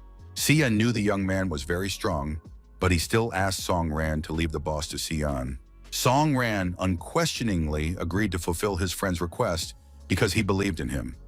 Now the young man stepped back, allowing the duel to continue without his participation. The god Set laughed upon hearing these words. He said that words about faith could only be heard from the mouths of fools. And all this happens only because people have no other choice, and they are forced to believe in something. As long as Sion holds his blade, he will die a slow and agonizing death. But if he lets go of the blade, he will lose his only chance at victory. God Set assumed that the redhead was hoping his friend would save him, but that was impossible. As long as Sion remained near God Set, the disparity in their strength would not change, and therefore a choice had to be made. God Set gripped his staff tightly and said that they would both test its power. Songren saw his comrade perishing and the army of the dead drawing ever closer. Sion shouted that he would not let go of the blade he had plunged into God Set's chest, no matter how much pain he had to endure. And the god Set would never understand this, because he still did not grasp the true nature of humanity. Memories flooded the young man's mind. As he walked through the city streets, he had seen a boy scavenging near the trash cans. His name was Sun Hao. His family had recently moved. His parents were constantly at work and didn't spend any time with their son. On top of that, the boy's face was paralyzed. He was often bullied by hooligans, and he couldn't even fight back. The kid said he was the fiercest fighter and bully in the neighborhood, and his name was Sion. But now it was his turn to deal with the wimp Sun Hao. Could it really be that he couldn't stand up to his bullies? Sun Hao said nothing, so the bully Sion approached him and said he didn't understand his behavior. Sion grabbed the boy by his clothes and asked, "Do you really think you're a weakling?" But the boy remained silent. After that, the bully Sion started yelling at the boy even louder, saying that he breaks people like him as easily as a willow twig. The boy remained silent the whole time while Sion struck him and beat him. Sion grew angrier and angrier, thinking that the boy was very insolent, didn't want to fight back, and was now looking down on him. Sun Hao sat there, displaying a mad stubbornness, and this irritated his tormentor more and more. Sion, like all the bullies before him, demanded that the boy hand over the money immediately, and then he would leave him alone and go away. And at that moment, the boy spoke up. Sun Hao called all the bullies a bunch of trash. Sion had never heard such words directed at him before. He was literally shocked. Sion wanted to beat the boy up again, this time for the insult. But at that moment, Song Hao lashed out. It seemed as if he was ready to vent all the grievances he had been enduring. The boy raised his fist and said he would kill anyone right then and there. After that, a fight broke out between the boys. They called each other freaks and promised a lot of trouble in the future. Soon, both boys were exhausted. They hoped that the lessons they'd taught each other wouldn't go to waste and were ready to meet again in a fight next time. Well, something clicked between the guys. Sion handed the boy a wooden sword he had made himself and named it Crimson. Sion told his new friend that, according to tradition, until you've fought with someone, you don't really know them and can't call them a friend. Sion explained that he would definitely teach his friend how to use the sword. First, you have to place it against your lower back, then arch the blade upward, swing it, and shout a battle cry. This would be the art of the sword, Shining Fang. Sun Hao tried to repeat everything his new friend had explained to him. Though he did think the name Shining Fang was pretty silly, Sion encouraged his new companion and said that if anyone picked on him while he was ready to fight his enemies, he could always count on Sion's help. Sion promised that he would always come to Sun Hao's aid. The main thing was not to give up and to keep fighting. Just then, some bigger guys approached the boys. These were the next level of bullies. One of them snatched a wooden sword and said that with this piece of wood, he was trying to play the hero. One of the bullies held Siyan back so the boy wouldn't get in the way. Meanwhile, another bully pinned down the unfortunate Sun Hao and took his money. Sun Hao screamed loudly, offering no resistance. He begged the men to take his money but not to hurt his friend. The thugs didn't like those words at all, and they beat the guy up, saying he'd gotten too cocky. After that, they declared that you can't act like a hunter if all you have in your hands is a toothpick. They beat up the poor boys, and now the villains had dealt with them in one fell swoop. After that, the bullies left, saying they would come back to this neighborhood many more times. After all, this redhead decided to become a hunter. What a joke. Siyan felt terrible. He hadn't been able to protect his friend, who had been counting on him.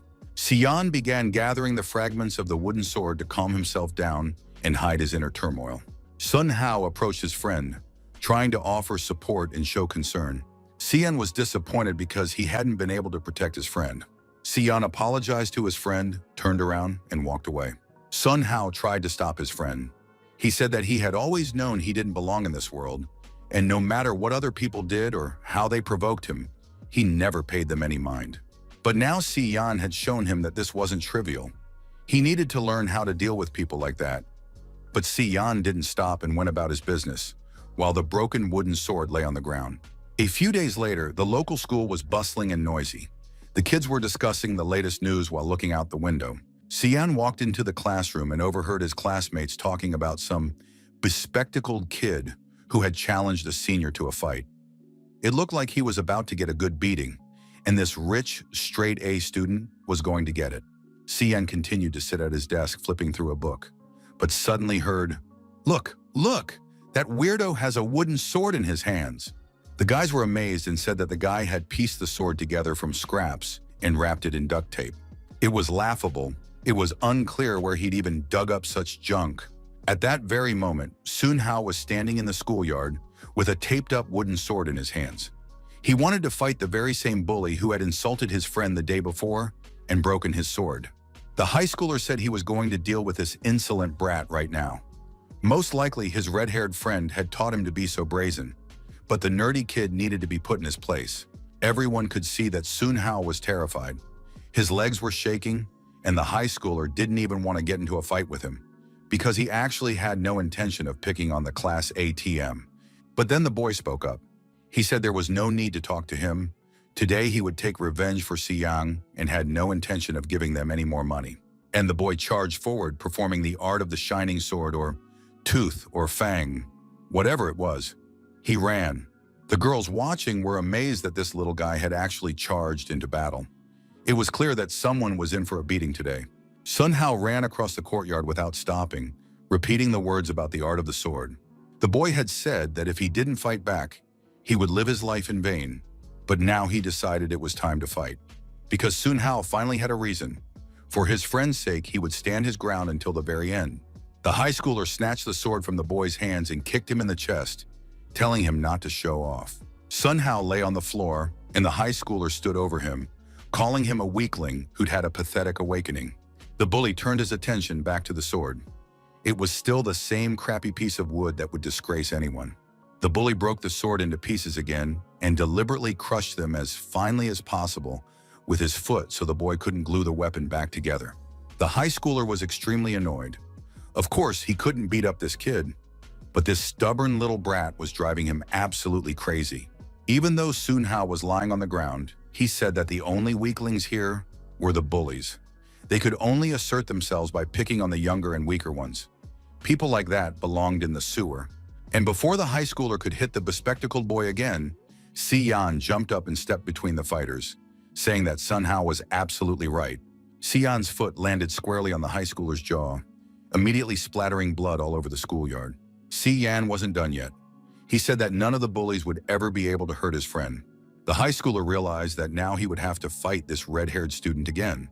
He immediately clenched his fist and told Siyan to mind his own business. Then the boy punched the other boy in the jaw, and blood spurted everywhere.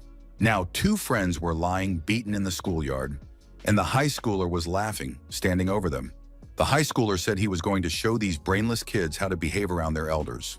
The bully pressed Saiyang's head against the floor with all his might, and blood continued to spill everywhere.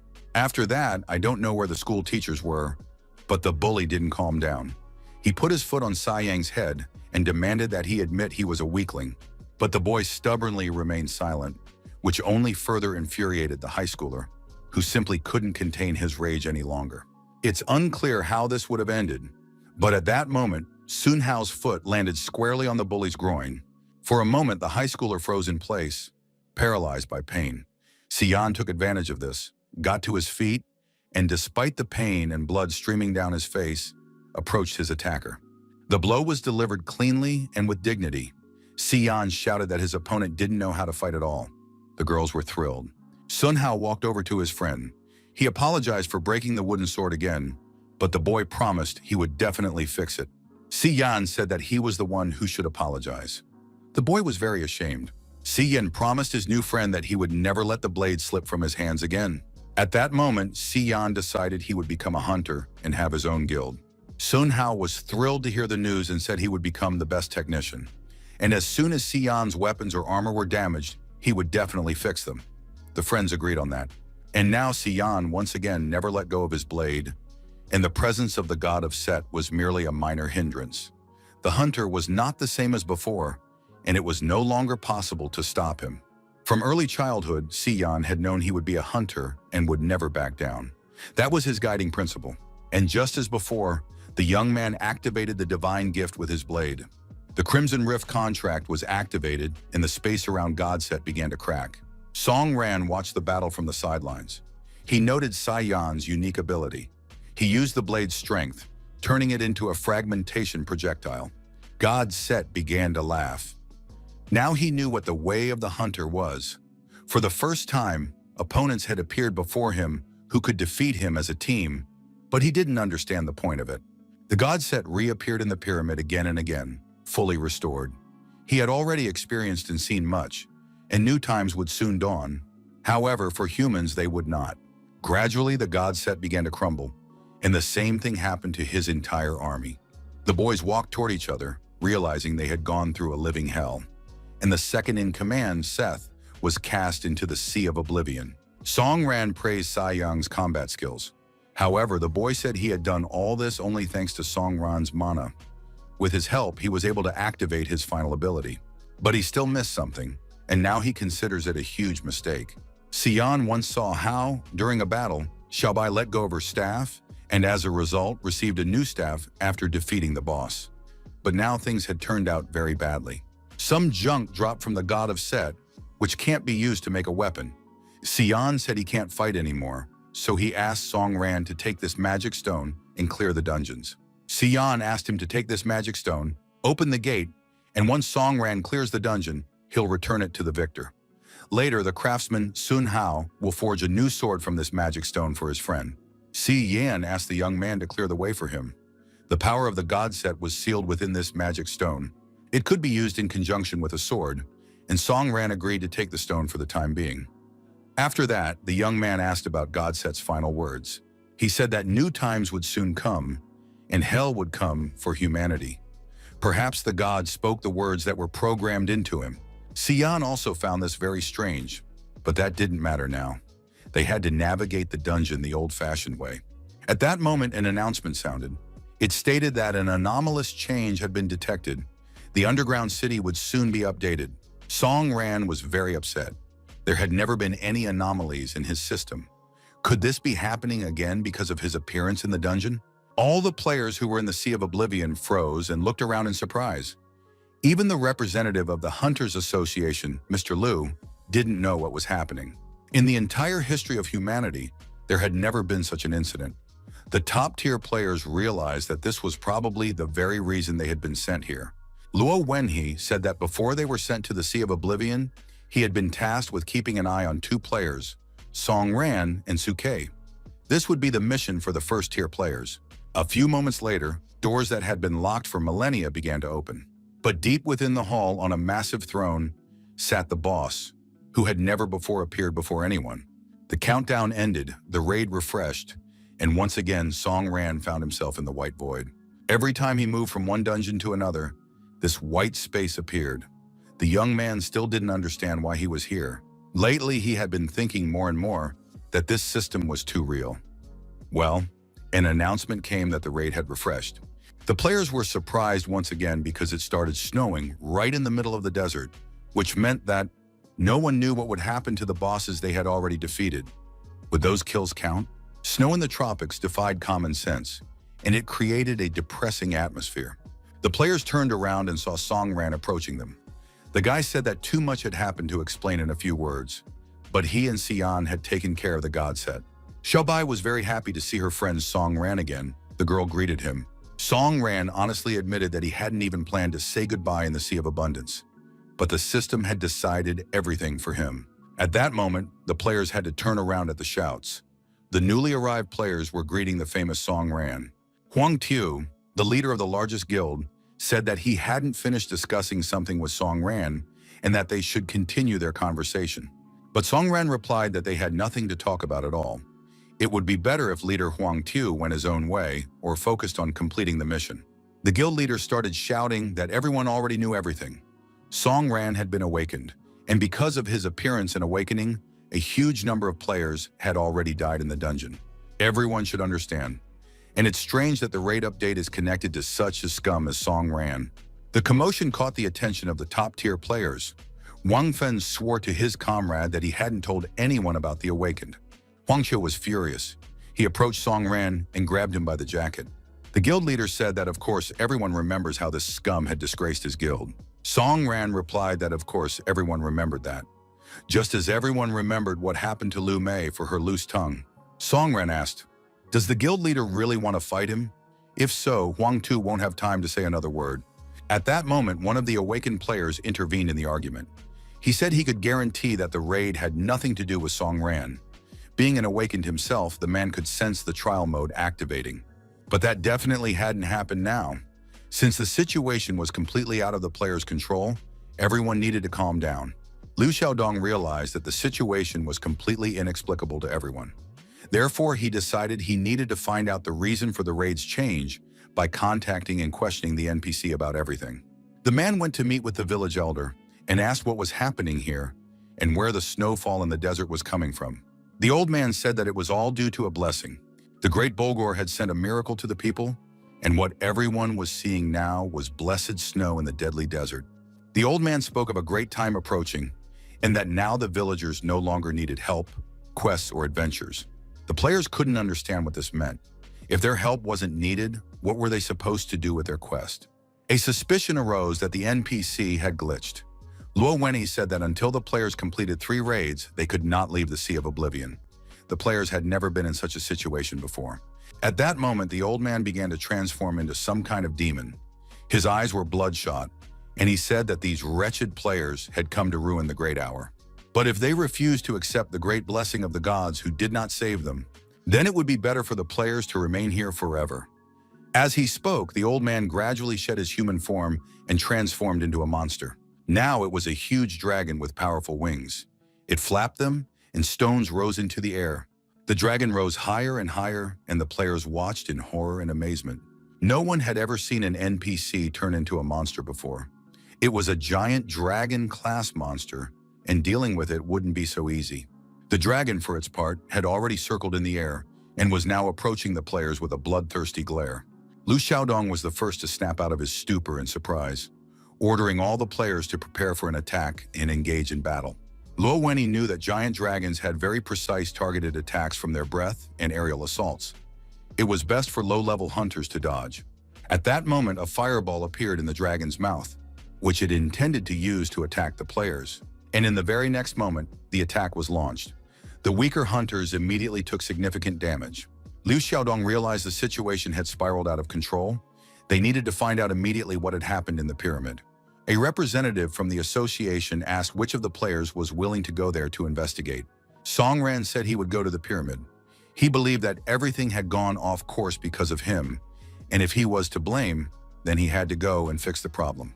Huang Tu heard these words and latched onto them, saying that, as he was sure, all the problems were indeed because of Songran and that stupid girl Suke, who had gone into the pyramid on her own.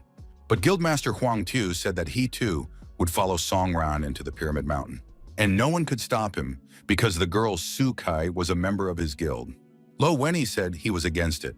After all, Guildmaster Huang Shu had a personal grudge against the player, and he couldn't be trusted. He might take advantage of the situation and set Songran up.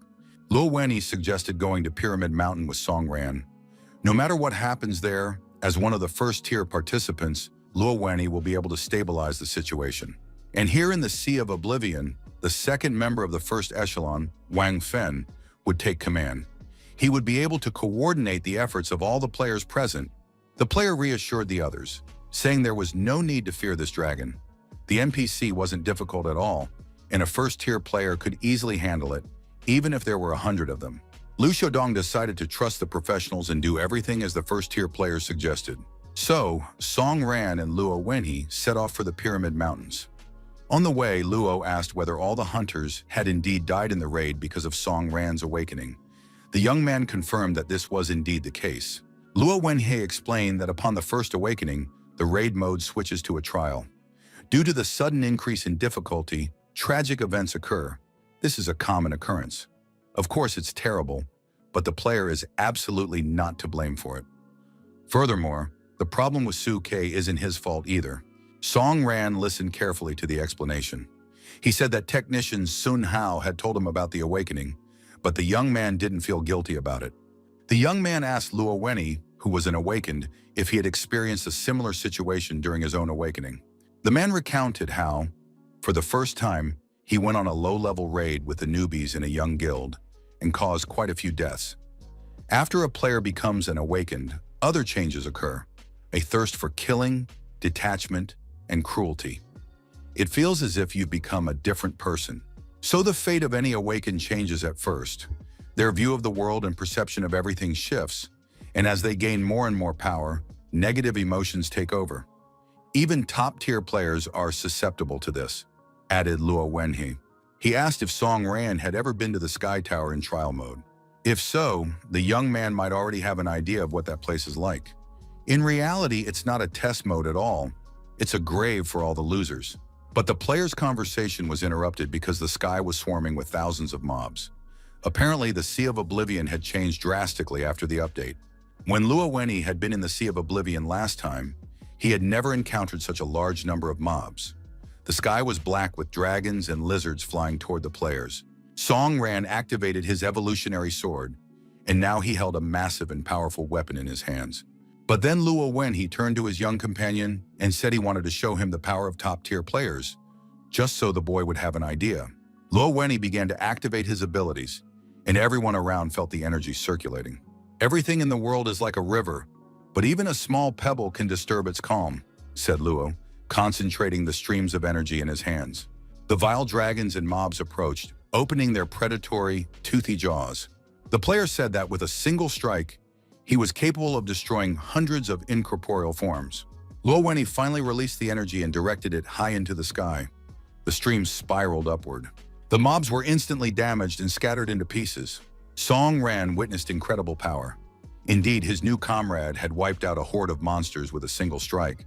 It was terrifying to imagine what kind of nightmarish power lay within his hands. This one man could replace several guilds. Simply astonishing. How could anyone live with such power inside them? Song Ran now understood what top-tier players were capable of. They were in no way inferior to the most powerful and dangerous bosses. The young man thought about how much he still had to learn. It was just a shame that he had no idea which direction to take to rise to the top tier. Luo Wenyi turned to his young friend and said they had no time to stand there and think. It was time to attend to more important matters. Song Ran looked at this great warrior with admiration and said that soon he would become just like him and catch up to the top-tier players. The Pyramid Mountain, like everything around it, was covered in snow and looked very peaceful and magical. Soon the players approached the pyramid and saw a blue glow emanating from it. Luo Wenyi looked around and said that he didn't see anything suspicious outside, so they could safely continue on. But he still couldn't let his guard down, because danger was sure to follow. Songren thought about what had happened in that pyramid and what had now become of Sukai. Strange transformations were taking place within the girl. During this process, she uttered only isolated words or phrases: common sense, logic, information, observation, reasoning, analysis. And at the moment her body became the vessel of the mountain god, the girl understood the truth of this world. The players looked at the creature that had, until recently, been a young girl named Suke. Most likely, she could no longer be considered human. She was under the influence of a monster. Luo Wenyi, though he had already witnessed many horrors and nightmares, was stunned by Suke's condition. Now looking at the enormous, monstrous beast, the player understood everything. He understood why he had ended up in this place and had been torn away from all his other equally important tasks. Commander-in-Chief Master Du himself had contacted him personally right before sending him to this place. The old man said that on this mission, the player would have to ensure the safety of two people, Song Ran and Suke. But if the situation got out of control, he had to act in the best interests of society. Song Ran ventured deeper into the pyramid, but Lo called out to him, saying he would take on this battle himself. Lo said that Suke was no longer alive, and the creature now standing before the players must be destroyed. This boss, who outwardly still retained Suke's features but was the vessel of the mountain god, had a predatory gaze and a demonic smile. The boss recognized the player standing before him. He realized it was Song Ran. The creature was certain that Song Ran would definitely come to see him. Having waited to meet its chief enemy, the creature repeated his name without pause. Song Ran, Song Ran. And the more it repeated that name, the more furious it became, unleashing its tentacles, ready to destroy the player. The creature knew what an eye for an eye meant, and now the time had come for Song Ran to answer for his misdeeds.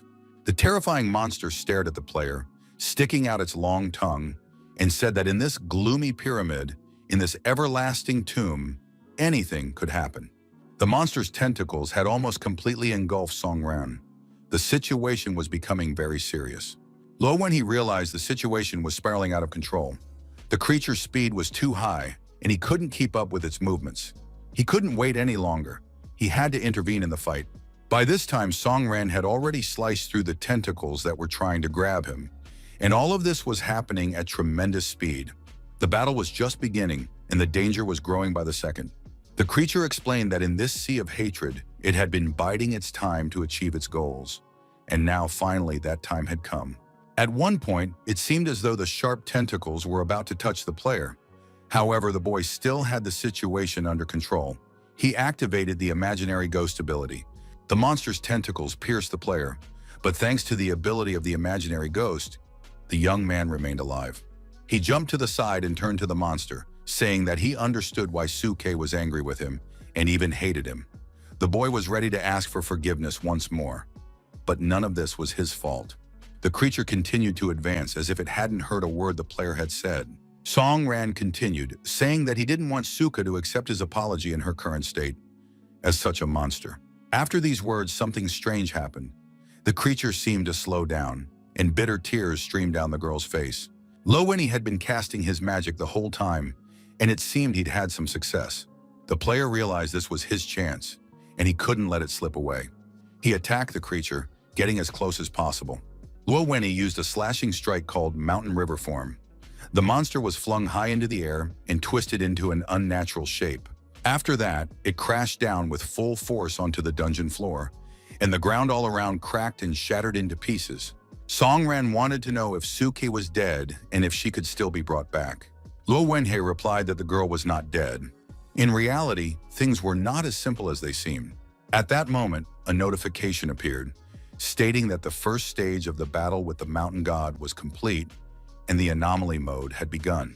The mountain god continued to writhe and said that human stubbornness was capable of surprising him at the most inopportune moment.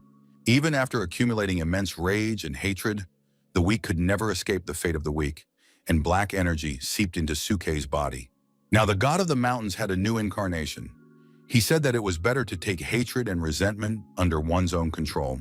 The player thought that even though the situation had long since spiraled out of control, he could never have predicted such a turn of events, even though he had vast experience in battle. The god of the mountains looked like a true demon. He cackled and said that he had never been in the world of the living before, but now it seemed to him that it wasn't so bad here after all. Blind prejudices give people strength, but if you channel those beliefs, you can turn them into their greatest weakness. The god of the mountains began to cast a curse on the players. He sent them to the very depths of nightmares so that the lads would become food for oblivion. The players gradually sank into a magical sleep from which they would never be able to escape. Luo Wenyi gradually came to his senses. He didn't understand what had just happened. Everything was still slightly double before his eyes. The player realized that this was either a magical dream or a special illusory attack by the mountain god. But at the same time, he didn't feel at all as though his body was in the world of dreams. Luo Wenyi began looking around for Song Ran. Song Ran, meanwhile, stood as if frozen in place. It became clear that there was no point in calling out to him. He had already fallen into a mental prison and was now wandering through the darkest and most terrifying world. Luo addressed the god of the mountains, saying that he was the god of the mountains' greatest enemy, so it was time to abandon all tricks and engage in battle. In response, the god of the mountains laughed, saying that the player was very funny. I wonder how he managed to sense the origins of the god of nothingness's power, that dark and turbulent past. But first and foremost, the player Luo Wenyi needed to understand that he was of absolutely no interest to the god of the mountains.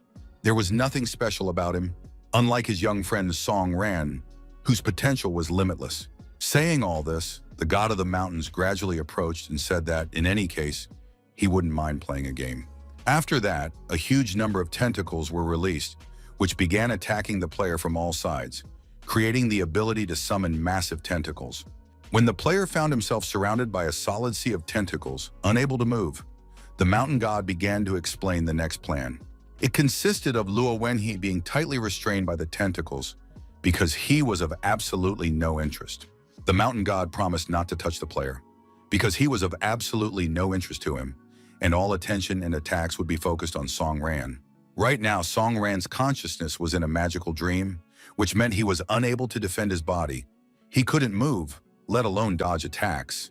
If Luo Wenyi attacks the mountain god, he won't be able to save his friend. And if he doesn't attack the mountain god, he'll be forced to fend off the tentacles. Song Ran had two options: die in the world of the living at the hands of the tentacles, or perish in the magical dream. Personally, it would have been easier for Luo Wenyi to abandon Song Ran and kill the god. After all, it was so simple. This was the mountain god's cunning plan. But Luo Wenyi refused to accept such a plan. He believed that the mountain god had thought of too many things, but had overlooked certain details. The mountain god had offered two options, and now Luo Wenyi would show him what he was capable of. The player would protect his young companion until the moment Song Ran awoke from the magical dream. The god of the mountains laughed maliciously at the player, believing that the player would have to tirelessly fend him off in the magic of the wild forest. It would be a never-ending game in which the mountain god would win anyway, without even breaking a sweat or making any special effort. But the player said it was too soon to celebrate. Although he wasn't the strongest in the first tier, he was by no means a pushover. Stronger opponents had tried to destroy him many times, and no one had succeeded. Luo Wenyi drew his sword and said that as soon as he drew this sword and brandished it before his opponents, the course of the battle would change. The player thrust his giant sword into the ground in front of him, and now his combat sphere had become impenetrable. The god of the mountains believed that the player would never be able to rid himself of false hopes. This is due to human nature. After all, people really are very strange. Luo Wenyi said that he had already lost a loved one once.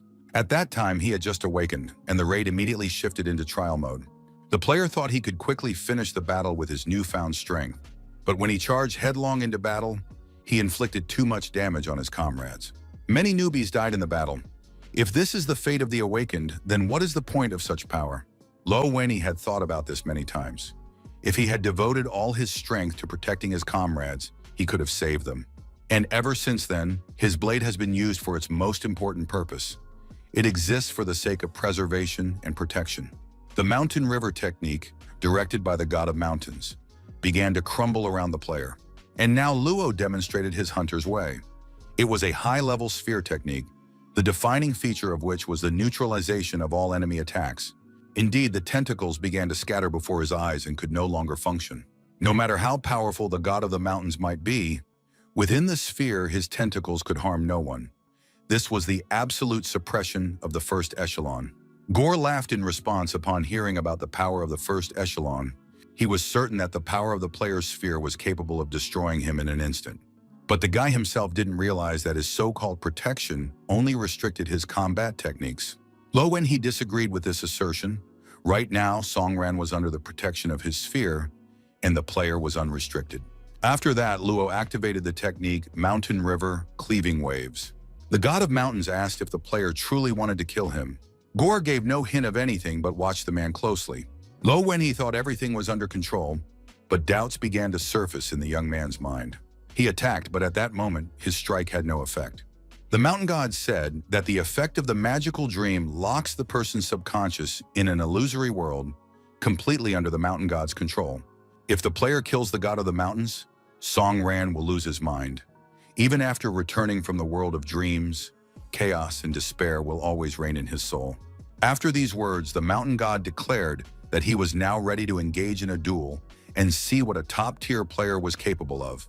Now it would become clear how long Luo Wenhe could hold out against the attacks. The player was forced to chop off the tentacles with his bare hands. The man felt exhausted and was losing his strength. He wanted Song Ran to wake up and come to his aid. At that moment, Song Ran actually opened his eyes. He didn't understand what had just happened. The mountain god began to say that he had good news for Song Ran. His foolish friend had just fallen under the power of the magical dream ability. This magical dream sends the opponent into an illusory world. And now Luo Wenhe is in a world of nightmares. What is it like to be left alone without a powerful ally? Will Song Ran be able to handle this on his own? After all, just a moment ago, everything was the opposite. Luo Wenhe was unable to stand up to the mountain god. He showed weakness, and now he simply needs to be killed. After these words, the mountain god opened a portal and summoned a creature from the world of nightmares. A flower flew out of the portal. Most likely it was yet another carnivorous plant. Approaching the player, who was in a state of sleep, the predator opened its jaws wide, preparing to devour the man. Seeing this, Song Ran fought off the tentacles with his sword. The mountain god thought the young man was too kind. Although on the surface, Song Ran pretends to be cold-blooded. Now it was clear, such a kind-hearted guy was ready to take the blow himself, just to prevent his comrade from being killed. The tentacles were closing in on Song Ran's chest. The mountain god shouted that the boy was about to become food for oblivion. The young man managed to activate the imaginary phantom state. The attack proved pointless. At that very moment, the god of the mountains saw that the predator from the nightmare had frozen in place and was no longer approaching Luo Wenhe. Song Ran activated the Dance of Bloody Frenzy. After that, the young man emerged from his shadow state and hacked down everything in front of him using this dance. The player turned to the mountain god, who had stopped and was watching the events unfold. After all, just moments ago, the mountain god had been about to kill Luo Wenhe. Song Ran said he didn't know exactly what the monster had found in his subconscious, but in the magical dream he was in, he had taken pleasure in killing the god of the mountains. Now the mountain god was forced to drop the idle chatter and defend himself, because his tentacles lay severed all around him. Song Ran said that people often underestimated him and saw him as a weakling, but he was certain that not everyone was as treacherous a creature as the mountain god. The young man declared that he was familiar with the power of the Lord, one of the members of the first echelon. He had been through quite a few raids, but still fell victim to the god's technique. And now he is ready to either destroy the mountain god or reduce his filthy magical dream to dust. And the god of the mountains has not yet been destroyed because he is merely an illusion. In reality, the mountain god hadn't even considered killing the player. But what if in this dream, Song Ran kills the god? The guy pressed his sword to the god's neck, but he won't do that now, because he wants answers to his questions. What happened to Suke? The mountain god said that Suke, just like everyone else, had fallen under the power of the magical dream. But now her subconscious has completely merged with the mountain god's subconscious, and nothing can save her now. It was this very power that allowed the mountain god to be reborn. It became the true power of the underworld. Suke had made the mountain god so powerful that he was now capable of crushing everything. Everything they lived for in this world was at stake. In her magical dream, Suke walked through the city streets and encountered her greatest adversary and enemy. In her mind, memories of the past seemed like a distant dream. This dream was as distant as her past life, when the doctors had given her a grim diagnosis. The girl was supposed to die, and only certain medications could sustain her life. Or was it all just a dream? Suke no longer knew who she really was. However, her brother had devoted his entire life to earning money for his sister's treatment, and now the girl is left completely alone, falling into some kind of dream again, or perhaps she is finally just waking up. A terrifying monster appeared before her, a monster that wants to take over her body. Just a couple of hours earlier, Suke had entered the dungeon with her assistant, Bigsy. She sees players rushing to battle the boss and obtain a host of rare artifacts. Among them is her beloved older brother, who is supposed to get the artifacts for his sister's sake. Suke recognizes her brother's voice. It's been so long since she's heard it. The girl misses him terribly. Her brother is the first to reach the boss and begins fighting him. So far, everything is going well, and it seems he's about to land the final blow and earn magic stones. Sukai wants to be with her brother, wherever that may be, in the real world or in a dream. The girl sees a door ahead that is about to close at any moment, and without thinking of the consequences, rushes toward it. Suka makes it in time. The door swings open, and she sees what happens next. Her brother is fighting brilliantly. The raid is very easy, and soon he'll be free, having earned plenty of magic stones. Suddenly, the young man notices his sister nearby. He doesn't understand what little Suke is doing next to him. The girl rushes to her brother. He gently pulls her close. Everything is fine. They can go home for dinner. Sukai says she'd love to have scrambled eggs, or they could eat at a cafe. Her brother strokes his beloved sister's head, trying to calm her down. Tears continue to stream down the girl's face, but it's time to put an end to this moment. After all, everything is wonderful. Sukai has wanted to go on a raid with her brother for a long time. Now she sees how much her beloved brother has earned, and he lets her take the magical items. At that moment, Songran's voice rings out. "I'm sorry." Sukai grows wary. She recognizes that voice, and it's tied to bad memories. Songran appears before her. His gaze glows like that of a true demon. The guy declares that he will take the artifacts and then cuts off her brother's head, laughing hysterically. Sukai is horrified, screaming in agony as she stares at the spot where her brother's head had just been. Songran is completely satisfied with what has happened. He wipes the blood splatters from his face and looks at the slain player. The other players say that obtaining the artifacts wasn't easy, so why should Sukai be the only one to get them? It's not fair. Songran announces to his allies that they will sell all the artifacts and make a fortune. Sukai looks at her brother's killer. She knows his name. The girl draws her weapon and aims the blaster directly at Songran. He, completely unafraid, continues to look at her and smile. The young man licks the blood off his dagger and says that now Suka must hate him and perhaps kill him. All because he was the one who killed her brother. Suke is an adult now, but she still hides behind her brother, relying on his strength. She is grown up and brave, but still stays close to her brother, who is actually just a dumb musclehead and a fool. The girl wants to kill her worst enemy. She's already put her finger on the trigger, but something feels off. It doesn't feel real. Sukai tells her opponent that he is not who he claims to be. He is not Songran. Gradually, she begins to see who is really standing before her.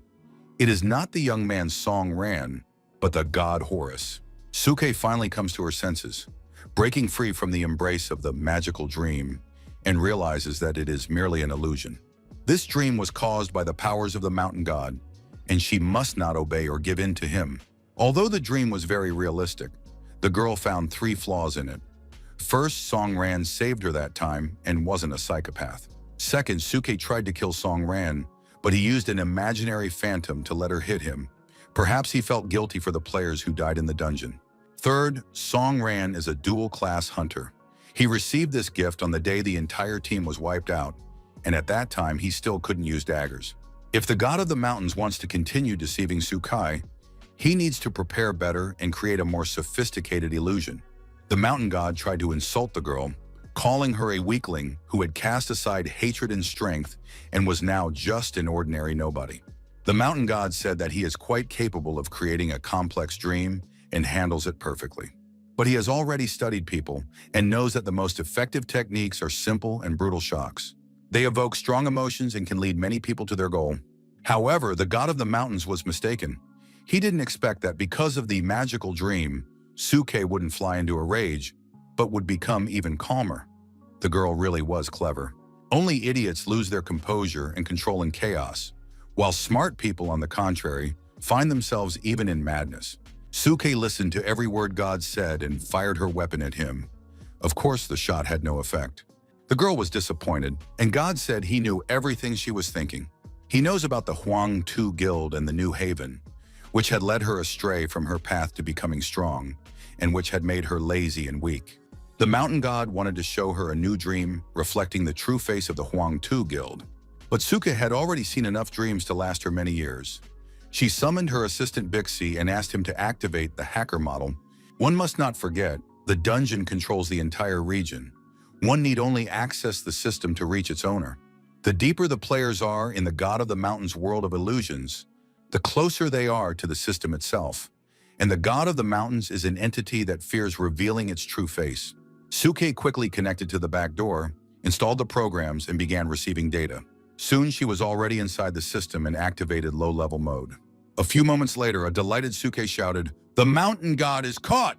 The Mountain God began to tremble and said that the girl had done an excellent job. She had managed to penetrate the very depths of sleep through a slightly ajar door. This was the best way to see the true face of the Mountain God. But deep sleep is still just a dream. The Mountain God's powers are boundless, and now he could bind Suke's hands and feet. The monster's face twisted into an evil grin. He reached out his hand and began to wiggle his fingers. Long, powerful spiked tentacles appeared all around again, designed to immobilize anyone. But Suke just coughed, pressed a button, and said it was all useless. The program began to break down, and the girl explained that when she was only 13, she was already the strongest hacker. Even back then, she could easily wipe the entire system. In those days, she used to tweak the parameters. Of course, deep sleep is the system's weakest point, and that meant that in deep sleep, both the Mountain God and Suke were all-powerful. Suke ordered Bixie to activate the fantastic form, and the space began to change before their eyes. The girl completely changed her appearance and added a new code name. In an instant, she was no longer a poor, unhappy girl in glasses, but a confident adult hunter. She activated the spirit of the boundary key, and her mere presence made it clear that she was not to be trifled with. Suke turned to the God of the Mountains and said that the time had come for him to perish. She opened fire with her weapons, which hit their targets, and now the God of the Mountains could do nothing. There were so many shots that it soon became unclear how the battle would end. But the dust settled, the smoke cleared, and it became clear. The Mountain God had been defeated, and the magic stone appeared in the void. Suke sat down. She still couldn't believe the battle was over. She saw the divine shard of the Mountain God on the floor. Suke clutched the magic stone tightly, intending to use it at the right moment. But suddenly the magical stone began to affect her, and it was unclear where this would lead. The more magical power penetrated the girl's body, the more demonic her gaze became. It seemed as though she was transforming into something else. Soon her eyes closed, and behind her appeared once again the one who had laughed at Suke. Did the girl really think she could defeat him? All of Suke's anger, her prejudices, and her fluctuating emotions now belonged to the Mountain God. This was the girl's fate. Of course, one could try to explain the reason. Most likely it was because Suke and the Mountain God were very similar. Knowledge constantly flows into the human brain, hunters, the awakened, and the trial mode. This is the true face of the world, and now she would have exactly the same face as the Mountain God. Suke didn't want this to happen, but almost nothing remained of her, and she scattered into pixels. Songren saw all of this when he inquired about Suke's fate. His sword still lay near the villain's neck, but now that body contained Suke, and it was impossible to kill one without killing the other. Songren was pensive. He kept staring at the Mountain God. And the God of the Mountains said that he understood the young man perfectly. It was easy to kill the God of the Mountains, but the dungeon would resurrect him again. But next time, the God of the Mountain would certainly not possess Suke's consciousness. The girl would vanish and perish forever. This simple truth stood before the player. Nor should one forget that by killing the Mountain God, the young man would be killing a human. But was Suke still human? There were many difficult questions to resolve, and gradually tentacles began to wrap around the young man. God said that right now, beyond the threshold of sleep, Songren is being protected by his foolish friend Luo Wenhe, and he cannot kill God for that very reason. Humans possess the strongest and most deceptive weakness. It is hard for them to bear the burden of murder. They doubt a great deal and repent deeply. But now this weakness must decide the fates of 3 people. The time for deliberation was coming to an end. The tentacles were wrapping themselves higher and higher around Songren's body. He had to kill the Mountain God right now or vanish into nothingness. Along with the Mountain God, he would have to destroy Suke as well, but that no longer mattered. After all, everyone knew, in the end, everything in this life comes down to one thing. Songren finally broke the silence and said that he had never thought he was without flaws or weaknesses. At his first hunter's evaluation, he received an E rank. He was pushed aside so he wouldn't get in others' way. Over time, the young man accepted that there was no place for him in this world, but the evolutionary sword and the deaths of all his allies in the dungeon had happened against his will. He constantly thought, the problem wasn't with him, but with the world itself. The death of his friends became his motivation to grow stronger, the only consolation for his fallen comrades. However, the boy could not find peace, and that was his mistake. If he hadn't ended up in the dungeon, his friends would have stayed alive. It was his fault. Had he not gone there, 10 friends would have remained alive. And the god of the mountains loved to stick his nose into people's hearts, so he learns what Song Ran truly feels. The young man felt an overwhelming sense of guilt over the deaths of his friends. But during the long journey he had already undertaken, Song Ran saw a flash of insight from Si Yang. The power of the first-tier fighters had already been demonstrated to him, and he had managed to make new friends. Song Ran constantly wondered, how could he use this unprecedented power? The thoughts wouldn't leave him alone. Even on the way to the dungeon, he sought advice from his senior comrades. Why do people become hunters? What is their primary motivation? Lo Wenyi replied that they do it out of desperation, for the world is very cruel, and everyone must find a meaning to their existence. Song Ran was weak and cowardly and didn't know if he could accept such an epiphany. The mountain god immediately said that the young man was not yet ready for this. Now he understood. Powerlessness and weakness were embedded in his genes, blood, and muscles. Song Ran's fate was to be a weakling, but the young man thought otherwise. That wasn't the point. The mountain god was simply incapable of understanding the pain of losing loved ones and friends. He didn't understand the meaning of human life because he himself was not human. Just recently, the god of the mountains asked whether Sukai was still human. The young man was certain she was a real human being. Many comrades were already dead, but only Sukai could answer that question. The god of the mountains grew tired of listening and said that unfortunately nothingness had expected much from Song Ran, but he had turned out to be a weakling. At that moment, the mountain god summoned nothingness once more and decided to end the battle. He activated the nightmare. Interrupting the conversation, the young man said there would be no more answers. They were parting forever. The god of the mountains rushed off, intending to throw Sukai into the portal of nothingness, but for some reason the portal didn't work. There was a glitch. At the same time, the god of the mountains himself began to glitch. He froze and fell apart. He was torn up inside, screaming at himself and trying to cling to reality. Soon, the god of the mountains began to transform into a human, and a woman's voice spoke the name Song Ran. The young man recognized that voice immediately. He could never forget it. Song Ran ran up to the girl, grabbed her by the shoulders, and shook her. Sukai had to wake up. They were in a magical dream, and now they had to get out of it. The girl sat with her head bowed, completely motionless. She said there was no way back for her. Sukai explained that she understood everything. As the creator and having come to know the truth of all existence, one can die. Now she knew that none of this was Song Ran's fault, and she needed to apologize to him. At that moment, notifications about changes in the dungeon appeared before the players. Suki said that this was the last thing she could do. She had one request. The young man must kill the god of the mountains, and after that, he would hear the answer. The girl was losing her strength and leaving this world. Suddenly, her gaze cleared, and she even began to smile.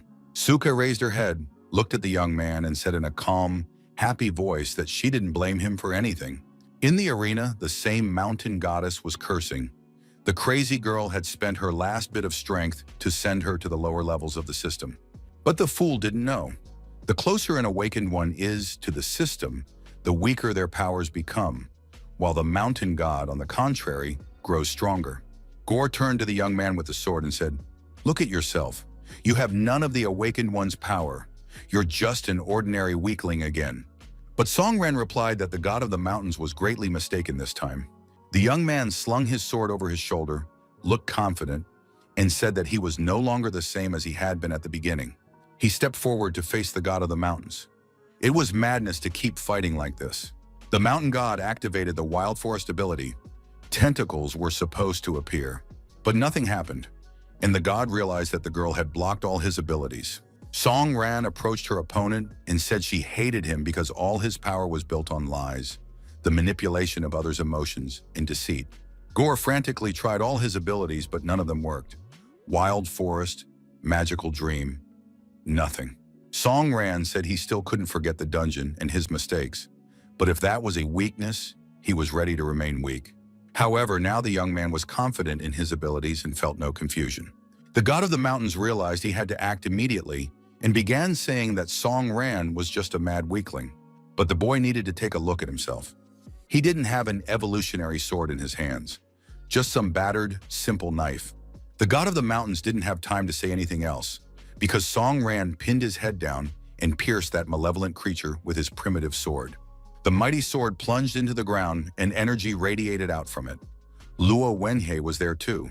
Both players watched the scene with interest as the massive sword seemed to alter the course of all that was to come.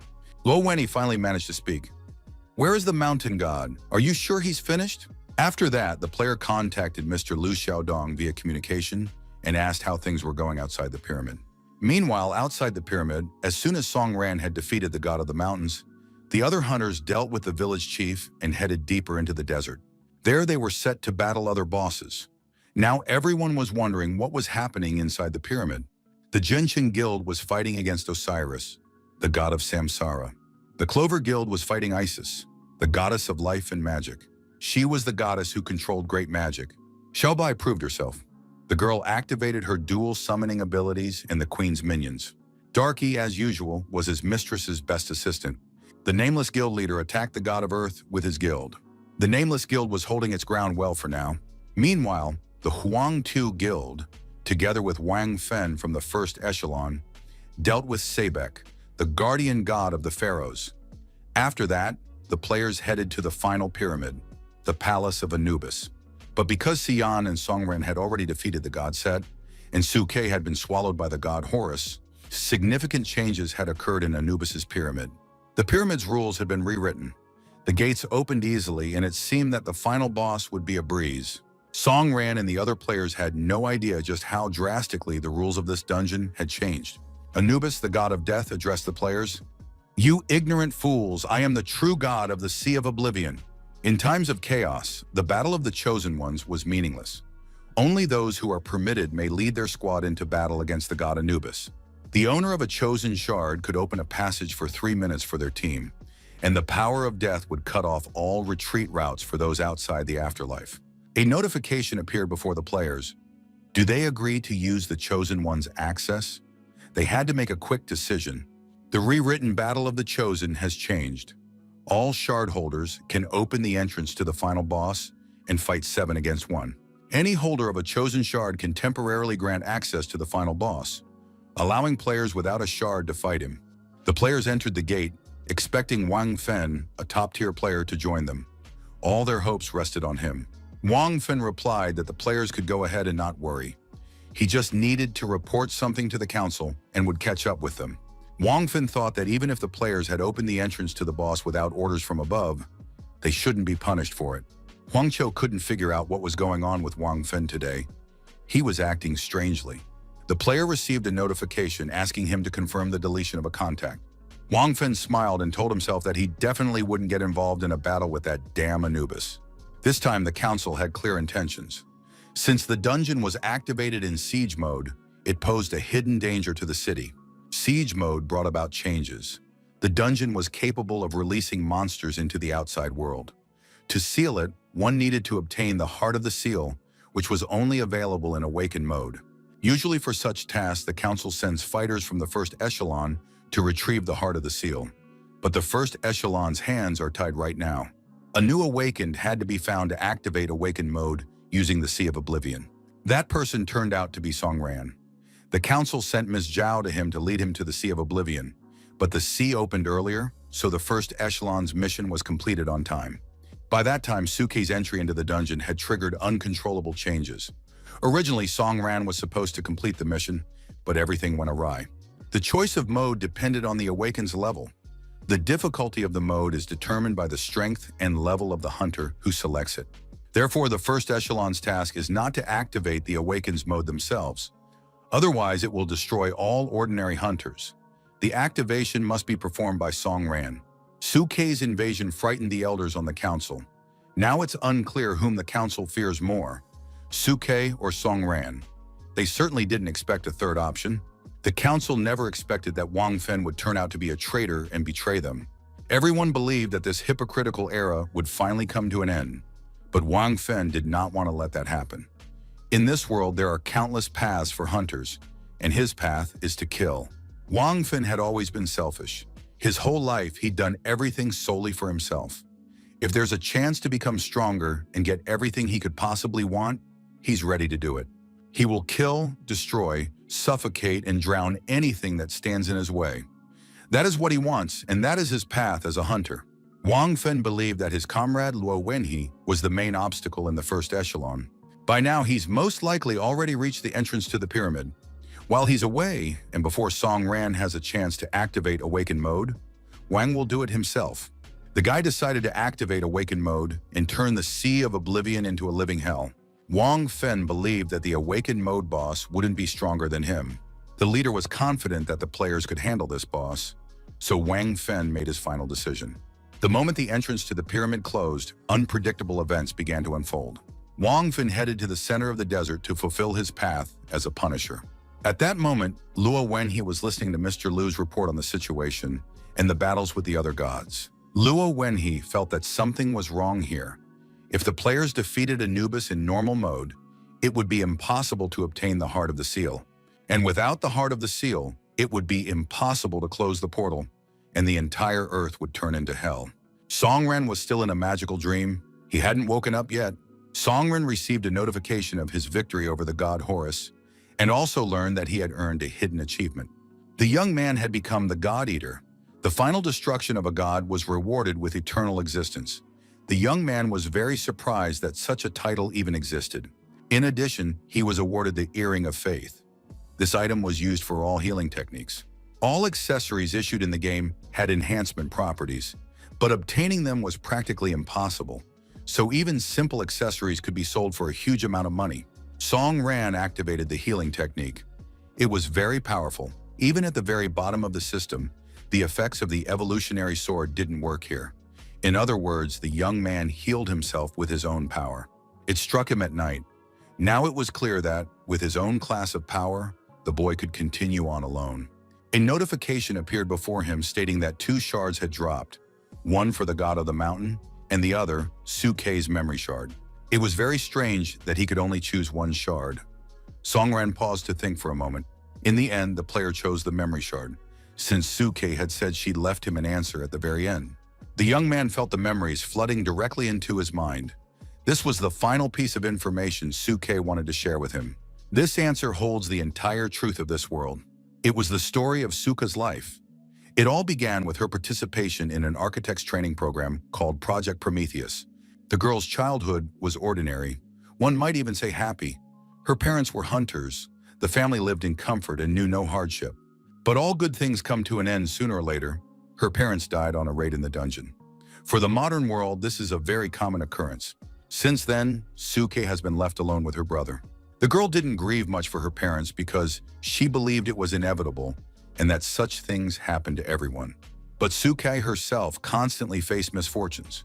She believed that the world would soon get better and that her hopes would one day come true.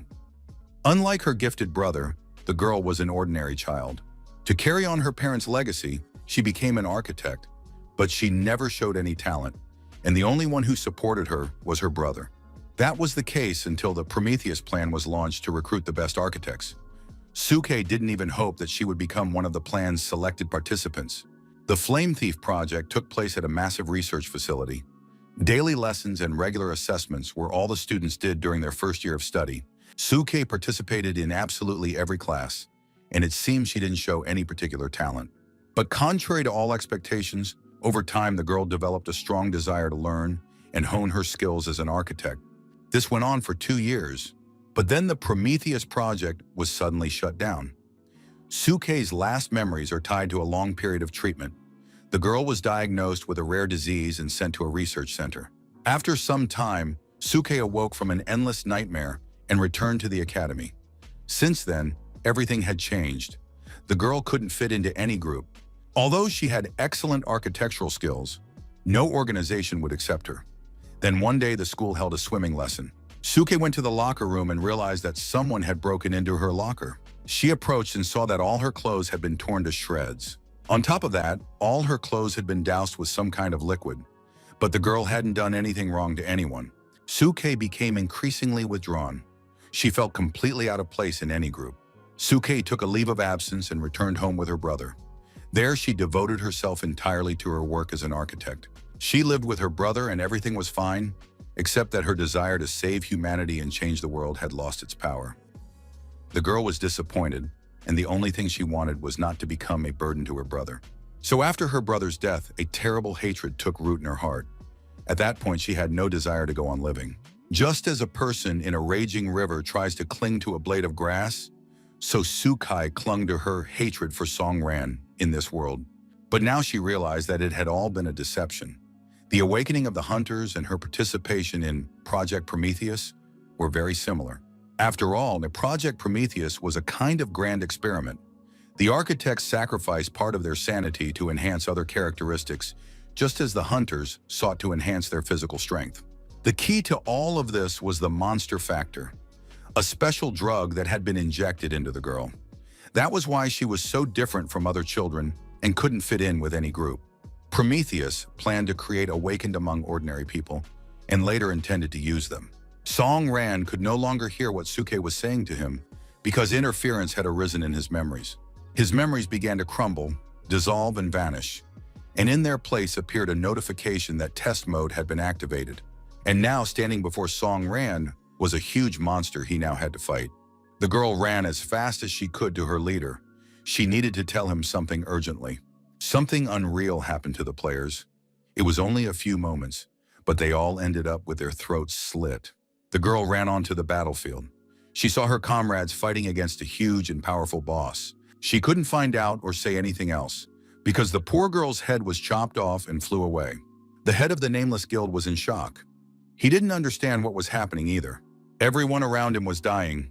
Instead of fighting the boss, someone was killing his comrades one by one. And now the player was being attacked by a stranger who was using his power against him. Suddenly, their faces drew closer, and it became clear that this killer was a top-tier player. Wang Fen. He had activated Mad Butcher mode, which gave him insane speed. The guild leader began to slowly retreat. But at that moment, one of his comrades was literally blown to pieces by the villain's attack.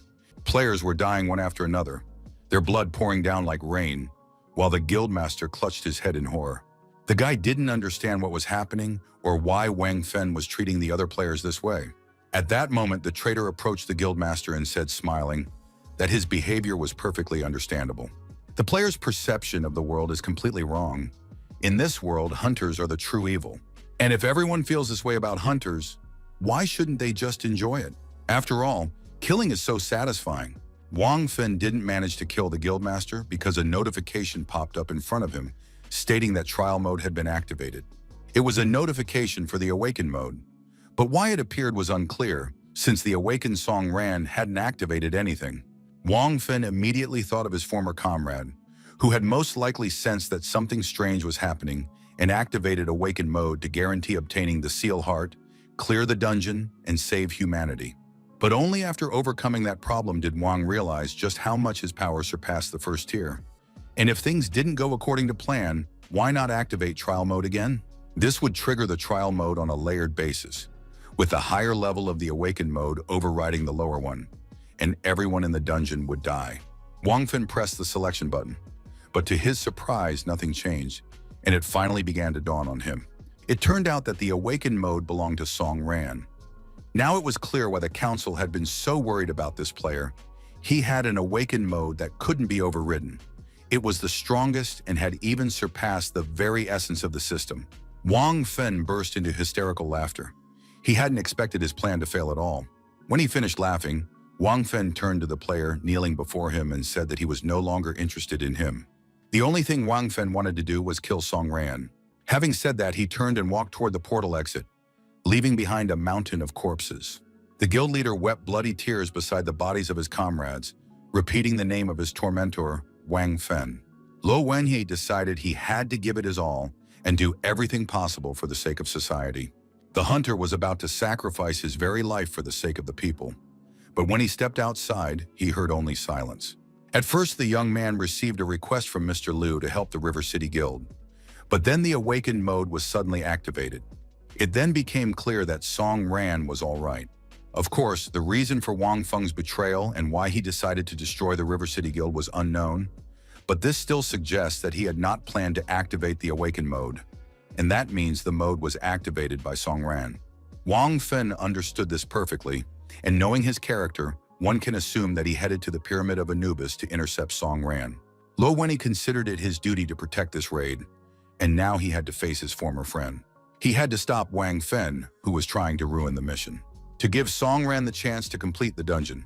One way or another, everyone would soon meet at the entrance to the Pyramid of Anubis. And indeed, the two former comrades were already standing face to face near the pyramid. It was clear that this was where it all had to end. Song Ran looked at his opponent, realizing that a new boss had appeared out of nowhere before him. The young man immediately activated his buff. He knew that the power of the evolutionary sword was still suppressed, but he had no choice. He had to fight. Memories flooded the young man's mind of how he had first defended the city shoulder to shoulder with his comrades, and how people used to mock him and walk right past him. What would have happened if Song Ran hadn't saved everyone back then and killed the monster that had broken free? It's unclear whether his friends would have continued to support him. Come to think of it, they were right. After all, the only ones who made mistakes were Song Ran and Su Kai because they chose the wrong path and were too weak. But is all the blame really on the weak? Do the dreams and perseverance of weak people deserve such treatment from those around them? Maybe we shouldn't laugh at them, but simply give them a chance to prove themselves. But now Song Ran has become more confident. If no one will speak up for the weak, then he, the weakling, will speak for them and defend them at the cost of his own life. If no one stands up for the weak, then Song Ran will become their protector. Song Ran was ready to use his sword and his strength solely so that the weak could continue to fight. His words literally made the hairs on the back of his neck stand on end, and they caught fire. He began to laugh. Was this truly the path of this hunter? Song Ran froze in place and looked at the boss. It turned out that standing before him was Ra, the god of the desert, the hidden boss of this dungeon. He reached out his enormous hand toward the player, who didn't yet know how to react. God Ra said that he was no enemy to Song Ran.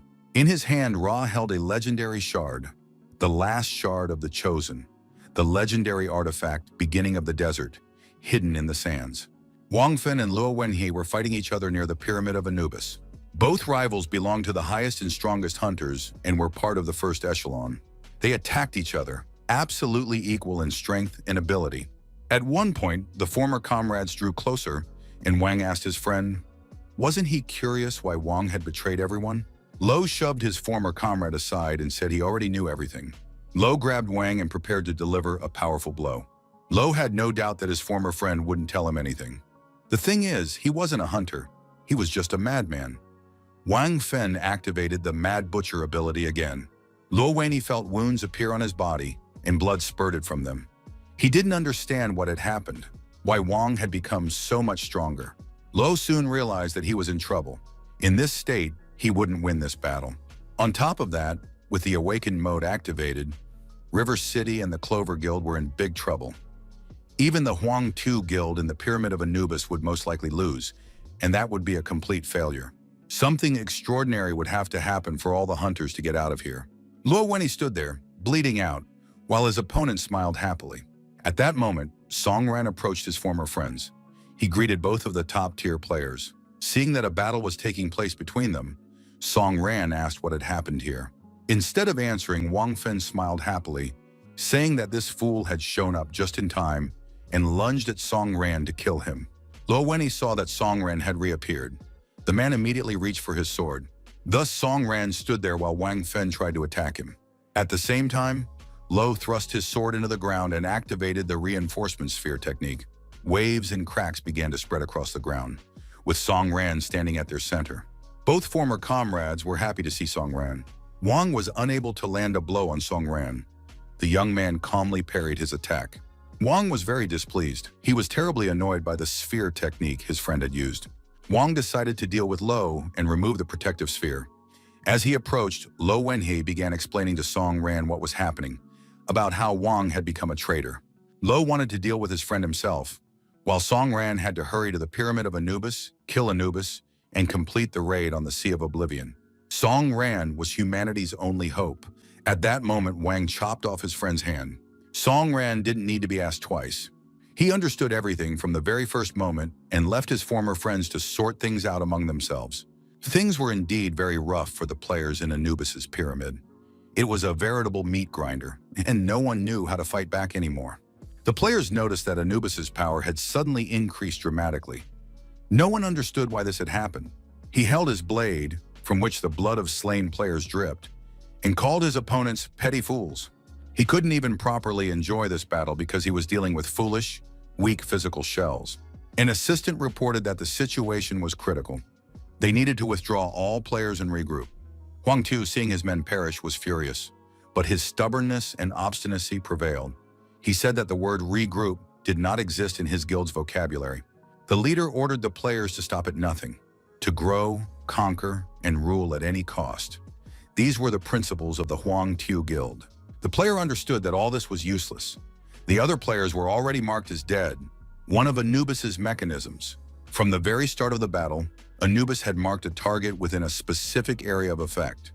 Because of this mark, the target slowly lost health, which increased the pressure on the entire team. But the guild leader demanded that everyone rush into battle and keep their distance. In combat, Anubis hunted only the hero with the mark of the dead. In other words, this was his special mechanism of revenge. The players needed to strategically position their group, and then they could avoid casualties. But guild leader Huang Xiu wouldn't hear a word of it. The man was incredibly dense and stubborn. Looking at the current situation, Lu Xiaodong began to realize that from the very beginning, he hadn't been able to figure out this blockhead. From the very beginning, that brainless Huang Qiu hadn't been interested in protecting his people. He had chosen the path of a typical tyrant for whom human lives mattered absolutely nothing. Liu Xiaodong unexpectedly received a notification containing a congratulatory message. The first stage of Anubis had already been completed. It sounded very strange and looked even more surprising, but perhaps the players had indeed completed the first stage. At that moment, some winged object began descending from beneath the dome. The players were on high alert and focused. They didn't know what awaited them yet. The creature descended a little lower, and soon lightning began to flash around it, accompanied by powerful electrical discharges. Anubis used incinerating light, a great weapon that incinerated any creature caught in its beam. And before the players realized they needed to flee, many lives were lost, and the hunters perished simply by coming into the beam's path. Those who hadn't immediately fallen victim to the incinerating light looked around in horror, realizing that without the second stage, things would be even worse. Huang Tu, after one of the players burned to death right next to him, realized they didn't stand a chance, not just in battle, but even in escape. And just at that moment, none other than Song Ran entered the pyramid's chamber through the portal. He was, as usual, determined to win, calm, and focused. Huang Tu was very surprised to see someone enter the dungeon, since, according to all known rules, it was impossible to enter the dungeon in the heat of battle. It soon became clear that it was none other than Song Ran, that very weakling who was nothing but a laughingstock, utterly useless. Huang Tu shouted at the guy that he'd come just in time to die. It would have been better if someone else had come in. Song Ran shouted at the players to immediately leave the radius of the corpse's mark. The guild leader was outraged. How dare this insolent fool give orders to his guild? Song Ran ordered the ranged mages to prepare to attack on his command, but for now they needed to gather all their strength. The mages set about carrying out the order, while the guild leader thought that he couldn't kill this insolent fool right now because it would ruin his reputation. At that moment, the god Anubis chose a new target and marked it with his death mark. That target was Song Ran. Now he bore the boss's mark, which meant Anubis would attack only him. As expected, the god Anubis began to take aim, searching for his victim. His attack began, and Huang Tu realized that, most likely, he wouldn't have to personally kill this arrogant upstart. Scorching light now focused entirely on a single person, unleashing new attacks upon him. Song Ran continued to stand in the center of the room, doing nothing, as if the light and fire didn't even touch him. Soon, the young man began moving through the dungeon. He understood that the Huang Tu Guild would not come to his aid. But while Song Ran was handling the task, he kept thinking about how some players were mired in greed and petty squabbles. Song Ran had no intention of lecturing anyone, but he really didn't like it when people treated him unfairly. After all, if they left him alone and didn't bother him, he would continue to quietly defend the dungeon on his own and level up. From the very beginning, Song Ran didn't want to cross paths with anyone at all. He always did everything on his own. But at some point, the young man stopped tolerating humiliation. Thinking this way, the young man gradually approached his opponent. He had to complete the mission to destroy the leader of the Sea of Oblivion. At one point, the god Anubis thought he was facing a superhuman. After all, he had already launched such a huge number of attacks. But this guy managed to dodge them because he possessed great speed. But that didn't mean the god Anubis was ready to turn a blind eye and admire the man. In any case, he would be destroyed. Songran activated the imaginary ghost ability and became invisible. Anubis believed that the man would surely be punished for his crime. He continued to hurl incinerating light in all directions. Since the light didn't hit the player, the building soon took the brunt of the impact, and one of the walls began to crumble. Beams rained down from above, and the pyramid began to tremble and crumble from within. It looked like a typical house of cards. Songran was still dodging attacks. Of course, his stats were dropping, and he was expending a lot of energy using stealth mode. Songran tried to get close to his opponent, taking advantage of his stealth, but at the same time, everything around him was collapsing, and he could get crushed by a falling column. Finally, Songran chose the right moment, and moving at tremendous speed and taking advantage of his invisibility, leaped upward. At one point, he managed to use a falling column and, pushing off from it, propel himself even higher. The young man knew he had only one stamina bar left. He finally reached Anubis, and he had one attack left. Songran activated the attack weak points ability and immediately used it in this battle. The attack was very successful. Anubis's weak points were damaged, and Anubis himself shifted into his ground form. Soon he landed on the floor of his dungeon. Columns and stones were still falling all around him. The ground form was used when Anubis's wings were damaged. At that moment, he couldn't take flight and use incinerating light. Of course, all the players would have liked Anubis to be dead already, but he had simply returned to his state from the previous phase. Liu Xiaodong watched Songran. It seemed the guy was still capable of continuing the fight. Besides, the dead man's mark was still active. Of course, everyone wanted it to end as soon as possible. Everyone understood that Songran had expended a great deal of energy. At that moment, a clean paw emerged from beneath the rubble of stones and shattered columns. Taking advantage of the lull, Songran activated level 7, Siphon Healing. This immediately improved his stats significantly. Songran was able to counteract the effects of the dead man's mark with a single ability, and now his health was fully restored. Watching the battle, everyone understood. Judging by his behavior in combat, Songran possessed a level higher than Diamond. By this point, Anubis had already regained his composure. He looked at his opponent and said that this superhuman had infuriated him. Therefore, the punishment of the desert would be fitting and would put the insolent player in his place, for even superhumans have no right to kill gods. Anubis launched an attack on the young man, hoping he would now perish. Nothing interesting was happening, so he was forced to personally rush into an attack on the boy. Songran still stood calmly to the side. The young man held an evolved sword in his hands and waited for his opponent to attack him. The god Anubis couldn't fly right now, but he leaped high into the air, raised his axe above his head, and launched an attack. Anubis's axe was met by Songran's evolved sword, and now close quarters combat had begun between the opponents. The rivals struck at each other, and for the time being, it was hard to tell who had the upper hand. But the players who were inside the pyramid at that moment were stunned to see that Songran was fighting the boss on equal terms. Such destructive power was utterly terrifying. Songran once again dodged the boss's attack. This was turning into a protracted battle. But then a notification came in. Anubis's ground form was complete, and he had regained his ability to fly. Songran realized that if the enemy had switched back to his aerial combat form, he needed to end this fight. The young man began to rise again in pursuit of his opponent, intent on bringing him back down to the ground. As they say, practice makes perfect. Luo Wenyi felt terrible. His arm and shoulder were bleeding after his former friend had severed his arm. Wang Fin was pleased and confident. He walked toward his comrade, wanting to know why Luo was fighting at the cost of his own life. Songran didn't even bat an eye as he walked past their battle. He headed straight for the boss, leaving his friend Luo behind without even pausing to protect him. But Luo Wenyi didn't want to listen to his former friend. He had no doubts and trusted Songran completely. Even if a defender has no one left worth protecting, he will fight with dignity. Wang noticed the blood flowing from the wound. The fact was, it had begun to boil. Wang said he hadn't expected things to turn out this way. Wang looked at the boiling blood and said he was surprised. Lo had chosen a fate to become stronger, succumb to madness, and allowed the monster's seed to manifest in his body. The boiling blood belonged to high-level awakened ones, who had stopped restraining the monster's seed within their bodies in order to gain greater power, but in return had lost their sanity. Wang Fen understood that his comrade was on the verge of turning into a true monster, so he had to act very quickly. Wang drew his sword and charged forward to test Luo's strength. But as soon as he got close, Luo Wenyi said that all of this was completely useless. He was already overflowing with rage and power and had raised his fist. Luo slammed his fist into the ground with all his might, causing a massive, powerful explosion. The player said he had finally come to his senses and was ready to continue the battle.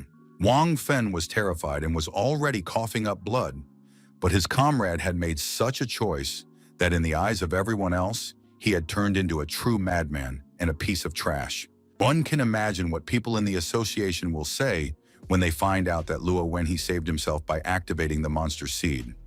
After all, he'll immediately be considered an outsider, and outsiders are always far worse than traitors. But for now, while a battle could still break out between the men, Wang was ready to take part in it. Having said that, the player activated a stealth kill. He would disappear for a certain amount of time, and during the attack, his chance to hit would increase. Wang Fen wanted to savor the death of his former friend. Luo Wenyi understood that until he killed his comrade, the latter would stop at nothing. Wang was very fast and stealthy. In an instant, he appeared right next to Luo Wenyi. The player raised his hands with daggers and activated the Mercury Cup. Before doing so, he said to his friend, "Goodbye." Song Ran continued to attack Anubis again and again. He remained just as immune to the boss's attacks. Taking his sword in hand once more, the young man set out to repeat his sequence of moves to bring his opponent back down to the ground. Anubis also realized he was dealing with a serious opponent and didn't count on any magical abilities. Lu Xiaodong watched the battle so intently that he even forgot to think about the danger to his own life. He was completely enthralled and in awe of the young man's actions. Song Ran didn't lose his stamina in the protracted fight. Time and again, he continued to maintain his power. Some time passed, and it became clear that Song Ran was not only not losing strength or health, but was also managing to overwhelm Anubis. And just a few minutes later, the next phase showed that the player had managed to breach Anubis's defenses, shattering them into tiny pieces. The player brought the boss to the point of execution. Now the god Anubis sat with his head bowed. The finishing blow, or the final strike, means that at this moment the boss cannot counterattack, and as soon as the blow is struck, the raid will be considered complete. Absolutely no one could have imagined such a thing. Wow. Huang Tu admitted that Song Ran had risen to an incredible level and was now capable of defeating the boss single-handedly. But Huang Tu said he wouldn't let Song Ran finish this dungeon. He himself would deliver the finishing blow, and the victory over the boss would be awarded to Huang Tu's guild. The guild leader, shouting that his guild's dominance was almost upon them and that victory was near, ran onto the arena to deliver the final blow to Anubis. Huang Tu, running past Song Ran, bumped into him with his shoulder and shouted, "Get out of the way!" After that, the man shouting, "Die, Anubis!" approached the god Anubis, who sat exhausted in the middle of the hall. But as soon as Anubis looked up and saw the new player, he was immediately ready to continue the battle. This was no longer a punishment. Anubis regained his strength and the ability to rise, and now he was ready to continue. Huang Tu broke out in a cold sweat. The creature beside him was terrified and stared at Anubis in horror. The wolf Anubis raised his head again and turned to the man who had just saved him from a critical situation. Anubis struck with all his might. The player flew across the entire room. Huang Tu felt as if he were about to be launched into space. However, the space was limited by the pyramid, and there was nothing he could do. And the god Anubis already held a spear in his hand and declared that the fate of humans lay in inevitable death. He launched the spear, which flew after Huang Tu. The guild members were distraught. How could this be? Trouble was befalling their leader, and they couldn't even stand up for him. But just at that moment, the spear pierced Huang Tu's chest, and he lay helplessly, his arms outstretched. Song Ran didn't understand what had happened or why Anubis had come to his senses again, since just a moment ago, he had been on the brink of death. Anubis pulled the axe that the player had thrust into his neck out and said, "The king's dawn is the people's joy." After that, he turned around and slowly made his way back, restoring his health as he went. Anubis walked, repeating the words that the king's death is the downfall of the people, and the land's wilderness is covered in ice, ash, and snow. "The king's rise is the heaven's reward," he said, and it seemed as though the bosses in other locations had heard those words. The head of the clever guild noticed that their rival had stopped attacking. The same thing was happening in all the other areas where players continued to battle. The god Anubis sat down on his throne, continuing to speak of the people's triumph and their purification from sorrow. He declared once more that the king's death and the kingdom's prosperity were intertwined. At that moment, a massive stream of fiery energy descended from space to the earth. It soon became clear that it would strike the top of the pyramid. The stream of fire smashed through the top of the pyramid, and stones flew in all directions. Passing right through the pyramid, the stream concentrated entirely within Anubis's body. Anubis's entire body was literally ablaze. Energy glowed and radiated from him, and at the same time a notification appeared. Anubis's second phase was complete, and now the final phase had been activated. The players watched the events unfold in fear. They realized that something terrible was approaching. The boss was preparing for a powerful attack, a special strike. The mages tried to mitigate the impact of the blow in any way they could and activated protective barriers. But still, absolutely every player felt the impact. It seemed impossible to hide anywhere. The explosion and the attack were so powerful that the entire pyramid resembled a hedgehog, with beams and streams of energy emanating from all sides.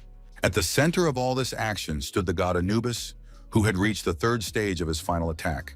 The players from the first echelon, who had been fighting each other outside the pyramid all this time, were also caught in the blast of Anubis's attack.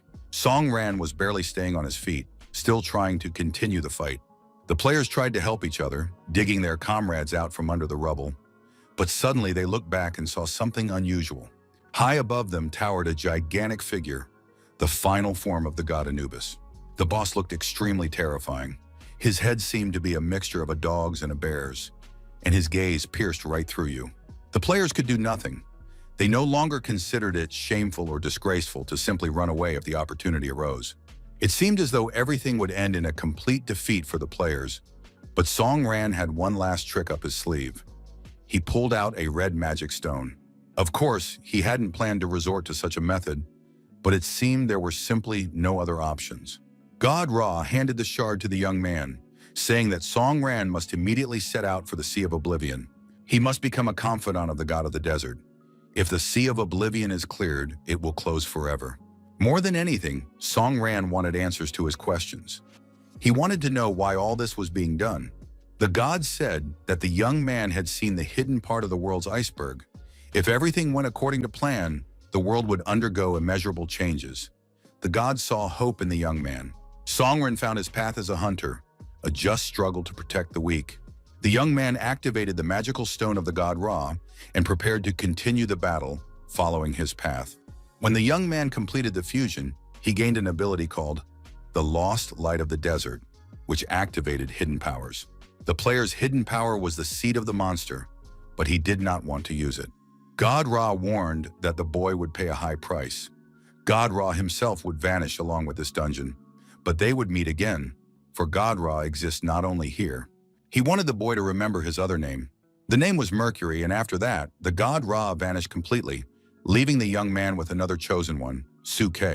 The stone's activation was complete.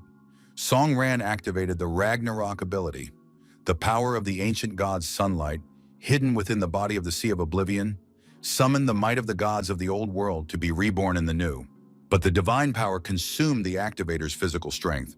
In the end, he became the sacrifice. Song Ran realized that his power could now become even more formidable and looked at his sword in surprise. At that moment, the god Anubis began hurling sharp spears, chasing the players through the dungeon. The young people, hoping to escape, realized that not everyone would be able to get away.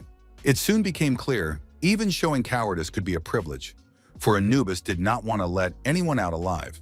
But suddenly a hurricane-force wind swept through the players, knocking all the projectiles off course. The players remained unharmed and suffered no injuries. Anubis watched the events unfold with interest. The power of the gods of the old world is beyond the reach of ordinary mortals, and it all seemed unbelievable. The fact is that Anubis must be the last and only god of the desert, and no one but him dares to claim this place. He began to grow increasingly angry and directed all his poisonous feathers at a single victim. Song Ran was at the epicenter of the attack and prepared to fend off the sharp projectiles flying toward him. The players were still watching the battle with interest. They didn't understand what had happened to Song Ran and were witnessing an ability they'd never heard of. Liu Xiaodong was thinking about something else. The main question now wasn't how strong Song Ran was, but how long he could hold out. Judging by what was happening with the god Anubis, he had gone completely mad, and it was unclear what could stop him now. If the battle between the god Anubis and Song Ran dragged on, the outcome could be disastrous for all of humanity. By the end of the battle, the desert of the Sea of Oblivion could have become a grave for all the players. Anubis continued to attack the young man, who so far had only managed to dodge and stay alive. Everyone, including Song Ran, understood. The boss had to be destroyed as quickly as possible to end the fight. At one point, using feints, the young man slipped between two lasers, almost right up to Anubis's head. Without even noticing it, he found himself right next to the boss and began delivering slashing attacks using the ability Dance of Bloody Frenzy. Anubis took damage but continued to attack. The space around them was filled with flashes and lightning. Wang Fen and Luo Wenhe continued their duel, undeterred by anything. Not for a single moment could they take their eyes off each other. Wang asked his comrade, "Aren't you curious about what's happening inside the pyramid?" But Luo wouldn't listen. His main opponent stood before him. Wang tried to provoke his former friend, claiming that Luo had activated his strongest trump card and that he enjoyed all this blood and fury, since he was a typical killer who loved to kill. Luo Wenhe replied that in fact, he and Song Ran were very similar. No matter how weak and helpless a person might be, everything can change. The main thing is that they have the will and the path. Then they can reach unprecedented heights. That's exactly what just happened in the pyramid. The players simply opened their mouths, not bothering to speak. And indeed, there was no need to say anything. A congratulatory notification suddenly appeared. The notification stated that the final boss, Anubis, had been defeated. The Sea of Oblivion dungeon is closed forever. The items Hand of Anubis and Heart of the Seal have been obtained. Xiaobai was happy on one hand that the dungeon had been cleared, but on the other, she was upset that the Huangtu Guild had claimed victory and defeated the boss. But the guild leader, Clever, said that wasn't the case. According to Liu Xiaodong's information, the Huangtu Guild had tried to flee the dungeon. Anubis was defeated by Song Ran. Experience points were distributed for unlocking hidden abilities. Song Ran felt weak. His vision was blurring. He needed to finish this immediately. The young man confirmed the distribution of experience points among his other stats. The game reported that the boy had agreed to invest points to the evolutionary sword, which had reached the 3rd level and acquired a new appearance and form. The sword's level had been increased. It was now a 4th level evolutionary sword with new stats. The dagger ability was also unlocked. A new attack type was added and armor penetration was increased. The system announced to the players that the dungeon was complete. A countdown began, during which players had to leave the dungeon. The countdown ended and the dungeon closed. The players realized with relief that it was all over. After some time, the players found themselves in the city. They were happy to be back.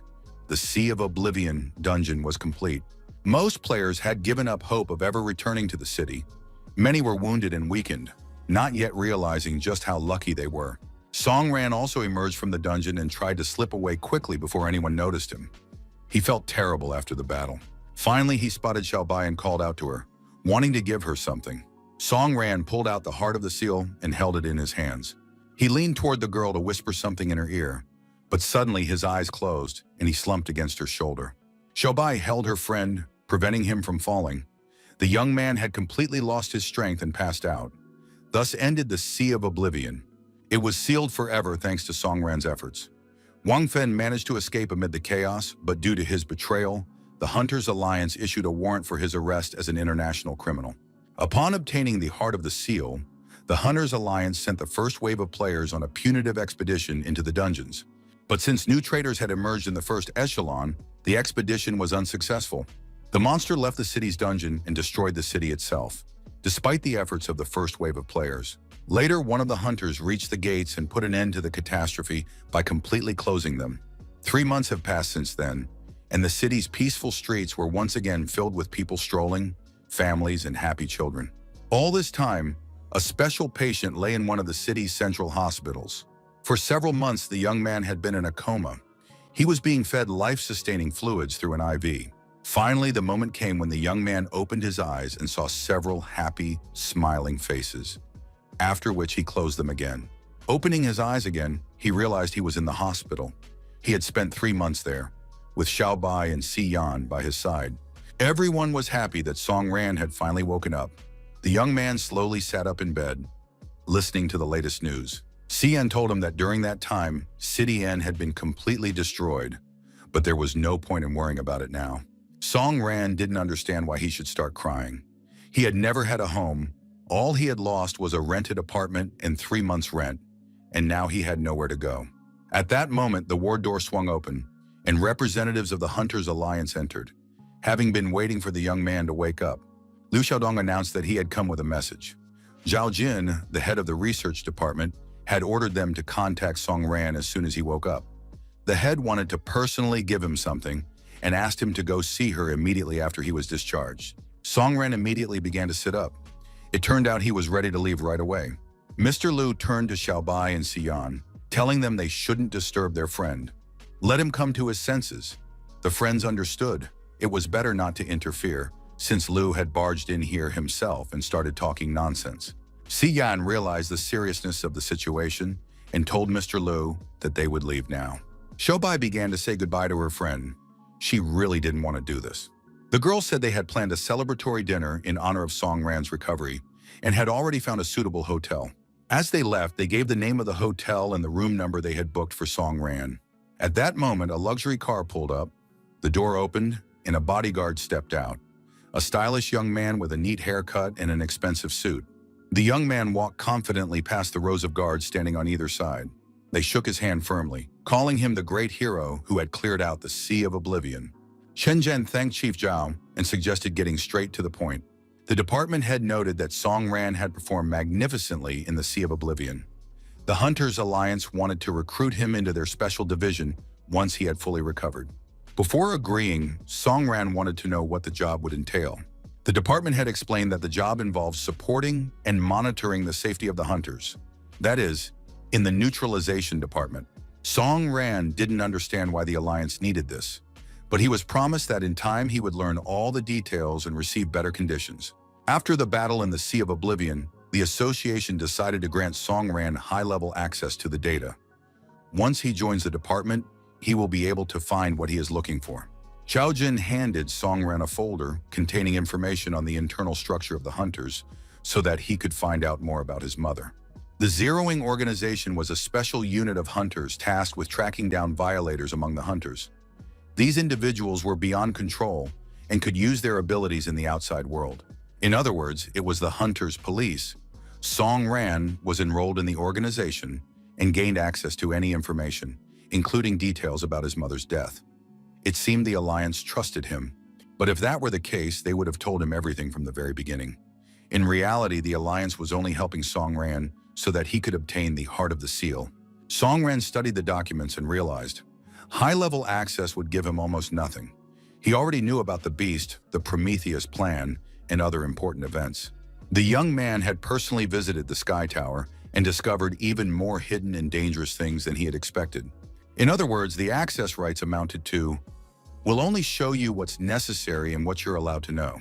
The Hunters Alliance had no intention of telling him the whole truth. Song Ran would once again have to seek answers on his own and grow stronger alone. Overall, the Alliance could not be trusted. So Song Ran handed Zhao Jin the folder of documents and said he'd made up his mind. He wanted to become a hunter. At that moment, the door flew open with a kick. A group of men entered the room, declaring that it was their time to replace Zhao Jin. At the head of the group was an unfamiliar, charismatic man with a cocky look. He immediately ordered that Miss Zhao be taken outside for some fresh air. The woman tried to protest, but they took her by the elbow and gently let her out. The man introduced himself. He Tianji, head of the city's Hunter Security Department and a former member of the First Echelon. He immediately addressed Song Ran. "I won't beat around the bush. Tell me exactly what Suke told you when you were at the very bottom of the system." Song Ran understood why they wanted him. The Alliance planned to send him to the Zero Zone to monitor his every move. Perhaps they feared that Suke might have passed on important information to him that was dangerous for the Alliance. Song Ran said that the girl had been cautious and had only mentioned the location. He wasn't going to reveal anything more, but he understood why Si Yan had given him the hotel number his friends had arranged before he left. If you flip the number 317, You get the word lie, lie. The hint was clear, don't tell the truth. Hui Tianji didn't argue and change the subject.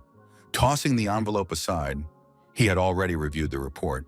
Members of the Huangtu Guild had seen the player use a special ability, and Mr. Shi wanted to know what kind of power it was. Song Ran replied that it was nothing special. The Alliance was well acquainted with the power of the evolutionary sword.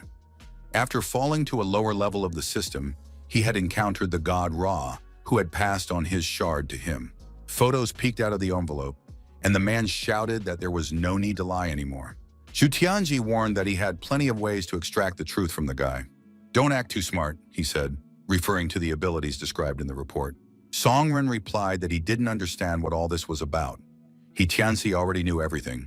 There was no evidence, and the guy hadn't heard a thing about the EX ability. Hui Tianji gave a wicked chuckle and said he shouldn't have gotten angry, then apologized. The report was over. He Tianji said he hoped Song Ran would be just as defiant the next time they met. This conversation was being closely monitored via camera. Chief Zhao asked the man what he thought of Song Ran. The man replied, transfer Song Ran to Department G. Lo Xiaodong was upset, but he understood. Nothing could be changed now. Xiaojin said she wanted to at least accompany the young man. Soon the armored car pulled away from the City S Hunters Security Division. The car sped down the highway at high speed. The road was clear and no incidents were expected. The driver confirmed that everything was fine and continued driving, remaining vigilant. Song Ran and Zhao Jin were in the back seat. At one point, the woman apologized to the young man and said she was on his side. She wanted to tell him about the Hunters Alliance's plans, but she didn't get a chance to say another word. Suddenly, a rocket was fired at the car from the air. The bodyguards called for backup and assistance, trying to protect the car. The car was armored and modified, so it didn't sustain any serious damage right away. The driver confirmed the route change. Soon he noticed that another car was following them. Obviously, the attackers were inside it. The chase continued. The city streets were empty, and the police were trying to block their path. Against the backdrop of the tower, the silhouette of a man with long, flowing hair was visible. The stranger was quietly humming to himself. Live, run, dance. Be mad under this gray light. The night on Earth is as short as your life. His words echoed as he stood atop a billboard above the road. Subdue all that exists, starve yourself, and don't let a fool control you. Cast aside all that is superfluous, he continued, and suddenly noticed a car. The stranger kept singing, humming something about his soul and his burning heart. As a result of the attack, the car flipped onto its roof and came to a stop. Finishing his verse, the young man with a sword in his hands jumped to the ground. He walked over to the car and accompanied it until it came to a complete stop. A satisfied smile spread across his face.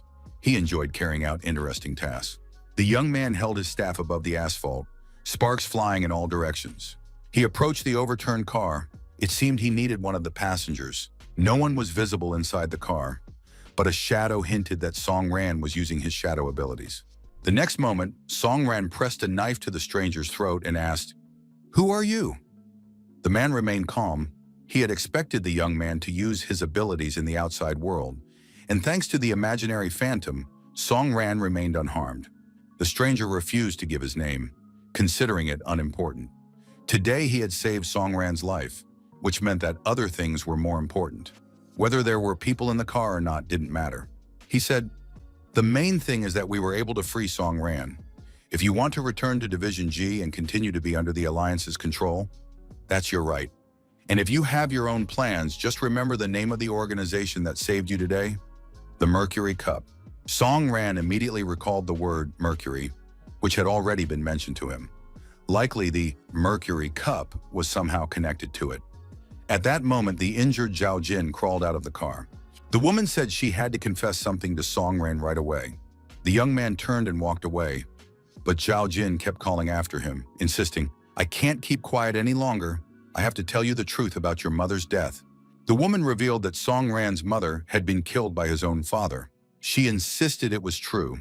She had once been his father's assistant and admired his work.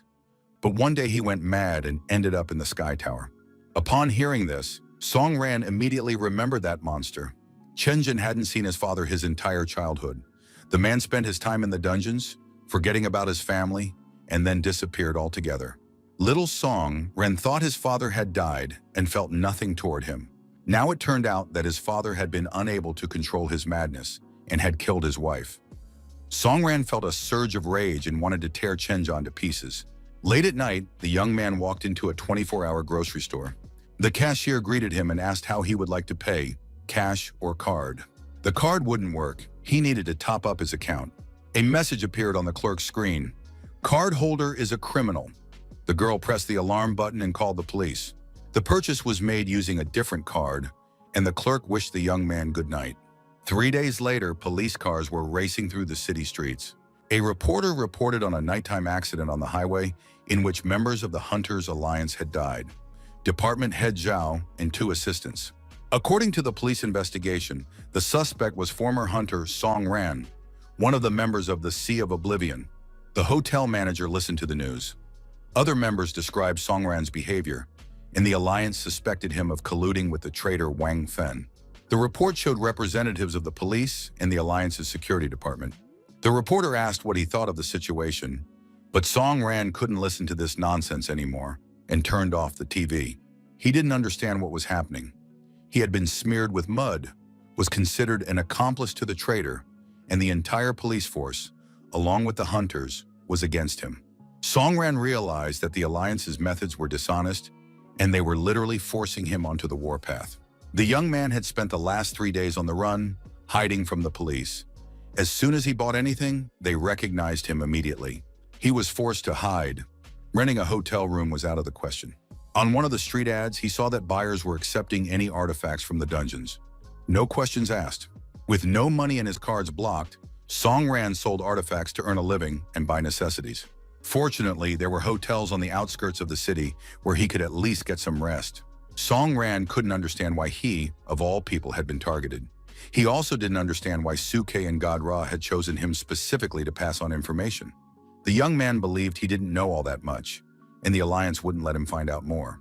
The Mercury Cup organization had released him from custody so that he could pose an even greater threat to the Alliance.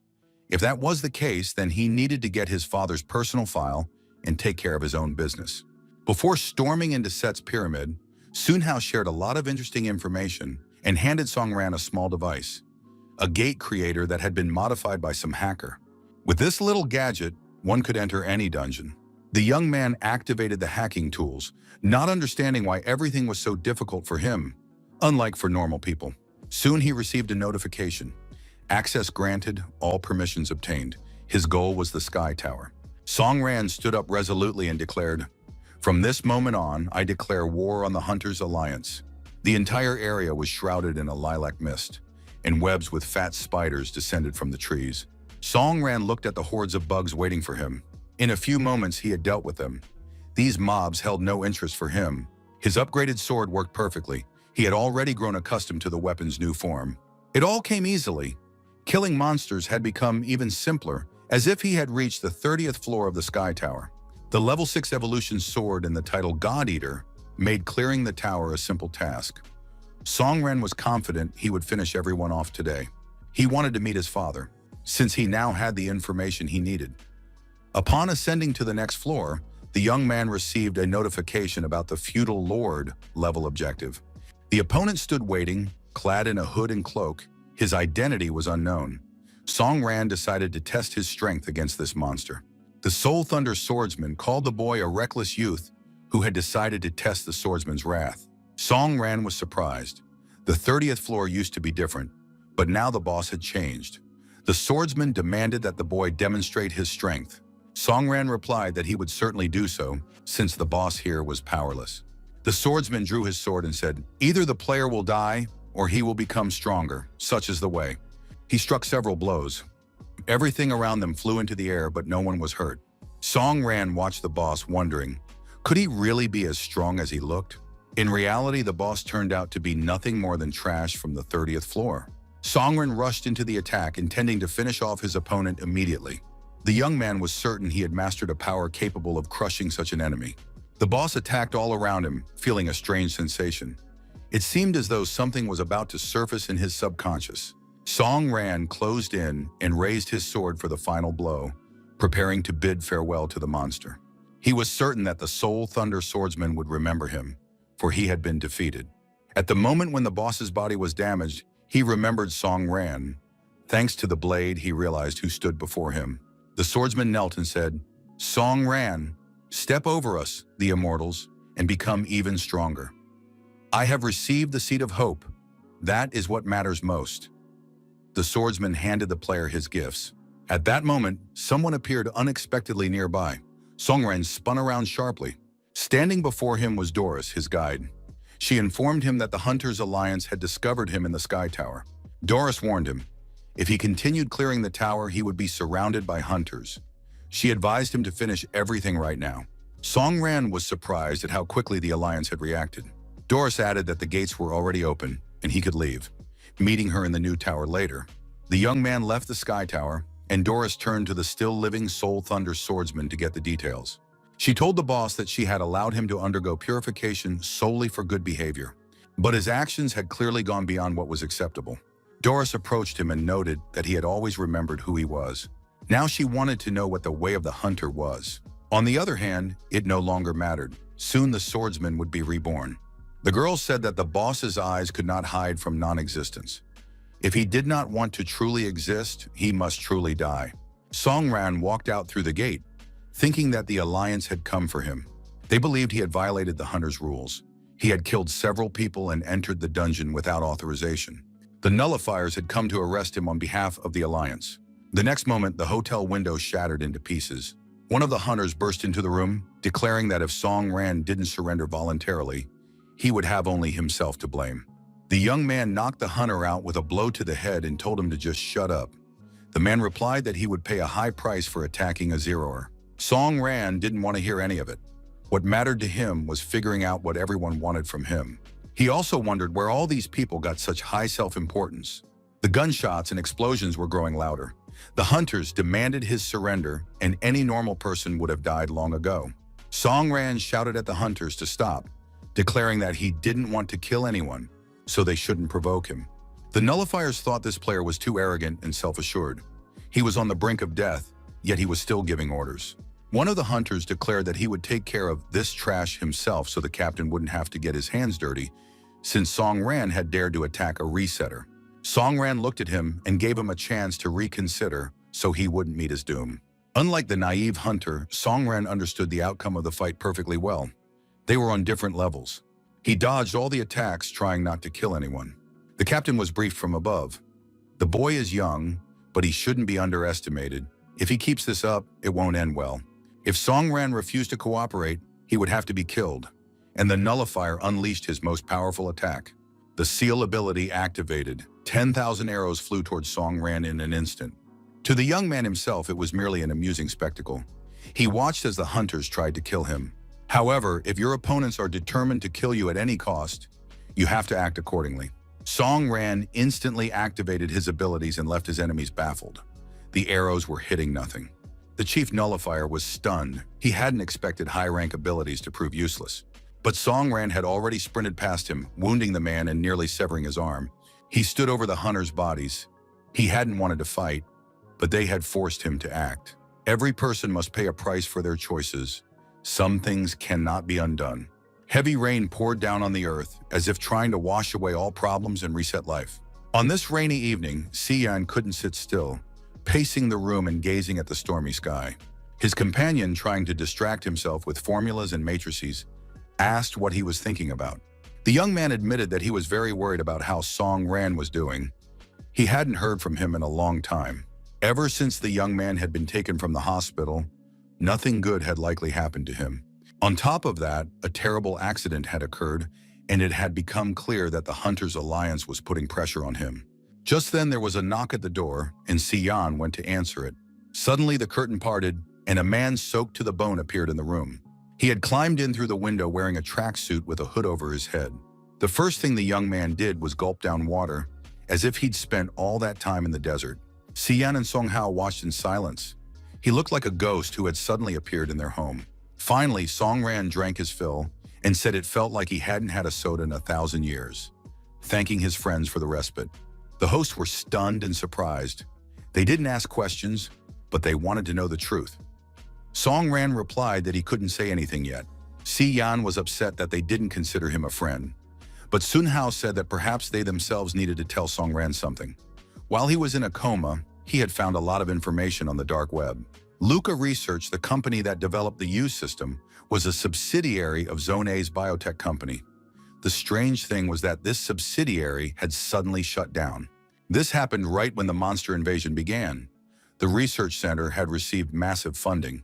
It followed that the monsters and the hunters were interconnected and had been planned in advance. Sun Hao believed that everyone was in great danger. The young man began to suspect the hunters' alliance, so he asked Si Yang to leave a secret signal for Song Ran. The guys were busy trying to find out more information. Upon hearing this, Song Ran decided to trust his friends and began his story with the Prometheus plan. Sun Hao listened intently and now had a rough idea of what the seed of the beast was. This confirmed his suspicions, but the mechanics of quantum reality still remained a mystery to him. The dungeons seemed like a real game. If the dungeons were an illusion, then why did the weapons and abilities work in the outside world? Xian realized that the conversation had shifted to topics he didn't understand. Song Hao knew that the government controlled many things, and the Luca Corporation hid behind trade secrets, so it was impossible to get complete information. Xian took advantage of the pause. Song Hao often spoke in dry technical terms, and it was hard to understand much of what he said, but Xian was curious about what Song Ran would do next. The young man didn't know what to say. The Alliance was doing everything it could to catch him, and he could no longer go into the underground. He couldn't hide for long. They'd catch him anyway. At that moment, Xian received a notification with an address and a message to pass on to Song Ran. It became clear that someone powerful knew Song Ran's every move, his whereabouts, and was capable of finding him anywhere. The young man decided to go to the specified address. He arrived in a neighborhood that looked eerie. Life had long since vanished from there. This was clearly the site of past battles. The houses were destroyed and abandoned. Soon he noticed a silhouette in the distance, barely visible through the haze of fog. Song Ran was on guard and prepared for anything, eagerly awaiting the appearance of his opponent. The silhouette turned out not to be a monster, but an unfamiliar man. The man did not give his name, but asked, "Is it really Song Ran standing before me?" The young man recognized him. It was Qi Xuan. He wanted to understand why the man had summoned him. The question sounded strange. The head of the Zhangchang Guild had hoped that Song Ran already had a rough idea of the situation. Qi Xuan said he had come to kill the young man and launched an attack without letting him ask a single question. Song Ran had already encountered this hunter in the Sea of Oblivion. The traitor Wang Fen had destroyed his entire guild, leading to the disappearance of the River City Guild. On top of that, the news reported that this hunter had robbed a bank. He used his hunter's strength to kill 5 guards and take 15 kilograms of gold bars. Song Ran dodged the attacks, trying to figure out why Qi Xuan had come after him. The former guildmaster said that both hunters were now outlaws, so there was no point in pretending to be a decent person. Qi Xuan added that a despicable traitor like Song Ran wouldn't be able to pull the wool over his eyes. The man was certain that they were too similar, and Song Ran had already analyzed his opponent's strength. Qi Xuan held a rank no lower than Diamond, and if the young man didn't give it his all, he might even lose. But Song Ran understood that rank alone wasn't enough, so he quickly healed the wound from the previous attack. He activated the Dance of the Blood Ministry and said that it seemed Qi Xuan had grown tired of living. "Maybe I'll help you with that," Song Ran thought. The man had been left without a guild and had become a mere bandit. Qi Xuan seemed delighted. He enjoyed the battle itself, the sensation of power and chaos. He activated a pair of blazing blades, preparing to fight on equal terms. When the rivals' swords clashed, the hunters said that Song Ran finally understood the truth. The hunter's path was nothing but a lie. "You have stepped onto the path of destruction, and only a deadly battle can free you from your shackles," he added. Song Ran objected that the man was mistaken. He still held fast to his hunter's path. The young man struck. Qi Xuan flew back, dropping his sword. Song Ran approached and said that unfortunately, the man had given in, succumbing to the bloody path. Now his state resembled madness. It was clear that the former guildmaster was lonely and confused, seeing no other path but anger and aggression. Song Ran raised his sword above the man, realizing that he was on a path of destruction and saw no other options. But before the blow could land, Qi Xuan activated Wind of Protection, creating a barrier.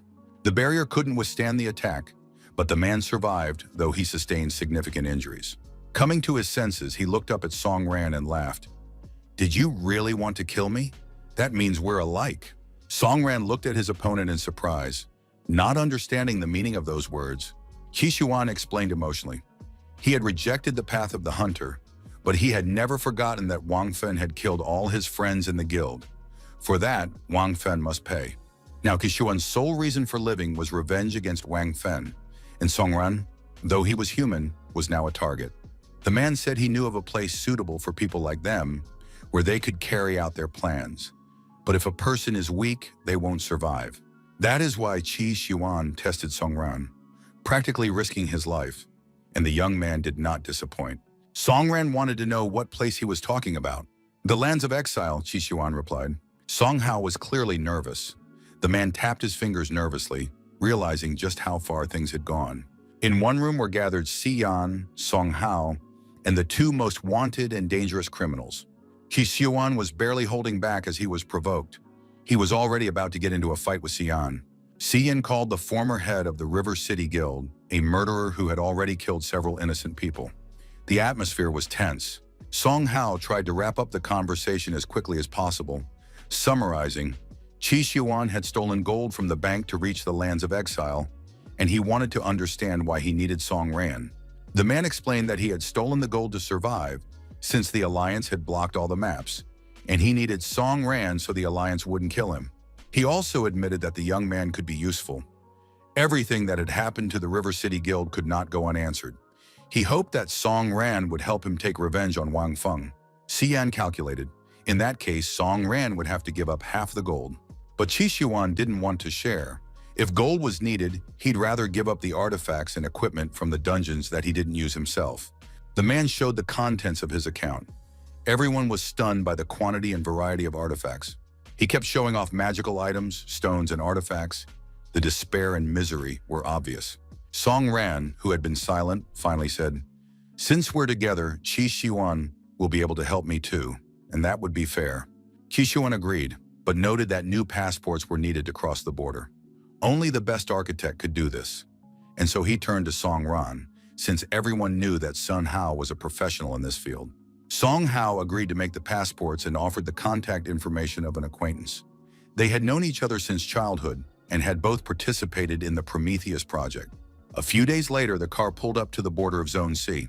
Qixuan asked his partner if he understood Song Ran's goal and how he could help. The young man admitted that he didn't really know himself. He wanted to learn everything about this world and find his purpose, to live for it. At that moment, Xiaobai began another stream. Song Ran watched the show, where she talked about her experience traversing the Sea of Oblivion and thought he needed to become stronger. Qixuan began to talk about the lands of exile.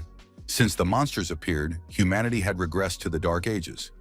Later, hunters emerged, some of the monsters were destroyed, and the lands were divided into zones: America, Europe, and Asia. People preserved their culture only within these zones. As new monsters appeared, they migrated to larger territories and governments abandoned their posts. But some chose to stay in their homeland. People are resilient, and those who remain to this day survive in ruined cities. Later, criminals and scoundrels from all zones decided to occupy the ungoverned territories. In these places, there were no moral principles. Matters were decided based on personal gain and strength. However, there are quite a few strong warriors in these territories, and they have formed their own factions to achieve their goals and make a profit. At the same time, the exile lands maintain relations with the three great zones through a mutually beneficial exchange of economic, technical, and human resources. The great zones turn a blind eye to their activities and black markets. Recently, the number of monsters and their raids has decreased, but the three great zones need the lands of exile, and vice versa. And now when the guys arrive there, they will have to say goodbye to their past. There will be no turning back. Song Ran was eagerly preparing to enter the exile zone and told his friend that he had a small supply of credits left over from winning in one of the dungeons.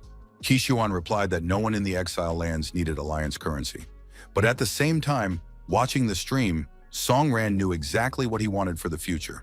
Song Ran believed that his past was an integral part of who he was, and there were aspects he had no intention of letting go of forever.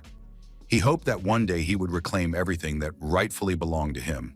After that, Xiaobai received a massive donation from an anonymous viewer on her stream, and the young people drove up to the exile zone, which looked like a typical scene from an apocalyptic movie. Qi said he didn't think he should enter the exile zone with such a battered face, so he asked Song Ran to heal him. Song Ran replied that the man had only himself to blame. He hadn't been able to defeat his opponent and now walked around with such shameful bruises. Song Ran added that such an appearance suited Qi aura better, but he still granted his request. Soon, the young people pulled up to the checkpoint at the zone's border. They had barely parked the car when a local official appeared before them. The man said they needed to check their documents. Their car had already been inspected and scanned, and it could wait for them at the exit. Song Ran sensed some movement behind him. The young man turned around without saying a word and saw a girl hiding behind a pillar. Song Ran pretended not to notice. The stranger made her way to the car and, using a lockpick, managed to open it. Meanwhile, the guards had already brought the new arrivals over for a document check. Everything looked like a routine passport check. The men were asked to show their passports. The passports had been miraculously created just the day before by the highly professional architect Sun Hao. According to the information in the passports, the men were merchants from the Alliance who had come to exchange goods. One of the new arrivals was a researcher of inventory and materials. Qi was listed as a research associate and worked as an architect.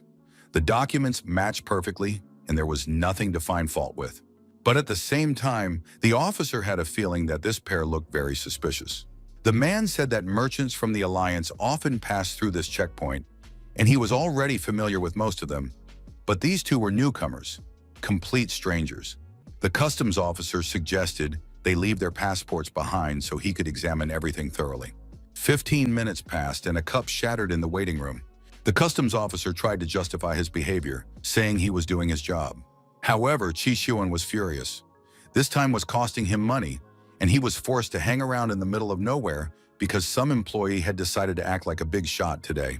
Qi continued to rain down threats, saying that if they didn't return the passports, he would call in people who would tear this checkpoint to shreds. These arguments proved sufficient. The passports were returned, and the car was allowed to proceed deeper into the exclusion zone. The poor customs officer couldn't catch his breath. He was on his knees, barely able to breathe, while his counterpart in the pink suit thanked him for a job well done. After that, the merchant said he hoped that everything that had happened today would remain their secret. The guys drove through the exile zone. They just needed to go a little further into the territory, and they would reach the village where a man from Sun Hao would be waiting for them. Song Ran checked the GPS navigator and said, "Hey, girl in the back seat, are you going our way?" Qi also noticed the stranger and said she was a silly girl who had been obvious to everyone for a long time. The girl was very alarmed. She hadn't expected them to figure her out so quickly. She said she had a grenade in her hands, so the guys had to listen to her. The stranger wanted them to take her to Luga village and warn them that if they did anything strange, she would immediately detonate the grenade. The girl said she was desperate, had nothing to lose, and so they would all blow up together. Qi was outraged. The team had some kid with them, and they were high-level hunters. From the moment she pulled the pin, there would be too much time before the explosion. For people like the guys, that's too much time. They'd have plenty of time to neutralize the stranger and calmly continue on their way. The girl was upset. She realized her threats wouldn't work and admitted that she'd known right away. Things weren't easy or simple with these guys. After all, if the guys didn't fit in the 3 great zones and headed for the lands of exile, then they all have problems and they're similar. At that moment, a huge man appeared on the road, which was unexpected, and they had to slam on the brakes. The car was immediately surrounded by local thugs.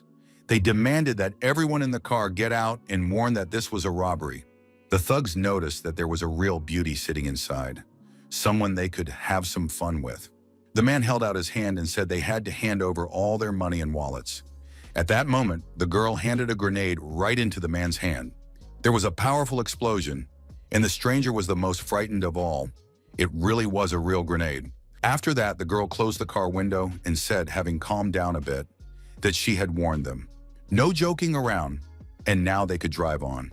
The thugs on the street were in shock. They never expected anyone to dare throw a grenade at them by hand. Of course, they wanted to deal with these strangers, because some girl had dared to throw a grenade right at their boss.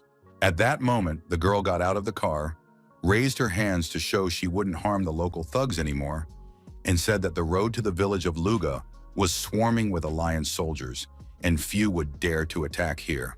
So these thugs who stopped the car are either crazy thugs or they have some kind of goal, which they'd better explain right away. The guy who'd been hit by the grenade said the girl was really smart, but he was going to finish her off right now. And his entire group immediately drew their swords and prepared to attack the girl. The girl turned out to be no pushover either. In the blink of an eye, she already had 2 blades in her hands, which, by all appearances, were of a fairly high level. Even Song Ran and Chi Xuan were speechless. They realized that this girl was actually a high-level hunter. The local thugs launched their attack, intending to kill the stranger on the spot. The girl accepted the challenge, and her dagger immediately neutralized one of the thugs. After taking out a couple more men along the way, the girl turned to her companions and said that she was a hunter. But was there a problem with that? Chi Xuan was absolutely thrilled. He said there was no problem at all. He just wanted to point out how cool she was. At that moment, the locals realized they needed to attack together to inflict any damage at all. But then Chi Xuan intervened. He used one ability and swung his sword a couple of times. That turned out to be enough. Then the man turned to the girl and said that a real man wouldn't let a girl fight a bunch of scum. The stranger agreed. Such actions immediately reveal who among those present is a real man and who is a weakling. After that, the girl said they needed to investigate and figure out how these bandits had tracked them down. She approached the body of one of the dead men and noticed the Starfall faction mark painted on his wrist. Song Ran had never heard of the Starfall faction and wanted to know what it was. It turned out to be one of the major factions in the exile lands. This faction's main activities involve weapons and ammunition, as well as scientific and technical work. They only look like bandits, but in reality they were part of the Stardust Corporation. But it's unclear why Stardust needed to carry out such an operation. The girl realized she hadn't introduced herself to her new companions yet, and said her name was Sylvia and that she was a liberal. None of the guys had ever heard of liberals, so Sylvia went on to tell them everything she knew. Most people believe that the lands of exile live by the law of personal gain, but Sylvia knew that the lands of exile are actually the freest. That is the view held by liberals. Song Ran asked, if the girl was so strong and on top of that free, why did she need to sneak into their car and do it in secret? Sylvia admitted that she didn't have a pass. She had gone to the civilized world just to make a single purchase. She took the item out of her pocket and showed it to the guys. Well, now it was difficult for her to return to the exile zone, so she had to get into the car. The village of Luga was a very lively place in the evening. All the bars and restaurants were open, and people were hanging out on the streets. Song Ran and his friends walked into one of the bars, but just then a stranger called out to them. He said they didn't have any open tables tonight, so the young people should leave. Sylvia said she wanted to speak with the owner and asked for him to be brought over. Among the bar's patrons was a girl who recognized Sylvia. The girl ran up to Sylvia and started hugging her. She had been waiting so long for her return and hoped that Sylvia had brought what she had mentioned. Sylvia replied that she had gone to the Great Zones to buy a birthday present for her little princess and handed the girl a box tied with a ribbon. The girl said she wouldn't open the box until midnight because it was the most important gift and surprise for her birthday. The bartender recognized the girl too. He hadn't expected her to go so far just for a gift for a child, but the bar was indeed packed right now. The bartender offered to show her a place where she could rest. At that moment, a patron said that, of course, if the girl wanted to stay, she could, but that didn't apply to the 2 strangers who simply needed to be escorted out. Sijuan said they weren't going to put up with insults from any idiots, so he shouldn't talk to them like that. Otherwise, he might get into trouble. The stranger from the bar said that if the guys wanted to get drunk, they should go hang out in the alley and drink there with the homeless. The situation was heating up. Song Ran tried to calm everyone down. He said that no one was looking for a fight. They had come to meet a man from the Jiguan faction who, according to their information, was supposed to be here. The guys immediately started insisting that they were from the Jiguan faction and knew nothing about any meetings. A man stepped forward from the group and told everyone to calm down. He was the boss of the Jiguan faction. He apologized to the guests, explaining that they had been dealing with a unique situation lately, which was why his men reacted so sharply to all new visitors. It turns out that the factions of the exile lands are cooperating with the 3 great zones for survival, including the Jiguan faction. But just today their deal fell through, which is why the guys are on edge and a little irritated. At that moment, the bar doors swung open and a stranger with an eye patch appeared. Armed men stood behind him.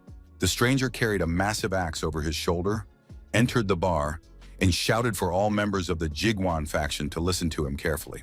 He announced that the building was surrounded and that the Jiguan faction must hand over these 2 people or everyone here would die.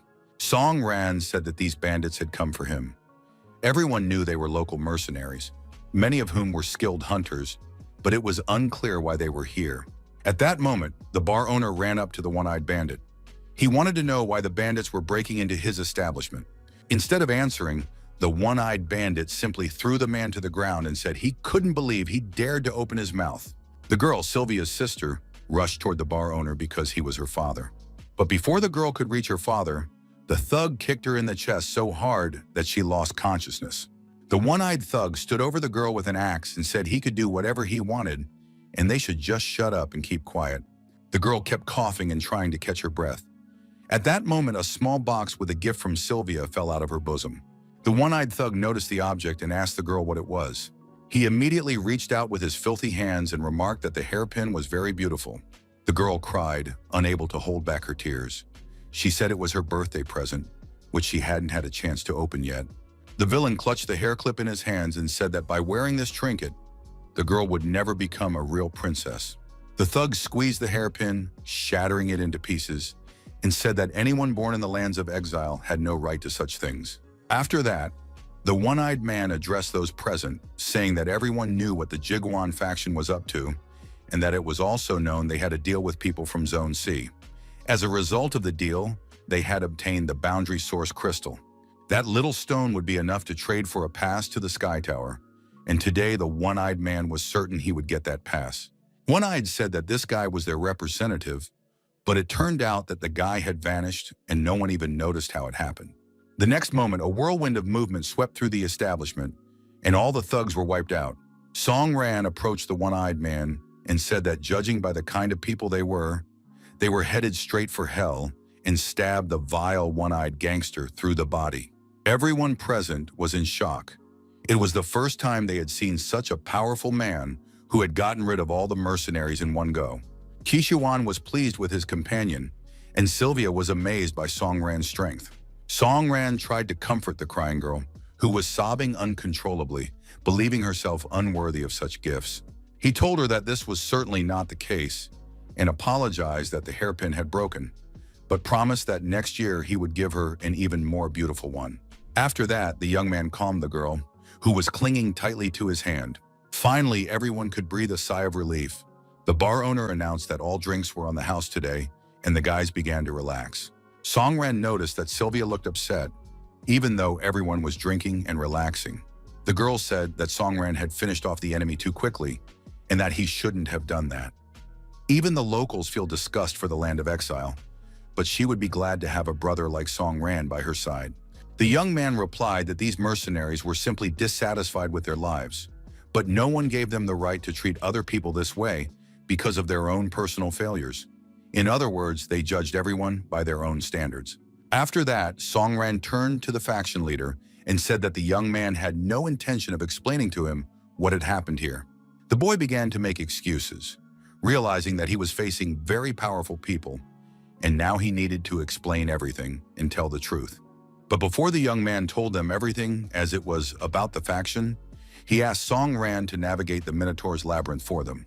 The Jiguan faction was a technical one, led by an architect. There aren't many strong hunters among its members, and the faction itself is quite small. Other factions possess sufficient technical capabilities to hold their own in the lands of exile. A few days ago, their leader arranged a deal with Zone C. The guys were supposed to exchange their goods for a Boundary Source Crystal. This crystal is needed to develop a medicine required to contain the madness of the awakened. Of course, everyone knows about such medicines. If you put enough power and knowledge into them, they will exceed all expectations. But the man who received the crystal was ambushed on his way to the village of Luga. They say that lately the road from the border to the village of Luga has become relatively safe, but still, considering the presence of mercenaries and the hunt for the crystal, it seems everything was carefully planned. Song Ran recalled the ambush he had also fallen into. If the road to the village is so peaceful, why were they attacked? Perhaps these guys didn't know what a liaison, a member of the Jiguan faction, looked like. Song Ran remembered that Sylvia had noticed the Starfall faction's insignia, but for some reason hadn't been in a hurry to admit it to her comrades. After the man from the Jiguan faction was ambushed, he immediately fled from the bandits and hid in the dungeon. At that moment, a huge growling bear leaped out from behind a rock and spread its paw with sharp claws. The men realized they were under sudden attack by a horde of demonic bears, and everyone prepared for battle. The leader ordered several men to stay behind and hold off the horde's advance, because the group had almost reached their destination. Songran wanted to know how often demonic bears or other similar creatures attacked people in these parts. He was told that the land of exile was a very dangerous place. A fight broke out between the men and the demon bears, and so far things were going more or less well. The leader of the Jiguan faction said they could go on ahead, and the guys would handle things here on their own. Songran wanted to find out what was really going on there, but he was told that the exile lands were a special place. Things here aren't like in the three great zones, where hunters gathered in groups and cleared out the dungeons at set times. Here, everything was wild and untamed. Monsters could leave the dungeons whenever they pleased, and one always had to be ready to fight them. The guy was calm and confident. He said these beasts weren't that strong, so they could go on. If someone accidentally wanders into this desolate backwater, their future life will be akin to clearing out a dungeon. After a while, the whole group reached the right spot. It was a portal. The gatekeeper of the platinum-level dungeon, Minotaur's Labyrinth, greeted them. This dungeon is special. A party of up to 5 people can enter it. Each circle is a separate dungeon leading up to the boss fight. Players are not connected to the other circles in any way. In other words, this is one of the branches on the path to the boss, who can be defeated once every 8 hours. During this time, anyone who enters the labyrinth can join the battle against the boss, but after 8 hours the dungeon closes, and those still inside are forcibly pushed out. It was clear that Semyon, a member of the Jiguan faction, had entered the dungeon alone during the chase and opened a circle. Now he could calmly wait for the dungeon to reset and come out. Everything was correct, which is why they wanted Songran to help clear the dungeon. The group desperately needed the boundary source crystal. They had to get their comrade to the dungeon reset, but they didn't have the strength to do it. It still remained unclear why they needed to clear the dungeon when they could simply wait for the guy to be pulled out during the reset. It turned out that the problem was that after the reset, all crystals and other artifacts in the dungeon would be destroyed. Everyone present decided to split into 2 groups, 3 in one group and the rest in the other. While the groups were being assigned, Songren had already grown tired of hearing the same thing for the 5th time, so he quietly decided to slip away and go alone to clear the dungeon himself. The faction captain tried to make a scene, since he hadn't assigned the groups. No matter how strong this unfamiliar guy might be, a platinum-level dungeon required caution. Qijuan laughed at the captain, saying that his friend was always so unsociable, so he needed to get used to it and not get worked up. The captain was seriously upset. He didn't know what to do since Songran had ruined the entire formation. Shi Xuan said that before the World of Madness, he was diamond level, but perhaps after he'd lost his mind, he'd become even stronger. Sylvia suggested they all go together, without forming a formation, and then no one would have any problems at all. Songran had finally made it into the Minotaur's dungeon and was now happily listening to the silence. He was so tired of noisy people.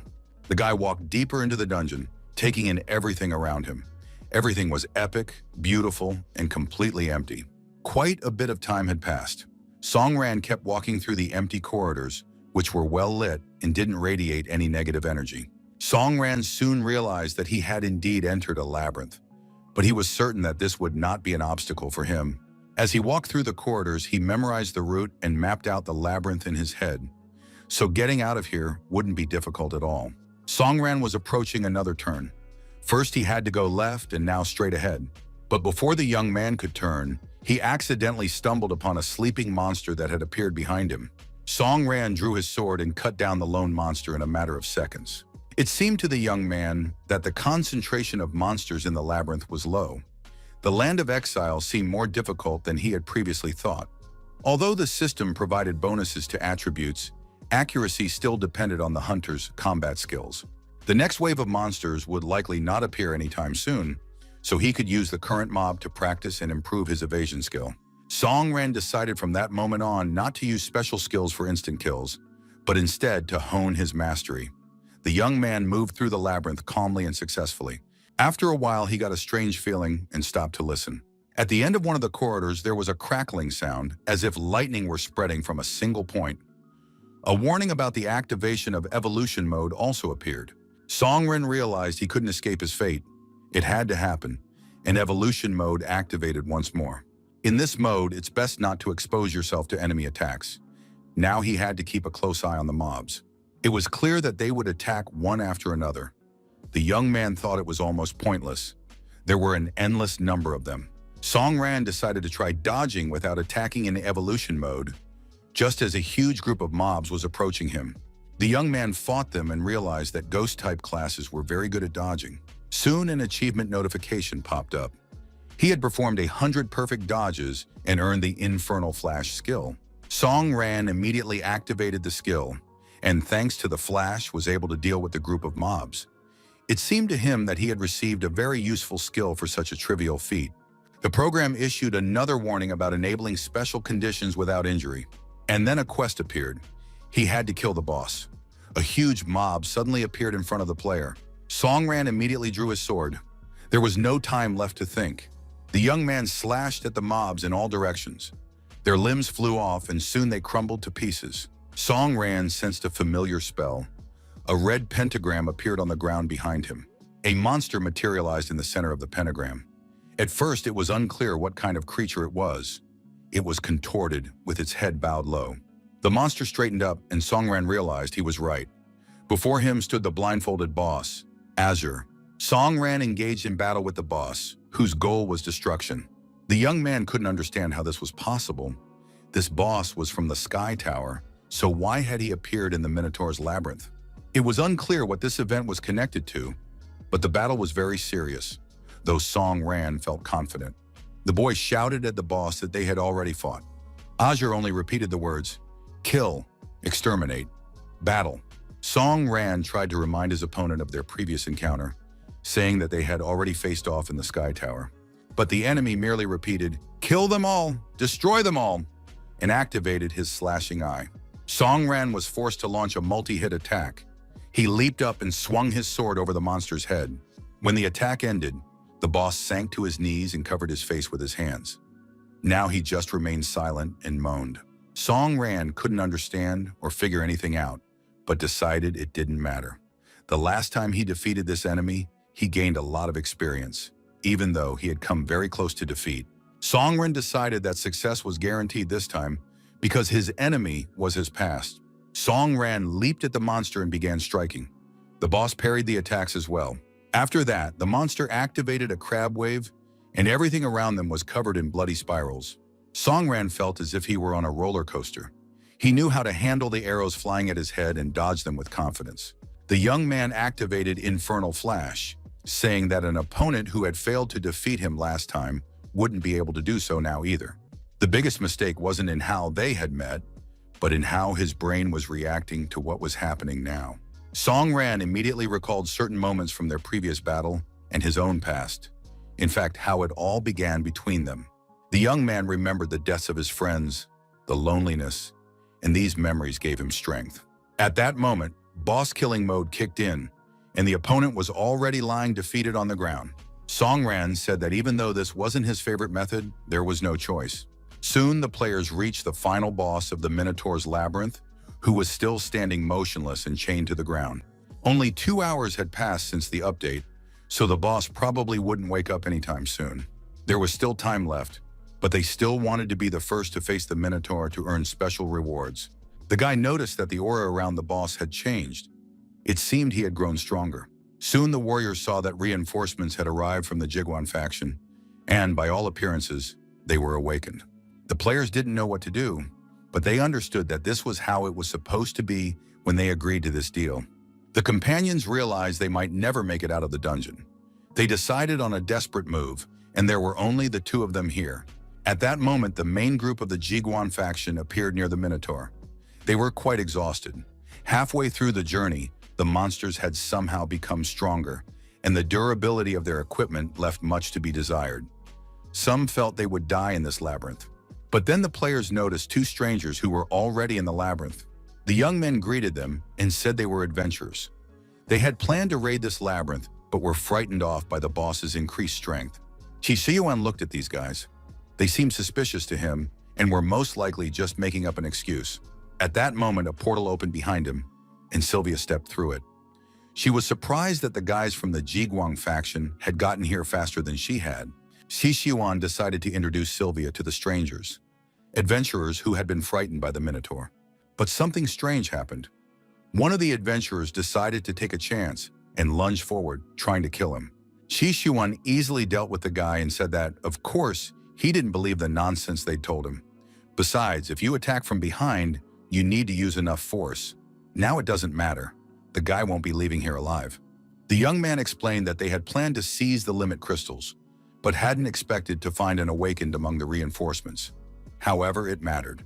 When the guys agreed to take on the mission, they put their lives on the line. The young man held a magical berserker crystal in his hands. He clenched the stone to activate the mode, which lasted only a short time, after which his state returned to normal. Entering berserker mode, the young man began to see all problems differently. He was strong, fearless, and ordered everyone to stay put. After that, the stranger charged at the Minotaur, declaring that they must hold off all the warriors here.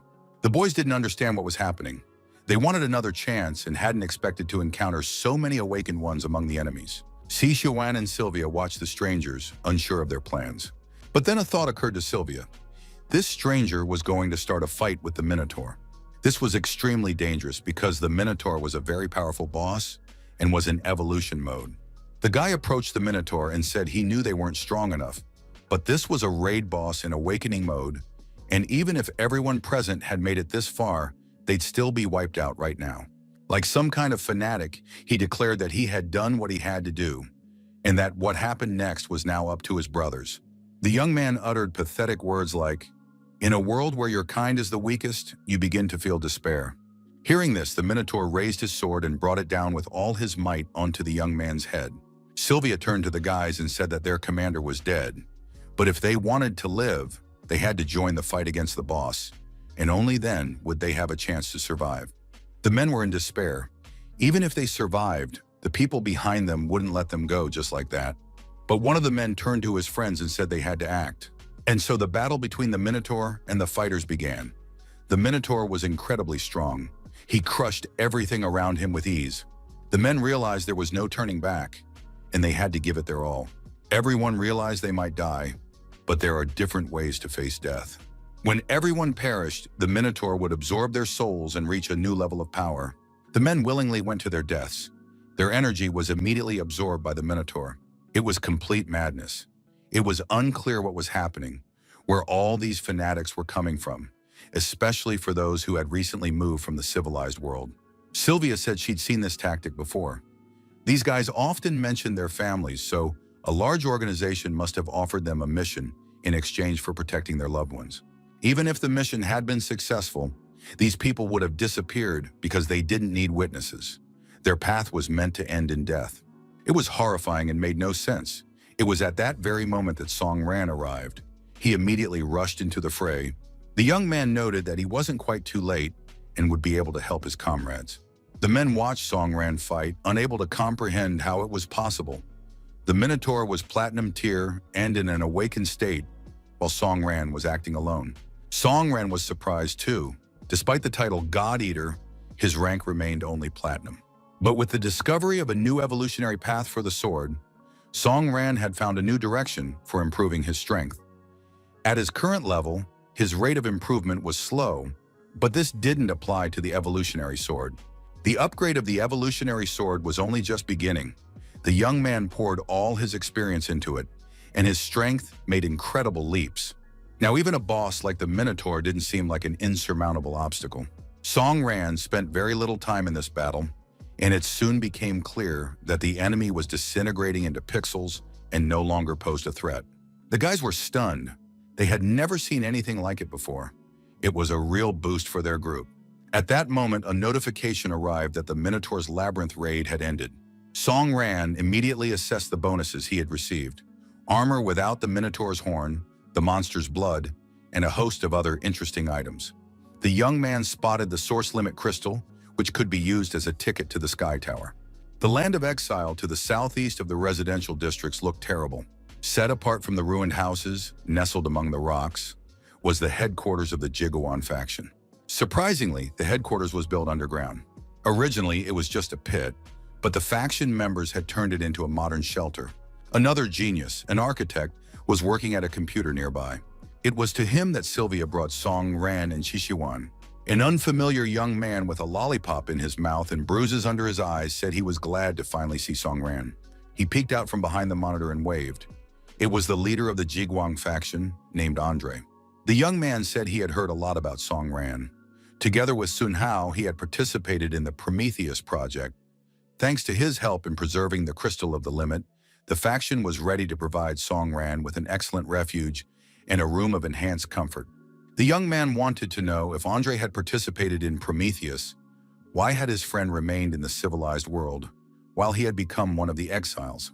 Andre peeked out from behind the screen again and replied that it was because he was a small child. It turned out to be a side effect of the monster factor. His abilities had been enhanced at the cost of his body's growth stopping, and now he would remain a boy forever. Andre said they needed to discuss the Prometheus project again. He knew that Song Ran had met Su Kei somewhere deep within the system. Before saying anything, Song Ran wanted to know what kind of relationship they had.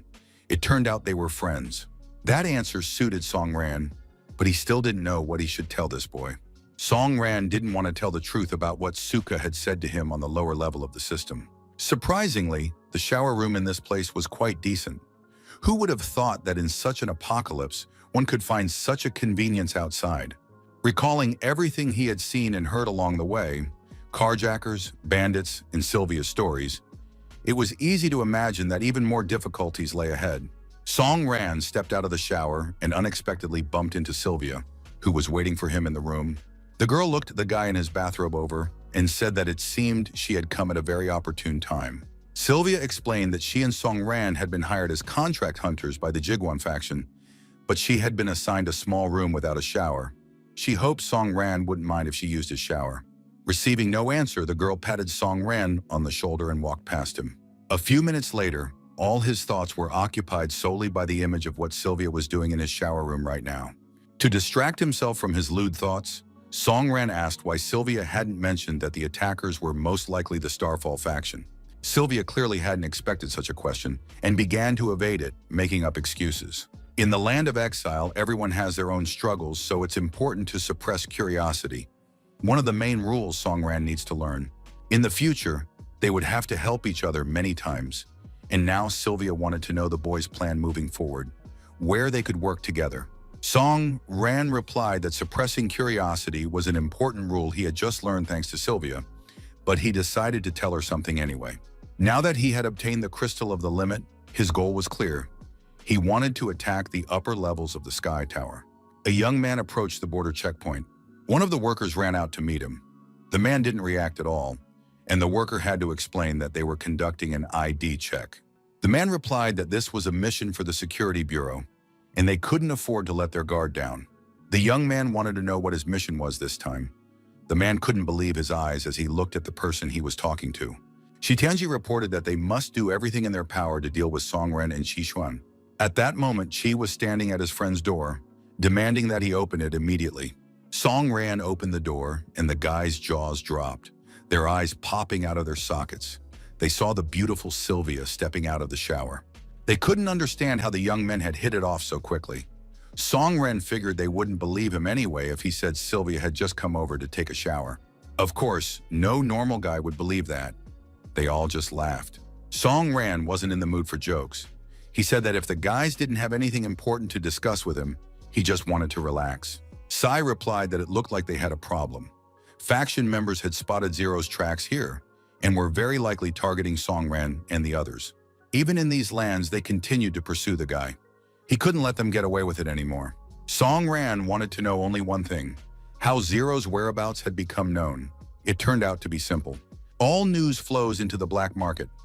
Song Ran remembered that as soon as he arrived in the lands of exile, Qi Xiuan had said he served as a conduit between the lands and the three regions. Most secrets here weren't all that hard to come by. They could be bought for a certain price from those who possessed the information and were willing to sell it for a decent sum on the black market. But come to think of it, selling information on the black market could be a lucrative venture. There would always be buyers. Song Ran realized that he was being hunted from all sides and immediately went to see Andre.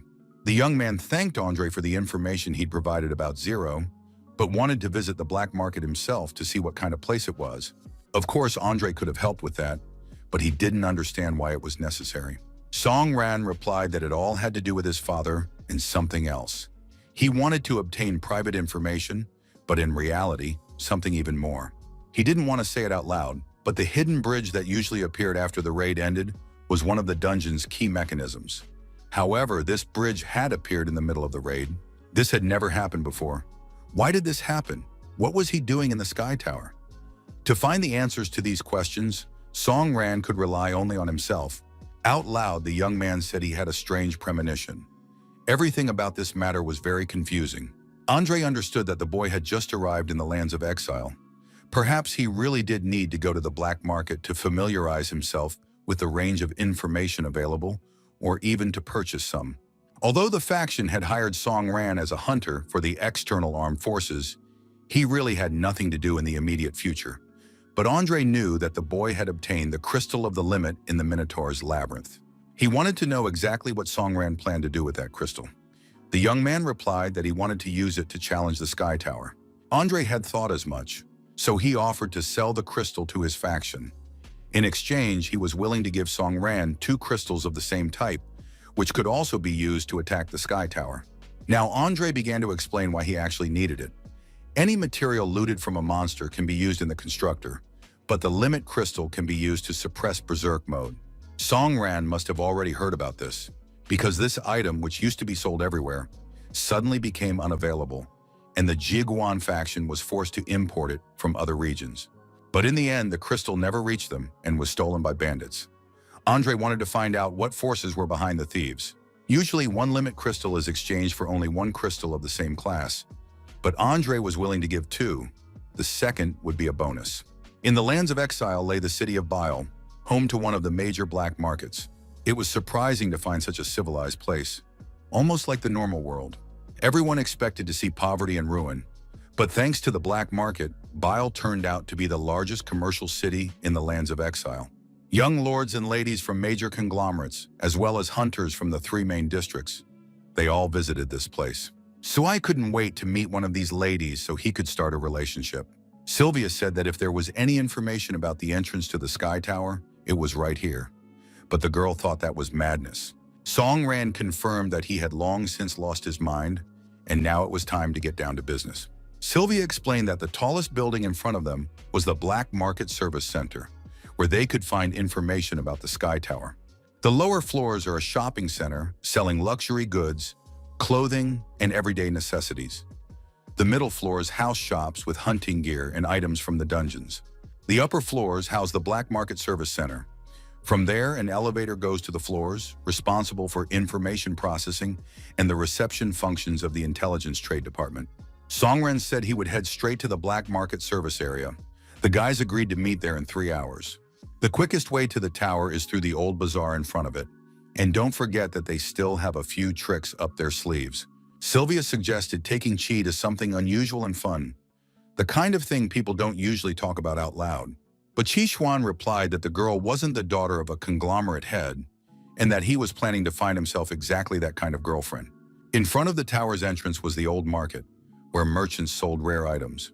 One man had a special item, a necklace made from bone fragments that had fallen out along with the underground king.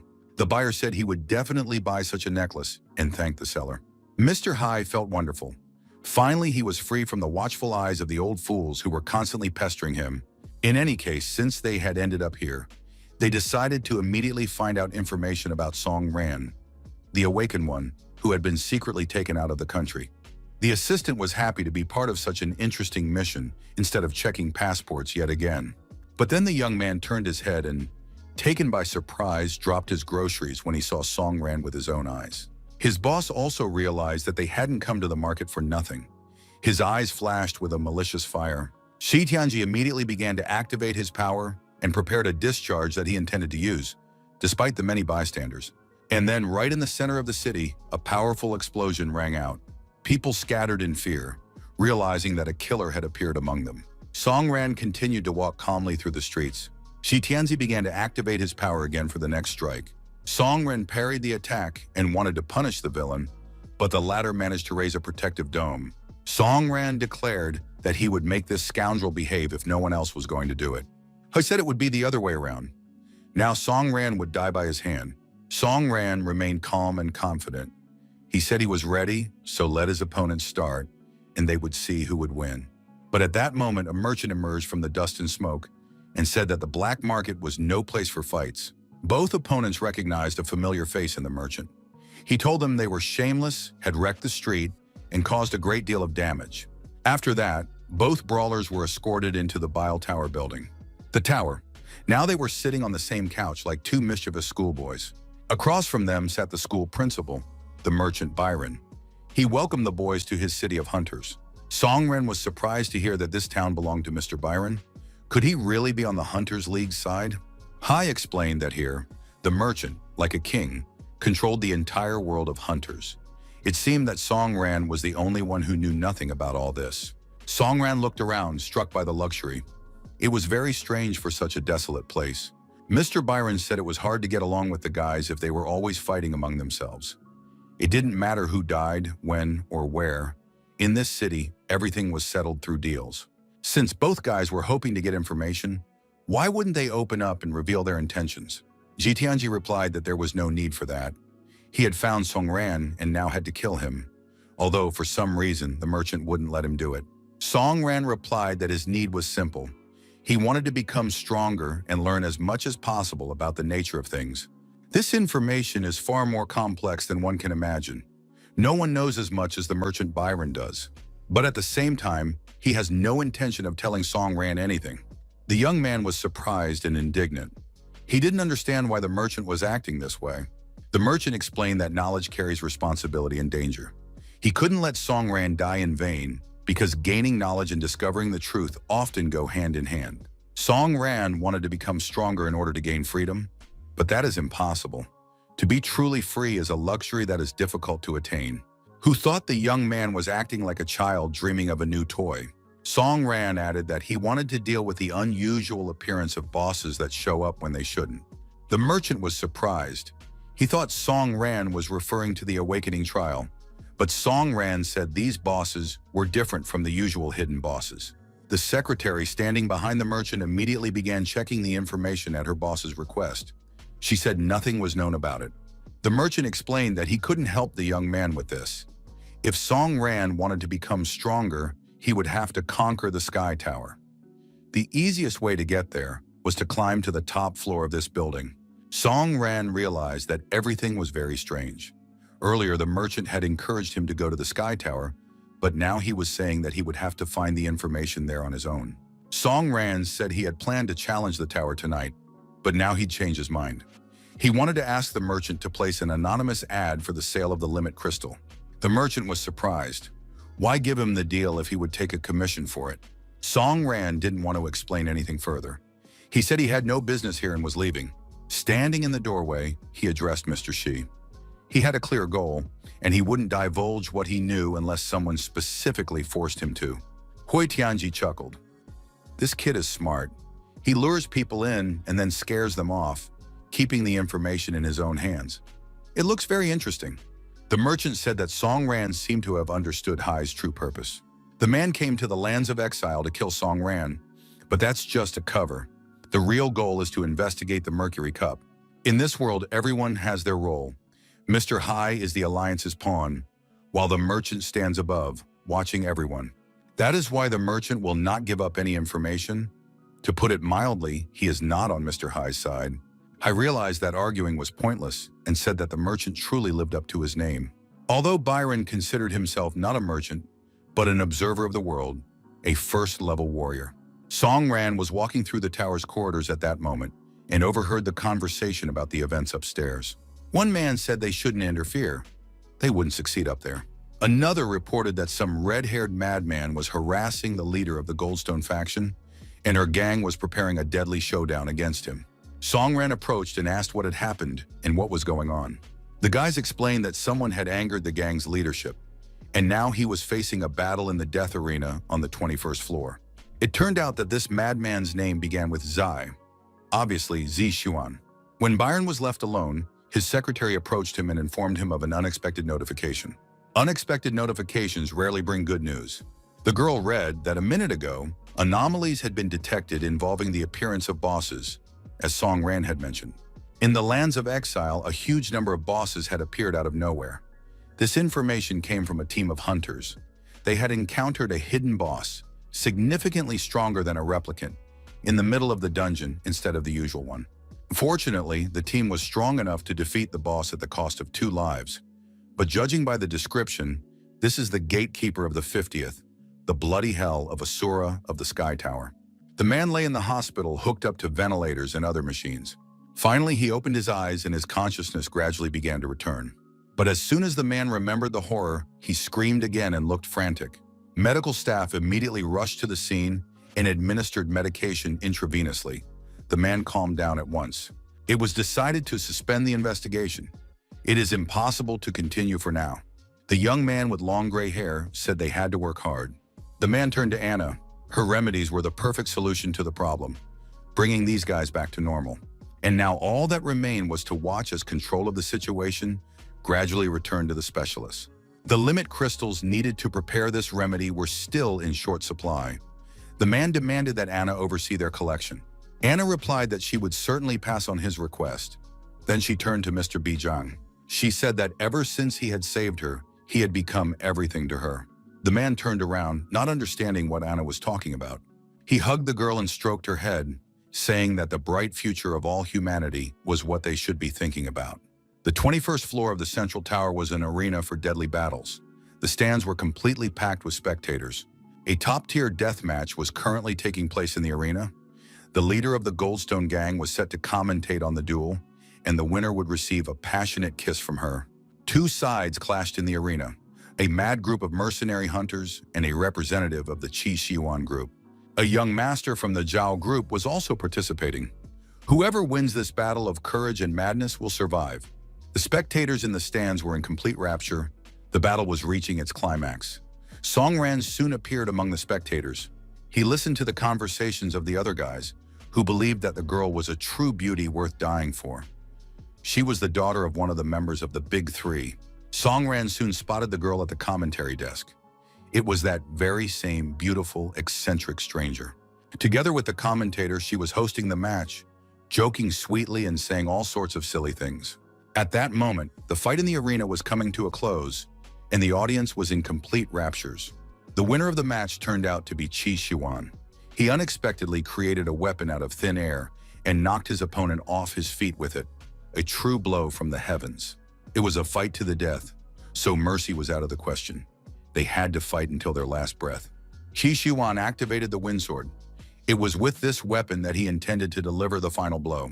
The man raised the sword above his head to strike, when suddenly he heard a familiar voice asking him to wait.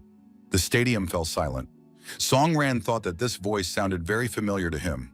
The beauty who had caused the duel asked that the loser's life be spared. It was Sylvia. CI didn't understand why the girl wouldn't let him kill the loser. Sylvia believed the guy was crazy. For the sake of a fling or a simple quarrel, he might kill a man belonging to a powerful faction in the lands of exile. She admitted that she had another personal reason for asking that the guy's life be spared, but she didn't have time to explain it. Someone called out to her. A group of unfamiliar guys was standing nearby and said, "Does anyone really think this is going to end here?"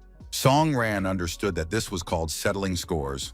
Some jerks were taking the liberty of mocking people.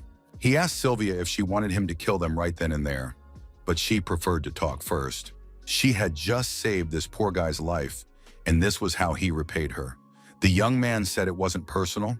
It was an order from his leader. The gang leader noted that he hadn't seen Sylvia in several years, and she had become more beautiful with each passing year.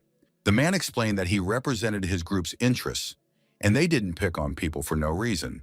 They were just protecting what was theirs. Sylvia replied that if anyone tried to do anything to her friends, she would make them pay for it. She showed the guys some kind of card and warned them. If they decided to take a rash step, they had to be ready for the consequences. The guy who'd been beaten up in the arena asked his leader what kind of card it was. The leader replied, "It's something that could kill us all." Song Ran, Qi, and Sylvia had almost left the building when the beaten guy ran after them. He shouted that Sylvia couldn't use the black card against him. After all, he loved her. He'd always liked her. Even though Sylvia had become a professional hunter, the guy kept following her. Sylvia looked at him and said he needed to finally wake up. She wasn't the same girl from his childhood anymore, and he wasn't the same little boy from the sandbox either. They both had to grow up. But the guy kept sobbing, blaming Qi Xuan, and promising that next time he'd kill him without mercy. Qi replied that he was always ready for a fight, and that this guy should remember that forever. 3 days had passed since visiting the black market, and finally the necessary information had turned up. The limit crystal had been purchased, and now Song Ran could meet with the buyer. The guys headed to the meeting spot. The landscape was still gloomy and desolate, with almost no people around. Song Ran and Qi surveyed the perimeter, expecting a possible ambush. Qi doubted that the buyer would come to a place like this. Song Ran said the meeting would take place. Crystals were in short supply right now. Qi couldn't understand why the young man had decided to sell them. After all, they were planning to use the crystal of the limit for the Sky Tower to get there from the lands of exile. Song Ran explained that when they first arrived, they'd been attacked by a gang trying to steal the crystals, and the team in the Minotaur's labyrinth had sacrificed their lives for them. Now they needed to figure out what was really behind the purchase of the crystals. She recalled that they had been attacked by the Starfall faction back then. Song Ran reminded them of the reasons for their stay in the land of exile.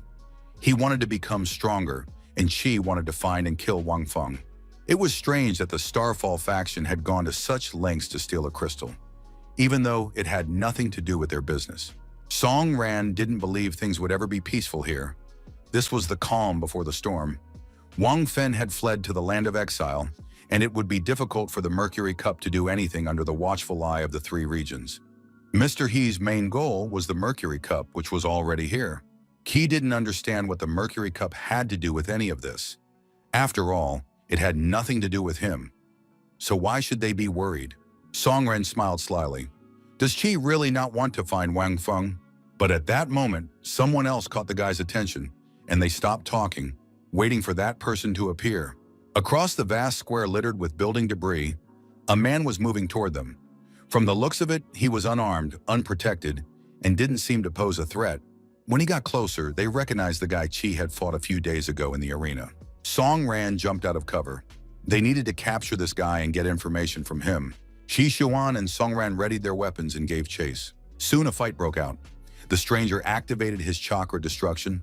The battle didn't last long, and soon Song Ran held a sword to the guy's throat. Qi simply slapped him a few times, saying he didn't understand where this guy got the nerve. After all, he hadn't been able to win last time, so what was supposed to have changed now? Song Ran warned his friend. They needed to be careful. It wouldn't be that simple. He realized that this good-for-nothing lover had serious backup. And indeed, a powerful fighter was approaching the brawlers as if out of nowhere. The stranger, who looked like a shadow, held 2 daggers in his hands. Song Ran stepped in front of the assassin, preventing him from striking Qi. Qi was still holding the guy by his clothes and asking his friend what all this meant. Song Ran explained he had specifically stipulated in the terms of the deal that only one person could come here, setting the meeting place in the center of the lands of exile. He did this to avoid the usual 6-man team coming to extract information. But if the villains had understood his intentions, or at least suspected the strange terms of the deal, they had sent someone here to check. At the same time, they thought the goods were with the black market, not with Song Ran, which meant the guy could complain. It would be easier to kill everyone present. Zai realized that his friend had come up with a brilliant plan, but now he himself would have to fight the assassins. Sai immediately launched an attack. The masked stranger won't explain himself. We're fighting now. Song Ran understood. This guy must be very strong if the assassin sent him. His rank is Star Watcher or even King. The assassin could have killed him in seconds, but now he was merely parrying the attacks, hiding his true strength. It was unclear why he was hiding his level. If his identity became known, he could destroy everyone. Besides, there was something else strange about this encounter. Song Ran turned to the young man, Shifan. Leave now. No one will notice. It was strange. Sai Fan could easily have left. Song Ran explained. They were the only ones who wanted him to live, and if he stayed, he would most likely be killed. Song Ran became increasingly convinced. This guy needed to leave. He told Shifan that he would have to expose everyone present and make them look bad if he didn't leave. At that moment, the masked killer struck Qi on the head. Then he looked at Song Ran, weapon in hand, and without attempting to attack, turned and vanished, maintaining his anonymity. Chi flew into a rage and demanded that his friend confess who was behind the mask. But Songran smiled. "I'm sorry, that's a secret." There was an interrogation room at the Jiguan faction headquarters. Jifan sat bound and silent, believing that the men should leave him alone. He would never reveal the power behind him. He has his own secrets that he must protect. Songran was tired of listening to his nonsense and said he had his suspicions. Since Shifan wasn't saying anything, they would simply leave and leave him there for his own safety. There was nothing to worry about. As soon as the commotion died down, Songran promised to personally let the guy go. But Sifan started screaming again, showing that he was nervous and even forgetting his words. In the end, he asked to arrange a meeting with Sylvia. After a while, Sylvia came into the interrogation room and demanded that Sifan tell her everything. The guy began talking about the 7 years that had flown by unnoticed, about how they had been friends, and how it all seemed like yesterday. Back then, Sylvia was bold and always took the lead. Sylvia said that was all in the past. They were strangers now. Shifan understood that, but he didn't understand why Sylvia had left the Starfall faction since she was the leader's daughter. The girl replied that she had her reasons, and Shifan himself knew how fierce the struggle was within the faction. Besides, Sylvia wanted to know who had forced Shifan to come here. The guy confirmed that he was indeed aware of the serious conflicts within the faction and was now ready to trust Sylvia. It was just that he himself didn't really understand what had happened. He had been sent to finish the job by the very people Sylvia had abandoned 7 years ago in the Starfall faction. Chi thought that leaving Sylvia alone with this lovesick fool wasn't the best idea. Songran wasn't sure of anything. He knew Sylvia had many secrets they didn't need to know. At the same time, Sylvia would figure it out on her own, and thanks to previous battles, there were at least some clues as to who was behind all this. She really wanted to hear the answer. But Songran said it wasn't time yet, and that he would tell him everything once the situation became completely clear. Kijuan was ready to tear the place apart, but he understood that until his friend made up his mind, he wouldn't learn the truth. Songran stayed in his room, thinking about what he couldn't tell Chi right now, that the man he'd fought the day before was Wang Fen. He needed to figure out why the assassin sent after him, stronger than any other man, was connected to the people from River City who had once saved Songran. Why did they need him alive? Wang Fen was far stronger than any of them, but he didn't wipe out the team simply because he wasn't allowed to kill Songran. Even if he had tried to kill just one person, Songran would have intervened, and revealing his identity would have been risky. So why didn't the assassin flee immediately? It's simple. He wanted to play a little game with Chi. And if it really is Wang Fen, such behavior makes sense. The assassin knows that Chi wants revenge, and Wang Fen himself is too powerful. But exactly what goals the River City Guild is pursuing is unknown. Previously, they hadn't tried to control Songran or demanded anything of him. This means his actions align with their expectations. They understand everything he does. If the River City Guild knows everything, then they must also be aware of Songran's plans. The young man practically jumped out of bed at this realization. He realized he needed to act immediately. Sylvia fell deep in thought upon hearing the mention of the Starfall faction. Memories immediately flooded her mind. It made sense. It was the Starfall faction that had wanted the Crystal of the Limit the most from the very beginning. But what did the Crystal of the Limit have to do with this faction? Why were they putting so much effort into it? Sylvia turned to Zhao Xifan. "Do you have authority within the Zhao group?" "Yes," he replied, disregarding his father's position. Sylvia declared, "Then we'll go to the Starfall faction right now. Sifan must gather all his strength and we'll go say hello." The girl was in a combative mood. She wanted to see what had become of these old men after her father's death. Shifan cried out as if a door had slammed on his finger. He thought he no longer liked Sylvia, since so many years had passed, but now he realized he was just as in love as ever and wanted to confess. He obeyed the orders of the Starfall faction without question because they were holding his father hostage. The Starfall faction was located in a luxurious skyscraper that shone like the North Star.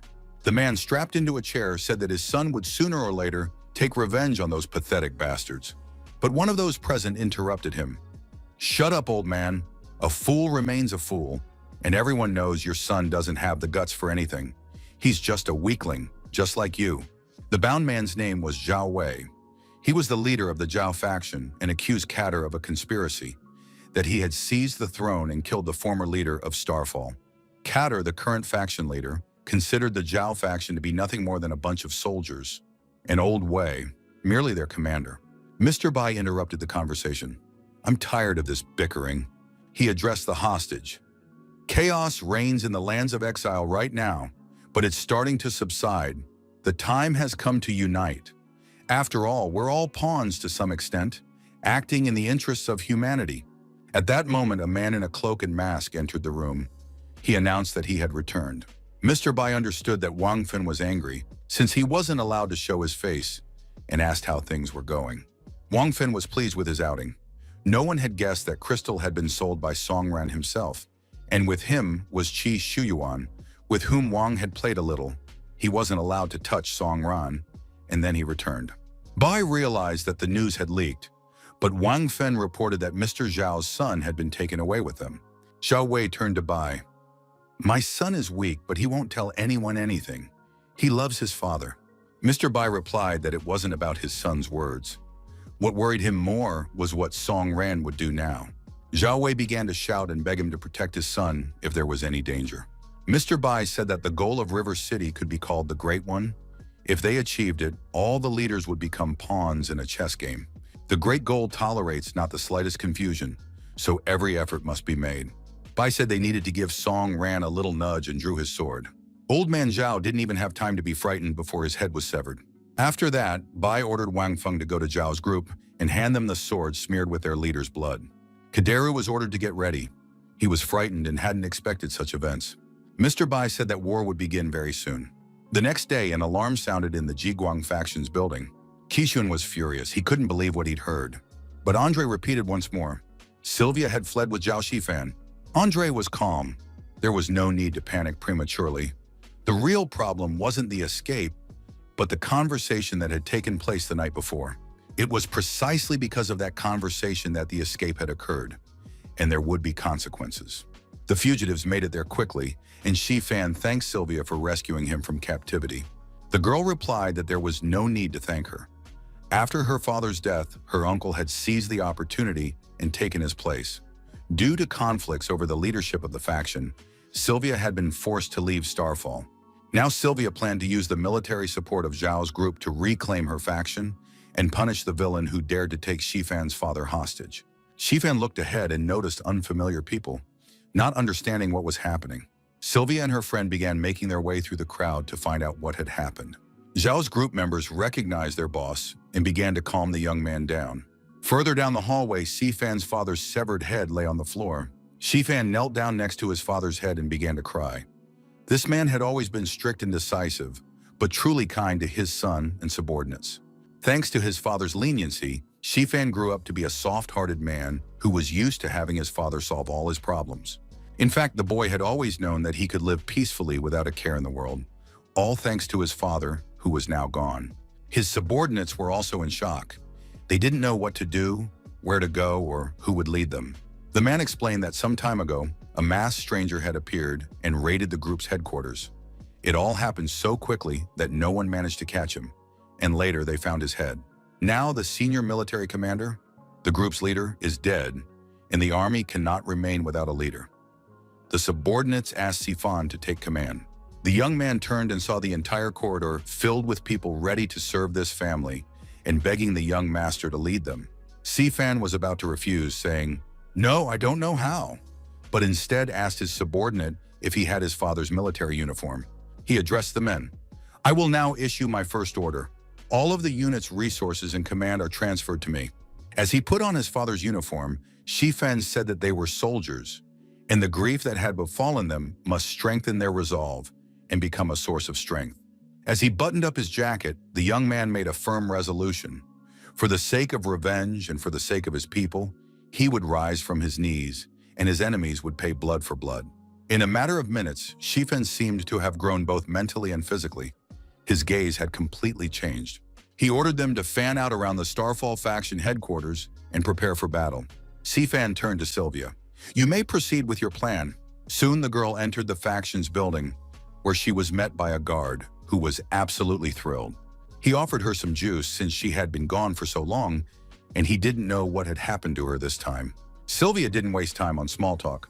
She was the rightful head of the faction, and she needed to meet with Kader. She was escorted to the office, where her uncle marveled at how much she had grown and what a beauty she had become. The faction leader said he was temporarily managing the group in Sylvia's place and was ready to show her all the reports and provide funds if necessary. But Sylvia didn't want to look at the reports. What mattered to her was finding out the truth about Zhao's group. The girl wanted to understand what had really happened here. Kater realized that for a girl who had fled from the authorities, she knew far too much. Sylvia's father had been unable to defeat Kater, and for Sylvia herself, the most important thing in the world was strength, a measure of power. At that moment, a group of men burst into the office, ready to defend their leader. But Sylvia declared that she had never forgotten about the faction. The girl said she had come to personally destroy the Starfall faction and showed everyone the map. When the invasion occurred, the Starfall faction had gathered a large amount of firearms for the war against the monsters. But with the arrival of the hunters, they had forgotten about the weapons.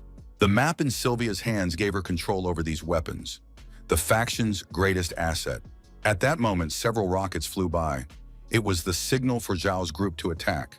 Shifan looked up at the sky and said he would definitely win this war. The young man rallied his supporters to attack, and everyone rushed to storm the Starfall faction. As long as the black card was in Sylvia's hands, she remained the faction's supreme leader. Andre was focused, sitting in his office waiting for bad news. As expected, a warning came in. The war had begun. Sylvia and Zhao's group had attacked Stardust. Andre was ready to share the information so that everyone could see what was happening. Songren and Qi Shuyuan read the announcement with surprise. Qi couldn't understand what had happened. Sylvia had once escaped from Stardust herself, and the kidnapped leader of Zhao's group remained a mystery. Songren wanted to know when the war would begin and whose side Andre would be on. The guy replied that it didn't matter. What mattered was the tense relationship between the factions. Once the war broke out, no one would come out unscathed. People would face not influence, but real, brutal force capable of killing. In the Bile Tower, people lined up to have their fingerprints scanned. During certain periods, entry and exit were restricted. Song Ran, like everyone else hoping to get into the black market, was standing in line in front of the scanner. The guy in front of him placed his finger on the scanner, but the system failed. He was immediately handed over to the men with batons. It all looked comical. The guy was the leader of a small group and simply wanted to meet Mr. Byron. When they subdued him, he started crying, saying he just wanted to hide in the tower because war would soon engulf everything, and he had money. Song Ran was supposed to approach the next cell. The whole thing seemed extremely risky, but in any case, he had to try to get into the tower. Song Ran placed his finger on the scanner. It turned out he had VIP status, and entry was granted. The young man immediately realized this was Byron's doing. Kishiwan's car was parked far from the roads, somewhere in the mountains. He recalled the conversation in Andre's words. The fragile balance between the groups of the land of exile had been maintained for many years. Without outside interference, such chaos would have been impossible. He needed to figure out who had deliberately sparked this conflict. Qi Shuan suspected that the River City Guild was behind it. Song Ran said he would go to the Sky Tower, since the conflict would soon begin officially. Qi replied that he would take part in the war, find Wang Feng, and take revenge on him for the past. Andre reminded him that he had an agreement with Song Ran to find out who was behind the robbery. Andre handed Song Ran a magic crystal, saying it was his reward. Song Ran continued to ponder. The River City Guild, after saving him, had always adhered to a policy of protection without interference. But the moment the young man got close to important information, chaos immediately ensued. They fear that Song Ran will understand their true goal, so they strive to destroy the environment in which he wants to establish himself and take a wait-and-see stance. It seems the guild wants to control the young man's actions, but Song Ran has never needed anyone's secret manipulation. But now the situation has developed in such a way that Song Ran could fulfill River City's wish and play out their script. Once inside the Sky Tower, he hoped to get the chance to corner someone. Soon, Song Ran was already inside the tower and began battling bosses and mobs. The girl's body was submerged in liquid. A notification reported that synchronization had reached normal levels, and the soul had been secured. The next stage of soul fixation began. The woman was in some kind of flask. Mr. Bai asked Anna how the war was going. The girl reported the situation was heating up, with operations being carried out through the Starfall faction and other small groups of like-minded individuals. Soon the war would engulf all the lands of exile. Mr. Bai estimated that by this point, Song Ran had already reached the 181st floor of the Sky Tower. All the monsters in the tower are creatures from another world or dimension. Their world was destroyed, and they entered the human world through portals. The invasion awakened greed in people. People wanted to acquire the monster's technology. The Monster King had never been destroyed. The current system, including the Hunter system, was built based on the consciousness and technology of the mother entity. But humans cannot fully control the aliens, so one cannot be certain that everything will turn out well. A plan for artificial replacement was developed long before the Prometheus project, but scientists were unable to transform the hunters. The hunter who managed to recognize the mother system fell into madness. This man was the closest to the artificial god. He destroyed the key to the underground city's difficulties. The key can develop in various ways. One of them became Song Ran's evolutionary blade. Human obsession with technology and the mother's consciousness have shaped a specific image of the ruler of the Sky Tower named Doris. Mad hunters and intelligent monsters represent the integration of the mother's population with humans, but someone must have pushed her toward this. When Mr. Bai learned that the hunters were a means of extracting power from monsters, he became completely disillusioned with humanity. He does not crave power, but hopes for a different future for the world. Anna understood. The souls of the strongest humans and monsters have been extracted from the tower. We must wait until the war gathers all the crystals of the limit. Then new hunters will be activated, far more powerful than the previous ones. Like mercury and alchemy, which transform base metals into noble ones, Mr. B and his project strive to purify people. And this would have to be done constantly until a new era dawned. Anna was absolutely thrilled that Mr. Bai had shared his plans. She fully supported his ideas. Song Ran went up to the 200th floor of the tower and was very pleased. He had finally found the one he had been searching for so long. The young man was certain that the meeting would take place here. It was this very monster who had once given him the sword, and the time had come to reveal all the secrets. The battle began, and the boss declared that he had never expected Song Ran to go this far. The boss looked at the young man with delight. He couldn't help but admire him, for he was his son. Song Ran couldn't believe his ears. The monster was probably just mocking him. This couldn't be true. The boss said it all made sense. After so many hardships, Song Ran had come here to find him, his father. Even if that were true, he had been a father before. Now Song Ran didn't stand on ceremony with the monsters. He simply killed them. He was going to kill the monster to get an answer to the question, what is nothingness? The monster tensed up during the battle. Now standing before him was no longer that weak-willed, sweet little boy. Song Ran had changed a lot, but his strength was still not enough to win. Like an awakened man, he considered himself the chosen one. But in reality, everything Song Ran knows about the world is just a drop in the ocean. And it's worth remembering, he owes everything to his father. The battle was fierce. The young man barely managed to dodge dangerous attacks, and shards flew from his weapon. The monster declared that at any moment it could take not only his weapon, but his life as well. The next moment, the boss moved at insane speed. Son, you still forget about your back and aren't paying enough attention. He said that even if kindness is hidden behind a mask of indifference, it will vanish at the moment of death. Song Ran took a powerful blow. Blood spurted from his throat. The young man, as if in slow motion, saw a wave of energy moving straight toward his chest. Blood streamed from Song Ran's body. He turned to his father. Why are you destroying my family and taking my life? Song Ran received a notification. With his current healing energy, maintaining his health was extremely difficult. Now he sat on the ground, head bowed, thinking about how happy their family had been and why his father had orchestrated all of this. His father replied, that's how this world works. The strong devour the weak. Only by standing at the top of the food chain can you see the true beauty of the world. He suggested that his son look within himself and feel, was there any fear of death within him? Song Gucheon said that before learning the truth about the world, he had lived in harmony with himself and enjoyed life with his wife and son.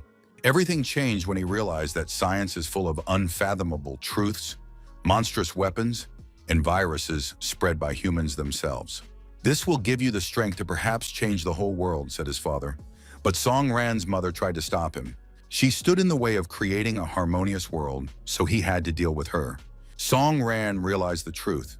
His father had killed his mother, even though she was the best wife and mother. Song Gucheon declared that nothing deserved his attention except the ideal. A son must possess the strength to control all the rules and laws of this world. Song Ran called this excuses and greed. He used to admire his father, but now he had become a monster who kept him awake at night. The father knows perfectly well what his son's life has become since the loss of his family. Lonely, cowardly, and inadequate, the boy had no one with whom he could speak from the heart. The boy grew up lonely and unhappy. The older ones constantly bullied him, and in the end, he was unable to destroy the culprit of his tragedy, his father. Meanwhile, his health was rapidly deteriorating, his body was failing, the hunter was dying. But the monster didn't want to see his son dead. He wanted him to come with him. The monster crouched down beside him and reached out a hand toward the boy's face. He wanted his son to witness the coming of the new world alongside him. He just had to make the right choice. The boss turned and asked the witness to the battle, "Were you impressed by the battle between father and son?" The girl replied that the father shouldn't forget. Even though she was created by him as a program, she was still his child. Doris didn't understand why her older brother wanted to kill their father. Seeing all this, she realized she needed to listen to Daddy more. The monster replied, "Such is Song Ran's punishment." He asked how things were going outside, hoping that Doris's followers wouldn't let him down. Doris confirmed, no one would go against the will of River City. Their goal was to set the world right. The flames of war engulfed the entire land of exile. The plan was already being carried out by several people. In a short while, this place would become the starting point of the new world. Doris held in her hands a monster factor, greatly improved. Whoever used it gained incredible power and became practically invulnerable. Song Gucheon approached his dead son and said he hoped he would make the right choice.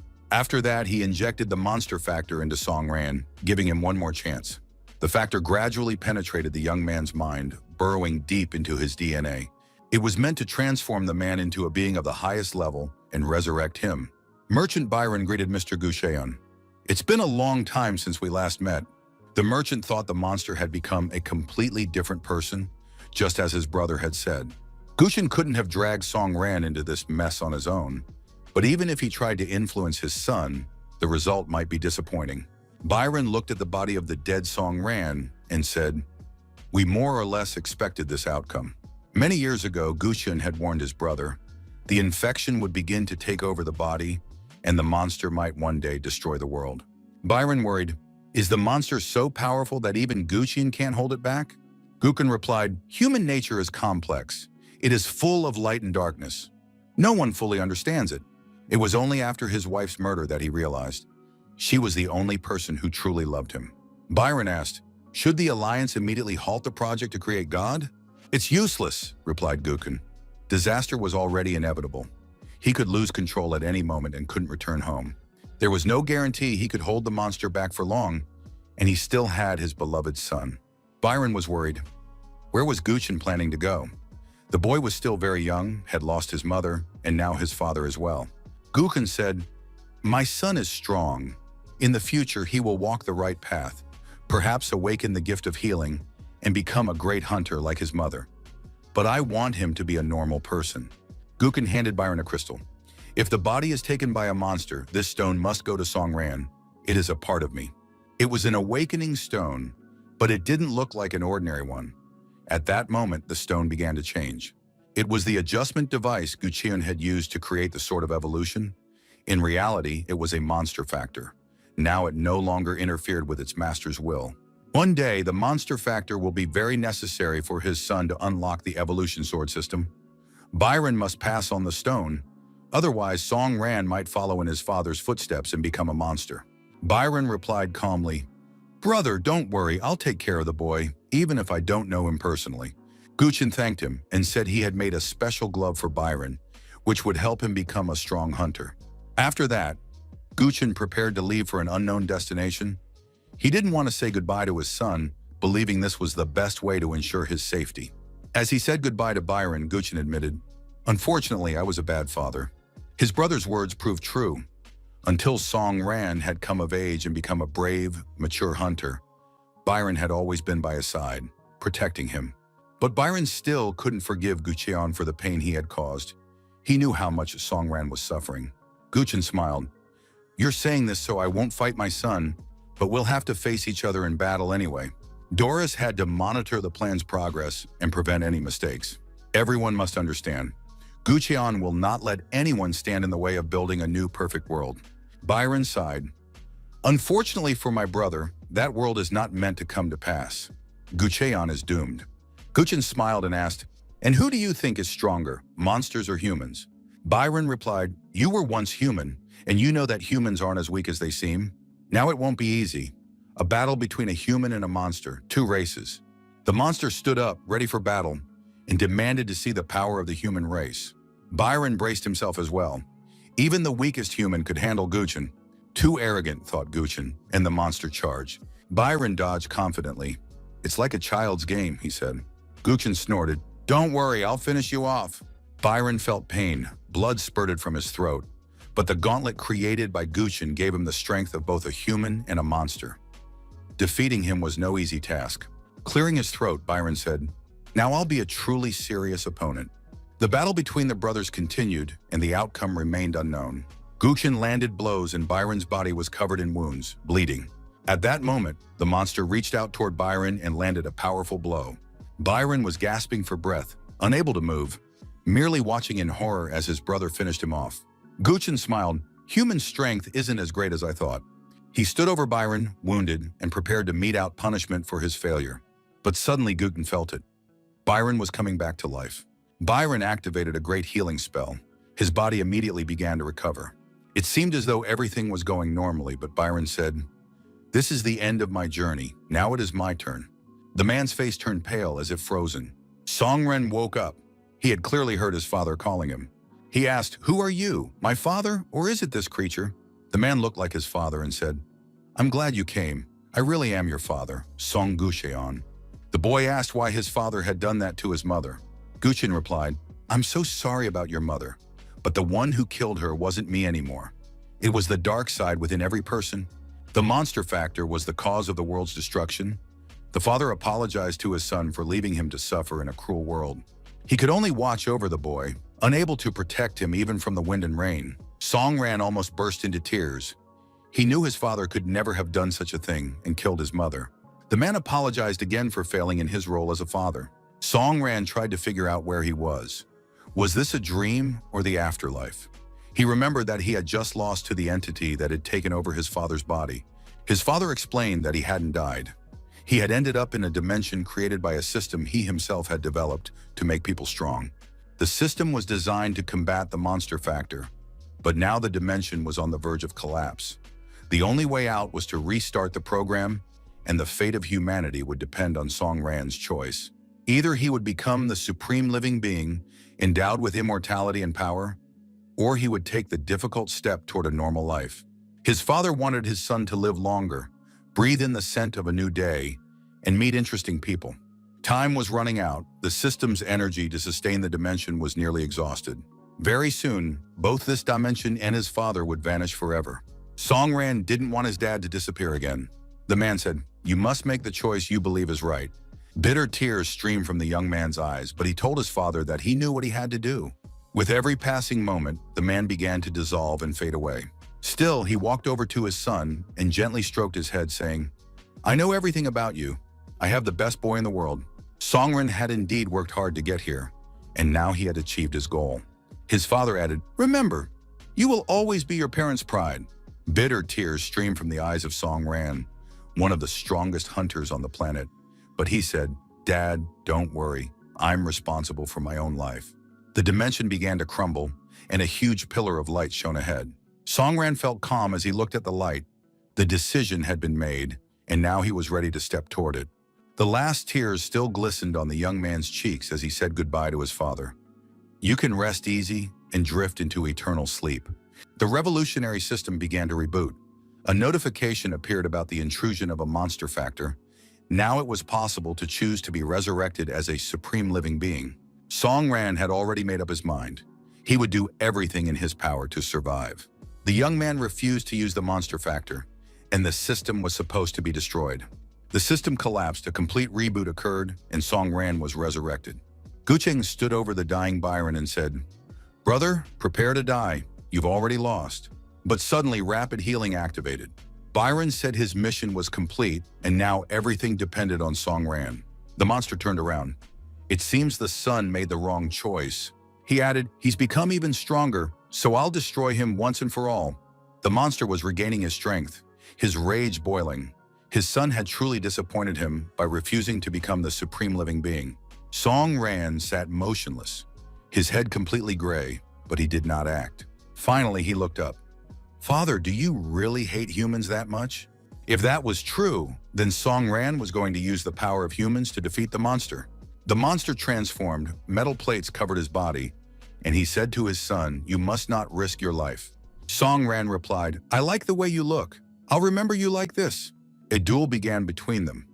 Everything around them was crumbling and exploding. It was impossible to tell who was stronger. During the battle, Song Ran sensed that his opponent had slowed down. The monster confirmed, "A difference in strength has emerged."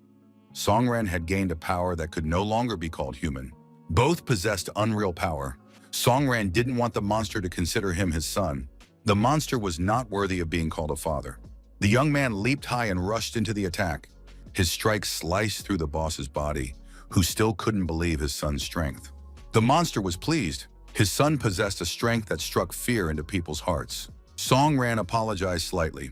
"Sorry, I went a little overboard." The monster replied, "You're too kind, but now there's no need to expect mercy. In this world, everything must be simple. Whoever stands in the way is destroyed." Song Ran said with a smile, "When you're angry, your gaze is beautiful, like a twinkling Christmas tree." These words annoyed the monster, who wanted to be feared. The boss declared, "Now the farce is over. My son will stop joking. It's time to show the true power I've told you about many times." Song Ran replied calmly, "You're nothing special." The boss couldn't understand. How is that possible? He was dead before. With all his might, he punched the spot where Song Ran was standing, trying to end the fight. "Victory is mine alone," thought the monster, certain that this was the right way to end the fight. He was certain that humans couldn't match his strength. Byron watched from the sidelines, realizing it was time to intervene. Any resistance now seemed pointless. The boss heard Byron's words. "Once I'm done with my son, it's your turn." Byron replied, "You'd better run, but it looks like it's already too late." Song Ran was fully awakened. A new form of weaponry, mastery of dual swords. He was like a lion. The boss still believed that a human was incapable of such a strength, but Song Ran leaped at him with two swords. He sliced the monster in half. The blows were instantly effective. It seemed impossible. The boss couldn't lose, but his body began to disintegrate, and he let out a piercing scream. Looking at the defeated boss, Song Ran realized it seemed humanity had won this time. The monster said in a weak voice, "This is the end. The reason for my defeat is simple. You are strong and I am weak." Song Ran quietly told himself that he would consider these the monster's last words. Though he understood, it was simply a manifestation of ignorance. Byron, who had been watching the young man, asked, "Where will you go now?" Song Ran replied calmly, "I'll go where the path leads me, alone, to face a new opponent." Inside, he was determined to destroy him and prove the legitimacy of humanity's presence in this world. At that moment, a huge portal opened right in the sky, from which a bright light rushed toward the earth. Song Ran thought about the world. This society can no longer continue to decay in cruelty, aggression, and murder. He saw the streets of cities and villages filled with suffering. People were merely killing one another, forgetting their humanity. And he decided to find out what the true cause of this chaos was. Even after everything that had happened, Song Ran's faith in people never wavered. He wanted to prove to everyone, to himself first and foremost, that people deserve to live, to love, to raise children, and to be happy every day of their lives.